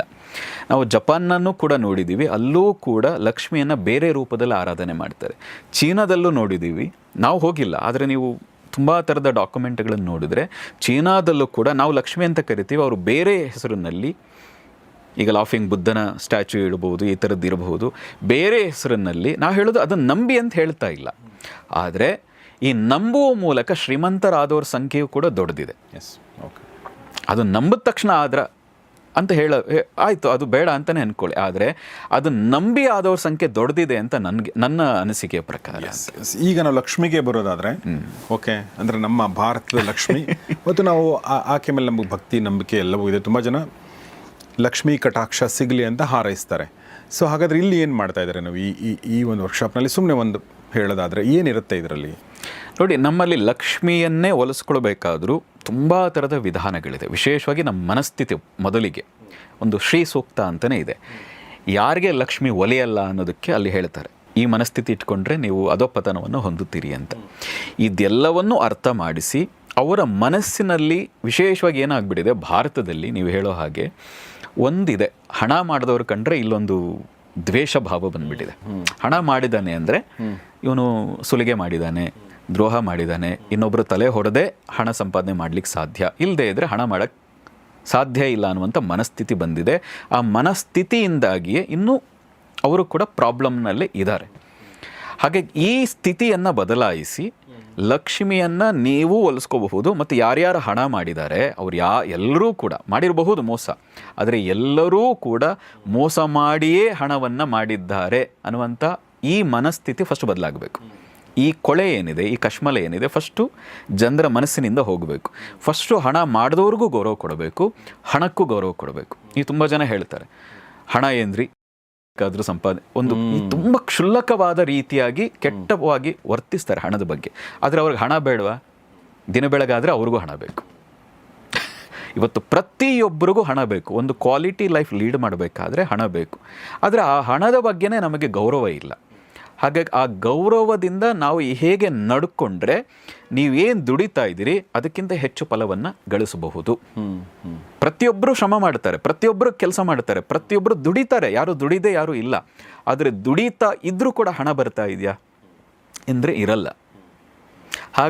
ಹಾಗೆ ದುಡಿದ ತಕ್ಕಂತೆ ನಿಮಗೆ ಫಲ ಸಿಗಬೇಕಾದ್ರೆ ಏನು ಮಾಡಬೇಕು, ಹೇಗಿರಬೇಕು, ನಿಮ್ಮ ಮನಸ್ಥಿತಿಯನ್ನು ಬದಲಾಯಿಸ್ಕೊಳ್ಳೋದು ಹೇಗೆ, ಅದರ ಜೊತೆಗೆ ನಮ್ಮಲ್ಲಿ ಆ ಪಾಸಿಟಿವ್ನೆಸ್ನ ಬಳಸ್ಕೊಳ್ಳೋಕ್ಕೆ ಒಂದು ಆ ಲಕ್ಷ್ಮಿಗೆ ಸಂಬಂಧಪಟ್ಟಂಥ ಉಪದೇಶ, ಬೀಜಾಕ್ಷರದ ಉಪದೇಶ ಏನಿದೆ, ನಾನು ಮೊದಲೇ ಹೇಳಿದಾಗೆ ಕೆಲವರು ಕೊಟ್ಟು ತುಂಬ ಫಲ ಕೊಟ್ಟಿದೆ, ವೈಯಕ್ತಿಕವಾಗಿ ನಮಗೂ ಕೂಡ ಫಲ ಕೊಟ್ಟಿದೆ. ಅದು ಎಲ್ರಿಗೂ ಸಿಗಲಿ ಅನ್ನುವುದು ನಮ್ಮ ಆಸೆ. ಮತ್ತು ಇದು ನಾ ಹೇಳಿದಾಗೆ ಒಂದು ದಿನಕ್ಕೂ ಆಗಿಬಿಡಲ್ಲ. ನಾವು ಉದಾಹರಣೆ ಹೇಳ್ತೀವಿ, 2012ರಲ್ಲಿ ಒಂದು ಸರಿ ಯಾರ್ದೋ ಮನೇಲಿ ಹೋದಾಗ ನೋಡೋದು ಬೆಳ್ಳಿ ತಟ್ಟೆಯಲ್ಲಿ ಊಟ ಮಾಡಿ, ನಮಗನ್ನಿಸ್ತು ಅರೆ ಬೆಳ್ಳಿ ತಟ್ಟೆಯಲ್ಲಿ ಊಟ ಮಾಡೋದು ಭಾಳ ಆರೋಗ್ಯಕ್ಕೆ ಒಳ್ಳೆಯದಲ್ವ, ನಾವು ತಗೋಬೇಕು. ಆದರೆ ನಮಗೆ ಸಾಮರ್ಥ್ಯ ಇರಲಿಲ್ಲ.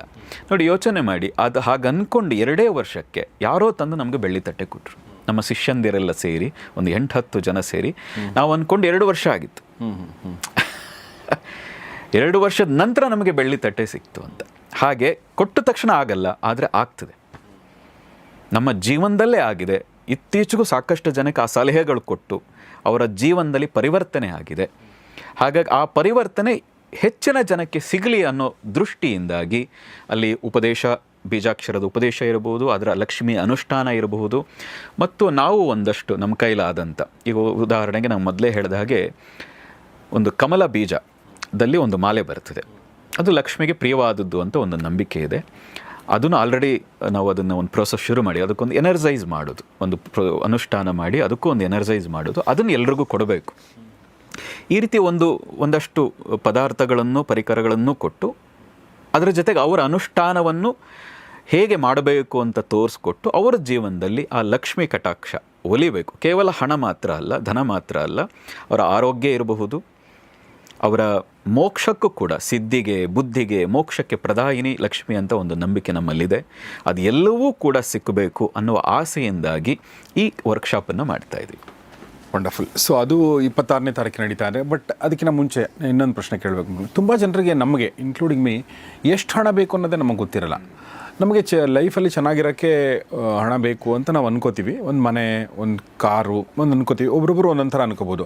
ಮನೆ ಇಲ್ದಿರೋ ಮನೆ ಬೇಕು ಅನ್ಕೋಬೋದು, ಕಾರ್ ಇಲ್ದಿರೋ ಕಾರ್ ಬೇಕು ಅನ್ಕೋಬೋದು, ಕಾರ್ ಇದ್ದವರು ಇನ್ನೊಂದು ದೊಡ್ಡ, ಇದಕ್ಕೆ ಮಿತಿನೇ ಇಲ್ಲ ಅಂತ ಕೆಲವೊಂದು ಸಲ ಅನ್ಸುತ್ತೆ ಅಲ್ವಾ? ನಮ್ಮ ಆಸೆಗಳಿಗೆ ಮಿತಿನೇ ಇಲ್ಲ. ಹೀಗಾಗಿ ಇನಫ್ ಅನ್ನೋದು ಯಾವುದು ಅಂತ, ಸಾಕು ಅನ್ನೋದು ಎಲ್ಲಿಗೆ ಬರುತ್ತೆ ನೋಡಿ? ಕೌಟಿಲ್ಯದಿಂದ ಒಂದು ಮಾತಿದೆ, ಅಲಬ್ಧಾರ್ಥ ಲಬ್ಧಸ್ಯ, ಏನಿಲ್ವೋ ಅದನ್ನು ಗಳಿಸು, ಲಬ್ಧ ಪರಿವರ್ಧಿನಿ, ಏನು ಗಳಿಸ್ತಾ ಇದೆಯೋ ಅದನ್ನು ವರ್ಧಿಸು, ವರ್ಧನಾರ್ಥೆ ರಕ್ಷಣೆ, ಏನು ವರ್ಧಿಸ್ತಾ ಇದೆಯೋ ರಕ್ಷಣೆ ಮಾಡು, ರಕ್ಷಣೆ ಮಾಡಿಯೂ ಹೆಚ್ಚಾಗ್ತಾ ಇದೆಯಲ್ಲ ಅದನ್ನು ಹಂಚು ಅಂತ. ಇಷ್ಟೇ ಸಂಪಾದನೆ ಮಾಡು ಅಂತ ಕೌಟಿಲ್ಯನ ಹೇಳಲ್ಲ. ಏನಿಲ್ವೋ ಅದು ಗಳಿಸೋದನ್ನು ವರ್ಧಿಸು, ಹೆಚ್ಚಾದನ್ನು ರಕ್ಷಣೆ ಮಾಡು, ರಕ್ಷಣೆ ಮಾಡಿಯೂ ಹೆಚ್ಚಾಗ್ತಾ ಇದೆಯಲ್ಲ ಅದನ್ನು ನೀನು ಇಟ್ಕೋಬೇಡ, ಅದನ್ನು ಸಮಾಜಕ್ಕೆ ಹಂಚು ಅಂತ. ನೋಡಿ, ಒಂದು ನಮ್ಮಲ್ಲಿ ತಪ್ಪು ಅಭಿಪ್ರಾಯ ಇದೆ, ಕೊಟ್ಟರೆ ಕಳ್ಕೊಳ್ತೀವಿ ಅಂತ. ಈಗಲೇ ಒಂದು ಪಾಯಿಂಟ್ ಹೇಳಿರ್ತೀನಿ ಲಕ್ಷ್ಮಿ ಹೊಲಿಸ್ಕೊಳ್ಳೋದಕ್ಕೆ. ಜೈನ ಒಬ್ಬ ಮುನಿ ಹೇಳಿದ ಮಾತು, ದಾನ ರೂಪೇಣ ಲಕ್ಷ್ಮಿ, ಯಾರು ದಾನ ಮಾಡ್ತಾರೋ ಅವರಿಗೆ ಮಾತ್ರ ಲಕ್ಷ್ಮಿ ಒಲಿತಾಳೆ. ಕೊಟ್ಟರೆ ಕಳ್ಕೊಳ್ತೀವಿ ಅಂತ ನೀವು ಅಂದ್ಕೊಂಡಿದ್ರೆ ಯಾಕೆ ಕಳ್ಕೊಳ್ತೀರಿ ಅಂದರೆ ವಚನದ್ದು ಒಂದು ಮಾತಿದೆ, ಮಾಡಿ ಮಾಡಿ ಕೆಟ್ಟರು ಮನವಿಲ್ಲದೆ, ನೀಡಿ ನೀಡಿ ಕೆಟ್ಟರು ನಿಜವಿಲ್ಲದೆ. ಕೊಟ್ಟು ಕೊಟ್ಟು ಯಾಕೆ ಕೆಟ್ಟರಿ ಅಂದರೆ ಅದರಲ್ಲಿ ನಿಜ ಇಲ್ಲ. ಈ ನಿಜ ಇದ್ದರೆ, ಮನಸ್ಸಿದ್ರೆ 100% ಏನು ಕೊಡ್ತಿರೋ ಅದಕ್ಕೆ 10 ಪಟ್ಟು ವಾಪಸ್ ಬರ್ತದೆ, 1000 ಪಟ್ಟು ವಾಪಸ್ ಬರ್ತದೆ. ನಾವು ನಮ್ಮ ಜೀವನದಲ್ಲೇ ನಾವು ನೋಡ್ತಾ ಇದ್ದೀವಿ, ಎಂತೆಂತಹ ಪರಿಸ್ಥಿತಿಗಳು ಎದುರಿಸಿ ಇವತ್ತು ಆ ಶುದ್ಧವಾದ ಮನಸ್ಸಿಟ್ಕೊಂಡು ಮಾಡ್ತಾ ಇರೋ ಕಾರಣಕ್ಕೆ ಅಷ್ಟೇ ಪ್ರಮಾಣದ ಒಳ್ಳೆಯ ಶಿಷ್ಯಂದಿರು ಬಂದು ಅದೇ ರೀತಿಯ ಕೆಲಸ ಮಾಡ್ತಾ ಇದ್ದಾರಲ್ಲ. ಇದು ಎಲ್ಲರ ಜೀವನದಲ್ಲಿ ಆಗಬೇಕು ಅನ್ನೋದು ನಮ್ಮ ಆಸೆ. ಈಗ ನಿಮಗೆ ಲಕ್ಷ್ಮಿ ಎಷ್ಟು ಬೇಕು? ನನಗೆ ತುಂಬ ಬೇಕು. ಯಾಕೆಂದರೆ ನಮಗೆ ಉದ್ದೇಶ ಬಹಳ ದೊಡ್ಡದಿದೆ.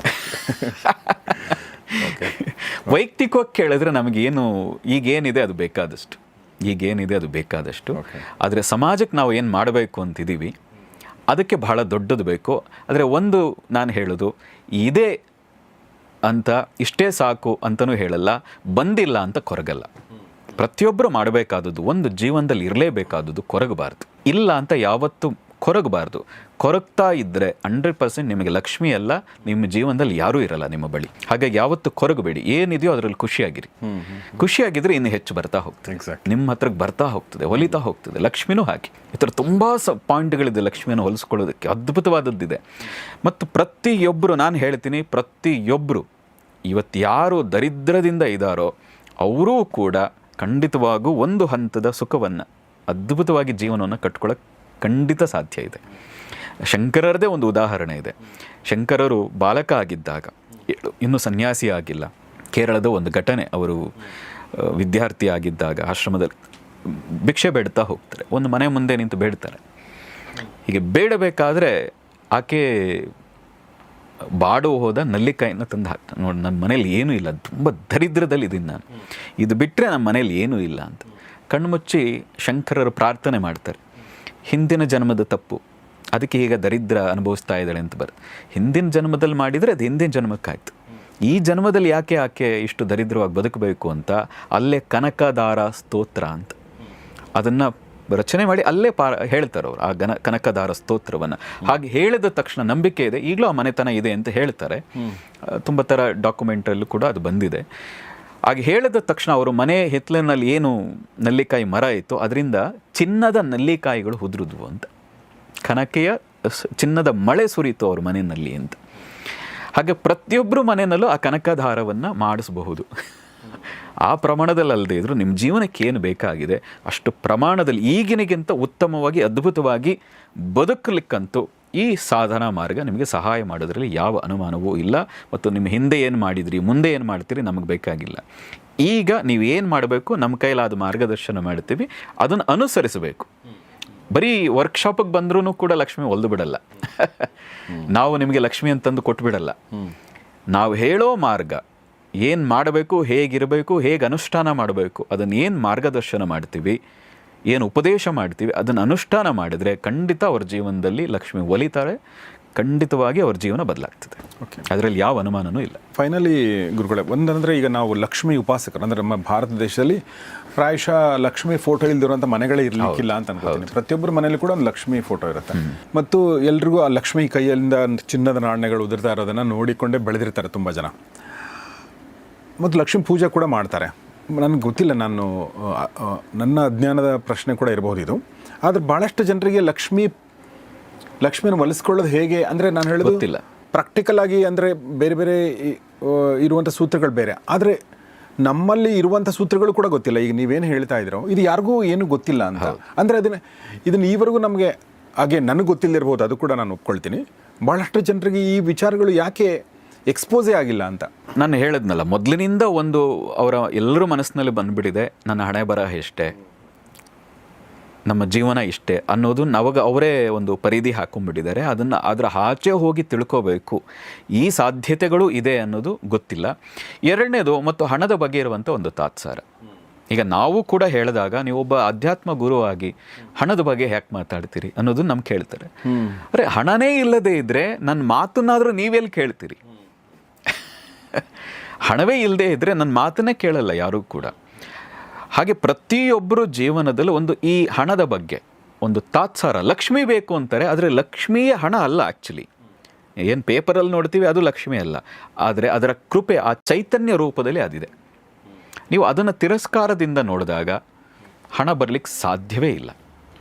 ಇದನ್ನು ತುಂಬ ಚೆನ್ನಾಗಿ ವಿವೇಕಾನಂದರು ಹೇಳಿದ್ದಂತ ನನಗನ್ಸುತ್ತೆ. ಏನಂದರೆ ಹೊಟ್ಟೆ ಹಸಿದವರ ಮುಂದೆ ಫಿಲಾಸಫಿ ಮಾತಾಡಬೇಡ ಅಂತ ಹೊಡೆದು ಕಳಿಸ್ತಾರೆ ಅವರು ಅಲ್ವಾ. ಅಂದರೆ ಫಸ್ಟ್ ಅವನಿಗೆ ಬೇಸಿಕ್ ನೀಡ್ಸ್ ಏನು ಬೇಕೋ ಅದು ಕೊಡಬೇಕಲ್ವಾ.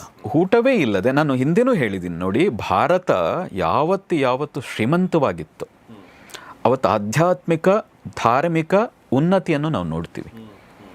ನೀವು ಮೌರ್ಯರ ಕಾಲ, ಗುಪ್ತರ ಕಾಲ, ವಿಜಯನಗರದ ಅವರ ಕಾಲ, ಹೀಗೆ ನೀವು ಕೆಲವು ಕಾಲಘಟ್ಟಗಳನ್ನು ನೋಡಿ, ಯಾವ ರಾಜ್ಯ ಸಮೃದ್ಧಿಯಾಗಿತ್ತೋ ಆ ಸಮಯದಲ್ಲಿ ದೇವಸ್ಥಾನಗಳು ಎಷ್ಟಾಗಿದೆ, ಆಧ್ಯಾತ್ಮ ಗುರುಗಳು ಎಷ್ಟು ಮಟ್ಟದಲ್ಲಿ ಅವರು ಬೆಳೆದು ನಿಂತಿದ್ರು ಅನ್ನೋದನ್ನು ನೀವು ನೋಡ್ಲಿಕ್ಕೆ ಸಾಧ್ಯ ಆಗ್ತದೆ. ಅಂದರೆ ನೀವು ಒಂದು ಮಾತಿದೆ, ಕೌಟಿಲ್ಯಂದೇ ಒಂದು ಮಾತಿದೆ, ಧರ್ಮ ಮೂಲಸ್ಯ ಅರ್ಥ. ಅರ್ಥವೇ ಇಲ್ಲದೆ ಇದ್ದರೆ ಧರ್ಮ ಬೆಳೆಯೋದು ಕಷ್ಟ. ಧರ್ಮ ಮೂಲಸ್ಯ ಅರ್ಥ ಮೂಲಸ್ಯ ರಾಜ್ಯ. ಹಾಗಾಗಿ ಅರ್ಥವೇ ಇಲ್ಲದೆ ಇದ್ದರೆ ಧರ್ಮ ಹೇಗೆ ಬೆಳೀಲಿಕ್ಕೆ ಸಾಧ್ಯ? ಮತ್ತು ಈಗ ಭಾರತ ಒಂದು ಸಮೃದ್ಧಿ ಆಗಬೇಕು, ದೊಡ್ಡ ಮಟ್ಟದಲ್ಲಿ ಆಗಬೇಕು. ಭಾರತ ಆಗೋದು ಅಂದರೆ ಏನು? ಭಾರತ ಸಮೃದ್ಧವಾಗಬೇಕು, ಶ್ರೀಮಂತ ರಾಷ್ಟ್ರ ಆಗಬೇಕು ಅಂದರೆ ಏನರ್ಥ? ನಾನು ಬಡವ ಆಗಿದ್ದು, ನೀವು ಬಡವ ಆಗಿದ್ದರೆ ಭಾರತ ಹೇಗೆ ಶ್ರೀಮಂತ ರಾಷ್ಟ್ರ? ಕರೆಕ್ಟ್. ಪ್ರತಿಯೊಬ್ಬ ಮನುಷ್ಯನೂ ಶ್ರೀಮಂತನಾದಾಗ, ತಲಾ ಆದಾಯ ಹೆಚ್ಚಿದಾಗ, ಸಮೃದ್ಧಿ ಹೆಚ್ಚಿದಾಗ ಭಾರತ ಶ್ರೀಮಂತ ಆಗೋದು. ಹಾಗಾಗಿ ನೀವು ಇಂಡೈರೆಕ್ಟಾಗಿ ನಮ್ಮ ಧರ್ಮವನ್ನು, ಭಾರತವನ್ನು ಬಡತನಕ್ಕೆ ತರ್ತಾ ಇದ್ದೀರಿ. ಯಾರು ಹೇಗೆ ಮಾತಾಡ್ತಾ ಇದ್ದೀರಲ್ಲ, ಅಧ್ಯಾತ್ಮದ ಹೆಸರಲ್ಲಿ ಶ್ರೀಮಂತಿಕೆಯನ್ನು ದೂರ ತಳ್ಳುವಂಥ, ಆದರೆ ಅವ್ರ ಕಡೆ ನಾಲ್ಕು ಕಾರ್ ಇರ್ತವೆ, ಅದು ಬೇರೆ ವಿಷಯ. ಆದರೆ ಅವ್ರುಗಳೇ ಹೇಳೋದು ಅಧ್ಯಾತ್ಮ ಅಂದರೆ ನೀವು ಹಣದ ಬಗ್ಗೆ ಹೇಳಬಾರ್ದು, ಹಣ ಇರಬಾರ್ದು. ಹಾಗಿಲ್ಲದೆ ಇದ್ರೂ ಒಂದು ಆಶ್ರಮನಾದರೂ ನಡೆಸೋದು ಹೇಗೆ? ಎಕ್ಸಾಕ್ಟ್ಲಿ. ಮತ್ತು ನೀವು ಯಾವುದೇ ದೇವಸ್ಥಾನಗಳನ್ನು ನೋಡಿ, ಶ್ರೀಮಂತಿಕೆ ಇಲ್ಲದ ದೇವಸ್ಥಾನ ಯಾವುದಿದೆ ನಮ್ಮದು? ಇವತ್ತು ಅಲ್ಲಿ ಆಡಳಿತಾಧಿಕಾರಿಗಳು ಅದನ್ನು ದುರುಪಯೋಗ ಮಾಡಿರಬಹುದು. ಅದು ತಿರುಪತಿ ಇರಬಹುದು, ನಮ್ಮ ಅನಂತ ಪದ್ಮನಾಭ ಇರಬಹುದು, ಸುಬ್ರಹ್ಮಣ್ಯ ಇರಬಹುದು. ನೀವು ಯಾವುದೇ ದೇವಸ್ಥಾನಗಳನ್ನು ನೋಡಿ, ಎಷ್ಟು ಸಮೃದ್ಧಿಯಾಗಿ ಹಿಂದೆನೂ ಇತ್ತು, ಇವತ್ತೂ ಇದೆ. ಯಾಕೆ ಅಂದರೆ ಹಣ ಇದ್ದಾಗ, ಸಮೃದ್ಧಿ ಇದ್ದಾಗ, ಅರ್ಥಾತ್ ಏನೋ ಚಿನ್ನವೇ ಅಂತಲೇ ಅಂದ್ಕೊಳ್ಳಿ, ಒಟ್ಟು ಲಕ್ಷ್ಮಿ ಇದ್ದಾಗ ಮಾತ್ರ ಆ ಕ್ಷೇತ್ರಗಳು ಸಮೃದ್ಧಿಯಾಗಿ ಧಾರ್ಮಿಕವಾಗಿ ಉನ್ನತಿ ಆಗ್ಲಿಕ್ಕೆ ಸಾಧ್ಯ. ನಾವು ಅದು ಪ್ರತಿಯೊಬ್ಬರ ಮನೆಯಲ್ಲೂ ಆಗಲಿ ಅಂತ ನಮ್ಮ ಆಸೆ.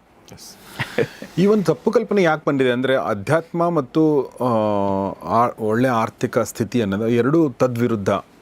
ಅಂದರೆ ನೀವು ಆಧ್ಯಾತ್ಮಿಕ ಸಾಧನೆಯಲ್ಲಿದ್ದೀರಿ ನೀವು ಅಂತಂದರೆ ನಿಮ್ಮ ಹತ್ರ ಹಣ ಇರಬಾರ್ದು, ಅಥವಾ ನೀವು ಬಡತನದಲ್ಲಿ ಅಥವಾ ಕನಿಷ್ಠ ಸೌಲಭ್ಯಗಳನ್ನ ನೀವು ಇಟ್ಕೊಳ್ಬೇಕು ಅನ್ನೋದು ಬಂದಿದೆ. ಇದಕ್ಕೆ ಏನಾದರೂ ಕಾರಣ ಇದೆಯಾ? ಅಥವಾ ಇದ್ರ ವಿರುದ್ಧಾರ್ಥವಾಗಿ 4 ಕಾರುಗಳನ್ನ ಇಟ್ಕೊಂಡು, ರೇಷ್ಮೆ ಬಟ್ಟೆಗಳನ್ನ ಹಾಕ್ಕೊಂಡು, ಸುಖ ಸವಲತ್ತುಗಳನ್ನ ಮಾಡಿಕೊಂಡು ಜನಸಾಮಾನ್ಯರ ದೂರ ಆದಂಥ ಸ್ವಾಮಿಗಳು ಕೂಡ ಇದ್ದಾರೆ. ಅದು ಒಂಥರ ಅತಿಯಾದ ವಿಪರ್ಯಾಸ. ಇನ್ನೊಂದು ಕಡೆ ಈ ಥರದ ಮನೋಭಾವ ನೋಡಿ. ನೀವು ವಿವೇಕಾನಂದರದೇ ಕೋಟ್ ಮಾಡಿದ್ರಲ್ಲ, ಅವರು ಪಶ್ಚಿಮಕ್ಕೆ ಹೋಗಿದ್ದ ಉದ್ದೇಶವೇ ಈ ದೇಶದ ದಾರಿದ್ರ್ಯವನ್ನು ನೋಡಿ, ಇಲ್ಲಿದ್ದರೆ ನಾನು ಏನೂ ಮಾಡೋಕ್ಕಾಗಲ್ಲ, ನನಗೇನು ಬೇಕಾಗಿದೆಯೋ ಅದು ಪಾಶ್ಚಿಮಾತ್ಯರು ಅಲ್ಲಿಂದನೇ ತರಬೇಕು ಅಂತ ಹೋಗಿ ವಿದೇಶಕ್ಕೆ ಹೋಗಿ ಅಲ್ಲಿಂದ ಸಂಪತ್ತಂತಂದು ಇಲ್ಲಿ ಮಠಗಳನ್ನು ಕಟ್ಟಕ್ಕೆ ಸಾಧ್ಯ ಆಗಿತ್ತು. ಹಾಗಾಗಿ ಹಣ ಇಲ್ಲದೆ ಇದ್ದರೆ ಬಹಳ ಕಷ್ಟ. ಮತ್ತು ನೀವು ಹೇಳಿದ ಹಾಗೆ ಕೆಲವರು ಕೇವಲ ಹಣದ ಹಿಂದೆ ಹೋಗಿ ಮೈ ಮರೆತು ಸಾಧನೆಯಿಂದ ಹಾಳಾದದ್ದು ಇದೆ. ಆದರೆ ಸೇಮ್ ಟೈಮ್ ನಾನು ಹೇಳ್ತಾ ಇದ್ದೀನಿ, ನಾನು ಹರಿದ್ವಾರದಲ್ಲಿ, ಋಷಿಕೇಶದಲ್ಲಿ ಅಲ್ದಿದ್ದೀನಿ.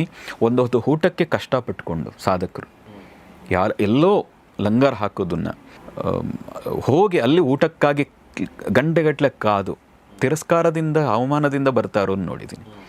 ಹಾಗಾಗಿ ಹಣ ಇಲ್ಲದೆ ಅವರಲ್ಲೂ ಸಾಧನೆ ಅಪರಿಪೂರ್ಣ ಆಗೋದನ್ನು ನಾನು ನೋಡಿದ್ದೀನಿ. ಎಕ್ಸಾಕ್ಟ್ಲಿ. ಹೇಗೆ ಹಣ ಇದ್ದು ಮೈ ಮರೆತವರಿದ್ದಾರೋ, ಒಂದು ಹೊತ್ತು ಊಟಕ್ಕೂ ಕಷ್ಟಪಟ್ಟು ಅತ್ಯಂತ ಧೀನರಾಗಿ ಕೂಡ ಸಾಧನೆ ಮಾಡೋಕ್ಕೆ ಪರಿಪೂರ್ಣವಾಗಿ ಮನಸ್ಸು ಇಲ್ಲದೆ ಒದ್ದಾಡ್ತಾ ಇರೋರ ಸಂಖ್ಯೆಯನ್ನು ನಾನು ಹೆಚ್ಚಿನದಾಗಿ ನೋಡಿದ್ದೀನಿ. ಹಾಗೆ ನಾ ಹೇಳೋದು, ಒಂದು ಹಂತದವರೆಗಾದರೂ ನಾನು ಹೇಳಿದಾಗ ನನ್ನ ವೈಯಕ್ತಿಕವಾಗಿ ಇವತ್ತು ನಾನು ಕೊರಗಿಲ್ಲದೆ ನಾನು ಸಾಧನೆ ಕೂತ್ಕೊಳ್ತೀನಿ. ಎಕ್ಸಾಕ್ಟ್ಲಿ. ಯಾವುದೇ ನೆಕ್ಸ್ಟ್ ಏನು ಅನ್ನೋದು ಯೋಚನೆ ಇಲ್ಲದೆ ನಾನು ಪರಿಪೂರ್ಣವಾಗಿ ಆಧ್ಯಾತ್ಮಿಕ ಸಾಧನೆ, ನನಗೆ ನನ್ನ ಸಾಧನೆ ತೃಪ್ತಿ ಇದೆ. ನನ್ನ ವೈಯಕ್ತಿಕವಾಗಿ ನನ್ನ ಸಾಧನೆ ನನಗೆ ತುಂಬ ಅತ್ಯಂತ ಅದ್ಭುತವಾಗಿ ತೃಪ್ತಿಯನ್ನು ಕೊಟ್ಟಿದೆ. ಆಮೇಲೆ ನಮ್ಮ ಸಂಪ್ರದಾಯದಲ್ಲಿ ನೋಡಿ, ನಾವು ಆಶೀರ್ವಾದ ಮಾಡುವಾಗ ಆಯುರು ಆರೋಗ್ಯ ಐಶ್ವರ್ಯ ಅಂತ ಪ್ರಾಪ್ತಿರಸ್ತು ಅಂತ ಹೇಳ್ತೀವಿ. ಧನ ಕನಕಗಳು ಗೋವುಗಳು ಎಲ್ಲವೂ ವೃದ್ಧಿಸಲಿ, ಈ ಥರದ ಮಾತುಗಳು, ಮಕ್ಕಳ ಸಂಖ್ಯೆ ಜಾಸ್ತಿ ಆಗಲಿ ಅಂತ ಹೇಳಿ.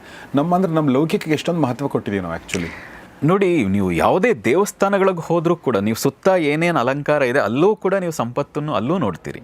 ಆದರೆ ವೈಯಕ್ತಿಕವಾಗಿ ಬಂದಾಗ ಮಾತ್ರ, ಅಂದರೆ ವೈಯಕ್ತಿಕಕ್ಕೂ ಬೇಕಿರ್ತದೆ, ಆದರೆ ಮಾತಿನಲ್ಲಿ ಮಾತ್ರ, ಮನಸ್ಸಿನಲ್ಲಿ ಮಾತ್ರ ಹಣದ ಬಗ್ಗೆ ಒಂದು ತಿರಸ್ಕಾರದ ಮನೋಭಾವವನ್ನು ಇಟ್ಕೊಂಡು, ಮತ್ತು ಹಣ ಇದ್ದವರು, ಅದು ಗುರು ಇರಲಿ ಅಥವಾ ಯಾವುದೇ ಅಂತಸ್ತಿನ ಒಂದು ಹಣ ಏನು ಒಂದು ಸಮೃದ್ಧವಾಗಿದೆ ಅದನ್ನು ನೋಡಿದಾಗ ತಿರಸ್ಕಾರವನ್ನಂತೂ ಹೊಂದಿದ್ದೀವಿ. ನಾ ಹೇಳೋದು, ಹಣ ಇರೋ ಕಾರಣಕ್ಕೆ ನೀವು ಯಾವುದೇ ದೇವಸ್ಥಾನಕ್ಕೆ ಹೋದರೆ ಇವತ್ತು ಊಟ ಹಾಕ್ತಾ ಇದ್ದಾರೆ. ಇವತ್ತು ಧರ್ಮಸ್ಥಳಕ್ಕೆ ಹೋದರೆ ಊಟ ಹಾಕ್ತಾರೆ, ಇವತ್ತು ತಿರುಪತಿಗೆ ಹೋದರೆ ಊಟ ಹಾಕ್ತಾರೆ, ಇವತ್ತು ಸುಬ್ರಹ್ಮಣ್ಯಕ್ಕೆ ಹೋದರೆ ಊಟ ಹಾಕ್ತಾರೆ. ಎಷ್ಟೋ ದೇವಸ್ಥಾನಗಳಲ್ಲಿ ಮಧ್ಯಾಹ್ನದ ಹೊತ್ತು ಅಥವಾ 3 ಹೊತ್ತು ಊಟ ಹಾಕುವಂಥವ್ರು ಇದ್ದಾರೆ. ಎಲ್ಲಿಂದ ಬರ್ತದೆ ಅದಕ್ಕೆ? ಒಂದು ಸಮೃದ್ಧಿ ಇಲ್ಲದೇ ಇದ್ದರೆ ಹೇಗೆ ಸಾಧ್ಯ? ಹಾಗೆ ನಿಮ್ಮ ಮನೆಯಲ್ಲಿ ಯಾರು ಬಂದರೂ ನೀವು ಕೊಡೋ ಶಕ್ತಿ ಬರಬೇಕಾದ್ರೆ ನಿಮ್ಮೊಳಗೆ ಇರಬೇಕಲ್ಲ. ಅದು ಇಲ್ಲದೆ ಹೋದರೆ ನೀವು ಕೂಡ ಅವ್ರ ಜೊತೆ ಕಣ್ಣೀರು ಹಾಕ್ತಾ ಕೂರಬೇಕಾಗ್ತದೆ. ನಾವು ಹೇಳೋದು, ಪ್ರತಿಯೊಬ್ಬರಿಗೂ ಕೊಡುವ ಸಾಮರ್ಥ್ಯ ಬರಬೇಕು. ಹಿಂದೆ ನಮ್ಮ ಪ್ರಾಚೀನರು 20 ವರ್ಷಗಳ ಹಿಂದೆ ನಾನು ಎಷ್ಟೋ ಮನೆಗಳಲ್ಲಿ ಊಟ ಮಾಡಿದ್ದೀನಿ. ಹೋದರೆ ಸಮೃದ್ಧಿಯಾಗಿ ಊಟ ಆಗ್ತಾಯಿದ್ರು. ಇವತ್ತು ಬಹಳ ಕಷ್ಟ ಇದೆ. ನೀವು ಮನೆಗಳಿಗೆ ಹೋಗಿ ಯಾರ್ದೋ ಮನೆಗೂ ಊಟ ಮಾಡೋದು ಬಹಳ ಕಷ್ಟ. ಕರೆಯೋದೇ ಊಟಕ್ಕೆ ಕಷ್ಟ ಇದೆ. ಯಾಕೆ? ಎಲ್ಲಿ ನಾನು ಇಷ್ಟು ಊಟ ತಂದು ದಿನಸಿ ಎಷ್ಟು ಖರ್ಚಾಗ್ತಾ ಇದೆ ತಿಂಗಳಿಗೆ ಅಂತ ಲೆಕ್ಕ ಹಾಕ್ತಾ ಇದ್ದಾರೆ. ಅದೇ 20 ವರ್ಷದ ಹಿಂದೆ ನಾನು ಎಷ್ಟು ಹಳ್ಳಿಗಳಲ್ಲಿ ಸುತ್ತಿದ್ದೀನಿ, ಎಷ್ಟು ಮನೆಗಳಲ್ಲಿ ಉಳಿದು ಊಟ ಮಾಡಿದ್ದೀನಿ. ಒಂದೊಂದು ಮನೆಯಲ್ಲಿ 12 ಚಪಾತಿ, 14 ರೊಟ್ಟಿ ಹೀಗೆ ನಮ್ಗೆ ಸಾಮರ್ಥ್ಯ ಇಲ್ಲ. ಯಾವುದೋ ಮಂಡ್ಯದ ಒಂದು ಮೂಲೆಗೆ ಹಳ್ಳಿಗೆ ಹೋಗಿದ್ದು ಒಮ್ಮೆ. ಅವ್ರು ಊಟ ಬಡಿಸಿದ್ದು ಹೇಗಿತ್ತು ಅಂದರೆ, ಒಂದೇ ಸರಿಗೆ 10-15 ವಡೆ. ನಮಗೆ ಒಂದು ವಡೆ ತಿಂದರೆ ನಮ್ಮ ಶರೀರ ಗಾತ್ರಕ್ಕೆ ಭಾಳ ದೊಡ್ಡ. ಅಂದರೆ ಬಡಿಸ್ಬೇಕಾದ್ರೆ ಎಂಥ ಸಮೃದ್ಧಿ ಎಲ್ಲಿತ್ತು ಅವರಿಗೆ? ಅದೆಲ್ಲ ಅವ್ರ ಮನೆಯಲ್ಲಿ ಹಣ ಇರಲಿಲ್ಲ, ಆದರೆ ಒಂದು ಸಮೃದ್ಧಿ ಇತ್ತು. ಏನು? ಧಾನ್ಯ ಲಕ್ಷ್ಮಿ ತುಂಬಿದ್ಲು. ಯಾವುದೋ ಒಂದು ಲಕ್ಷ್ಮಿ ಇದ್ದೇ ಇತ್ತಲ್ಲ. ಹಾಗಾಗಿ ಅದು ಇಲ್ಲದೆ, ಸಮೃದ್ಧಿ ಇಲ್ಲದೆ ಇದ್ದರೆ ನೀವು ಒಬ್ಬನಿಗೆ ಊಟ ಹಾಕೋದಕ್ಕೂ ಆಗಲ್ಲ. ಒಬ್ಬ ಊಟ ಹಾಕೋದಿರಲಿ, ನೀವೇ ಊಟಕ್ಕಿಲ್ಲದೆ ಇದ್ದರೆ ನೀವು ಯಾವ ರೀತಿಯ ಸಾಧನೆಯನ್ನು ಮಾಡ್ತೀರಿ? ಆಧ್ಯಾತ್ಮಿಕವಾಗಿ ಸಾಧನೆ ಮಾಡಬೇಕಾದ್ರೆ ಬಲಿಷ್ಠವಾದ ದೇಹ ಇರಬೇಕು, ಗಂಟೆಗಟ್ಟಲೆ ಕೂರಬೇಕು. ಹಾಗೆ ಕೂರ್ಲಿಕ್ಕೆ ದೇಹದಲ್ಲಿ ಸಾಮರ್ಥ್ಯ ಇರಬೇಕಾದ್ರೆ ಒಂದು ಹೊತ್ತಾದರೂ ಒಳ್ಳೆ ಊಟ ಬೇಕಲ್ಲ.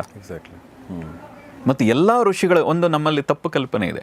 ಅಧ್ಯಾತ್ಮ ಅಂದ ತಕ್ಷಣ ಅವರು 10,000 ವರ್ಷ ತಪಸ್ಸು ಮಾಡಿದ್ರಂತೆ. ಊಟ ಮಾಡ್ತಾ ಇರಲಿಲ್ಲ ಅಂತ ಭಾವಿಸಬೇಡಿ. ಅವರು ಆಗಾಗ ಭಿಕ್ಷೆ ಬೇಡಿ ಒಂದು ಹೊತ್ತು ಊಟ ಮಾಡಿ ಅವರು ಸಾಧನೆಯಲ್ಲಿ ತೊಡಗ್ತಾ ಇದ್ದದ್ದು. ನಮ್ಮಲ್ಲಿ ಒಂದು ತಪ್ಪು ಕಲ್ಪನೆ, ಋಷಿಗಳು ಊಟನೇ ಮಾಡದೆ 100 ವರ್ಷ ತಪಸ್ಸು ಮಾಡ್ತಾ ಇದ್ರು. ಹಾಗಿಲ್ಲ. ನೀವು ಸರಿಯಾಗಿ ನೋಡಿ, ಹೆಚ್ಚಿನ ಭಾಗದ ಋಷಿಗಳು ಒಂದು ಹೊತ್ತು ಊಟನಾದರೂ ಸ್ವೀಕಾರ ಮಾಡಿಯೇ ತಪಸ್ಸನ್ನು ಮಾಡ್ತಾಯಿದ್ರು. ಆದರೆ ಇವತ್ತು ನೀವು ಭಿಕ್ಷೆ ಬೇಡೋದು ಅದು ಸಾಧ್ಯವೇ ಇಲ್ಲ ಇವತ್ತಿನ ಪರಿಸ್ಥಿತಿ. ಹಾಗಾಗಿ ವೈಯಕ್ತಿಕವಾಗಿ ನಾ ಹೇಳೋದು, ಅದರಲ್ಲೂ ಗೃಹಸ್ಥರಾದವನು ಅವನಿಗೆ ಅಧಿಕಾರ ಇದೆ. ನಮ್ಮಂಥ ಬ್ರಹ್ಮಚಾರಿಗಳಿಗೆ, ನಮ್ಮಂಥ ಸನ್ಯಾಸಿಗಳಿಗೆ, ಜ್ಞಾನಿಗಳಿಗೆ ನೋಡ್ಕೋಬೇಕಾದವನು ಗೃಹಸ್ಥ. ಇವತ್ತದು ನಡೀತಾ ಇಲ್ಲ. ಗೃಹಸ್ಥ ಆದವನು ಇನ್ನೊಬ್ಬರ ಹತ್ರ ಬೇಡೋ ಹಾಗಿಲ್ಲ. ಗೃಹಸ್ಥ ಕೊಡೋ ಅಧಿಕಾರಿ, ನಾವು ಬೇಡುವಂಥವ್ರು. ಆದರೆ ಬೇಡಲಿಕ್ಕೆ ಹೋದರೂ ಇವತ್ತು ಗೃಹಸ್ಥ ಕೊಡೋ ಸ್ಥಿತಿಯಲ್ಲಿಲ್ಲ. ಅದಕ್ಕೆ ನಮ್ಮ ಆಸೆ ಏನು? ಕೊಡೋ ಸ್ಥಿತಿಗೆ ಬರಬೇಕು. ಹಾಗಾಗಿ ನಿಮ್ಮಲ್ಲಿ ಸಮೃದ್ಧಿ ಬರಬೇಕು. ಅದಕ್ಕೆ ನಮ್ಮದು ಒಂದು ಸೇವೆ, ಒಂದು ಸಹಾಯ, ಒಂದು ಮಾರ್ಗದರ್ಶನ ಅಂತ. ಸೊ ಆ ಒಂದು ಮಾರ್ಗದರ್ಶನದ ಕಾರ್ಯಾಗಾರ ನಡೀತಾ ಇರೋದು ಏಪ್ರಿಲ್ 26ನೇ ತಾರೀಕು ಭಾನುವಾರ, ಲಕ್ಷ್ಮೀ ಸಾಧನ ಅಂಥೇಳಿ. ಯಾರಿಗೆಲ್ಲ ಆಸಕ್ತಿ ಇದೋ ದಯವಿಟ್ಟು ಅವರನ್ನು ಹೋಗಿ. ಅವಶ್ಯಕತೆ ಅಂತೂ ಎಲ್ರಿಗೂ ಇದೆ ಅಂತ ಅನ್ಕೋತೀನಿ ನಾನು, ಅಥವಾ ಬಹುತೇಕರಿಗಿದೆ ಅಂತ ಅನ್ಕೋತೀನಿ. ಅದರ ಲಿಂಕು ಅಥವಾ ಅದರ ಗೂಗಲ್ ಫಾರ್ಮ್ ಅಥವಾ ಅದ್ರ ಫೋನ್ ನಂಬರ್ ಏನೆಲ್ಲ ಇದೆಯೋ ಅದನ್ನೆಲ್ಲವೂ ಕೂಡ ಕಮ್ಯುನಿಟಿ ಪೇಜಲ್ಲಿ, ಕಮೆಂಟ್ ಬಾಕ್ಸಲ್ಲಿ ಮತ್ತು ಡಿಸ್ಕ್ರಿಪ್ಷನಲ್ಲಿ ಪುನೀತ್ ಅವರು ಹಾಕಿರ್ತಾರೆ. ಆಸಕ್ತರು ಅದಕ್ಕೆ ರಿಜಿಸ್ಟ್ರೇಷನ್ ಮಾಡ್ಕೊಳ್ಳಿ ಅಂತ ಹೇಳ್ತಾ, ಲಕ್ಷ್ಮಿ ಬಗ್ಗೆ ನಮಗೆ ಅದ್ಭುತವಾದ ವಿಚಾರಗಳನ್ನ ಹೇಳಿದಂಥ ಸದ್ಗುರು ಶ್ರೀರಾಮ ಅವರಿಗೆ ನಾನು ನಿಮ್ಮೆಲ್ಲರ ಪರವಾಗಿ ಧನ್ಯವಾದಗಳನ್ನ ಹೇಳ್ತೀನಿ. ಸರ್, ತುಂಬ ಧನ್ಯವಾದ. ನಮ್ಮ ಜೊತೆ ಇಷ್ಟೊತ್ತು ಮಾತಾಡಿದ್ರಿ. ಲಕ್ಷ್ಮೀ ಕಟಾಕ್ಷ ಎಲ್ರಿಗೂ ಆಗಲಿ, ಕೊಡುವಂಥ ಶಕ್ತಿ ಎಲ್ರಿಗೂ ಬರಲಿ. ಮತ್ತು ನಮ್ಮ ಐಹಿಕ ಇರ್ಬೋದು, ಪಾರಮಾರ್ಥಿಕ ಇರ್ಬೋದು, ಎಲ್ಲ ಉದ್ದೇಶಗಳು ಸಫಲಗೊಳ್ಬೇಕಾದ್ರೆ, ಉದಾಹರಣೆಗೆ ನಾವು ವಾರಣಾಸಿಗೆ ಹೋಗ್ಬೇಕಂದ್ರೆ ದುಡ್ಡು ಬೇಕಲ್ವಾ? ಅಲ್ಲಿ ದರ್ಶನ ಮಾಡ್ಕೊಳ್ಬೇಕು ಅಂದರೆ, ಅಥವಾ ನಾವು ಸಾಧನೆ ಮಾಡಬೇಕಂದ್ರೆ ನಾವು ಊಟ ಮಾಡ್ಕೊಂಡು ಕೂತ್ಕೋಬೇಕಲ್ವ? ನಿನ್ನೆ ರಾತ್ರಿ ಊಟ ಮಾಡಿದರೆ ಇವತ್ತು ನನಗೆ ಚೈತನ್ಯ ಇರುತ್ತೆ. ಬೆಳಗ್ಗೆ ರಾತ್ರಿ ಊಟನೇ ಮಾಡಿಲ್ಲ ಅಂದರೆ ಬೆಳಗ್ಗೆ ಕೂತ್ಕೊಳ್ಳೋಕೆ ಕೂಡ ಆಗಲ್ಲ.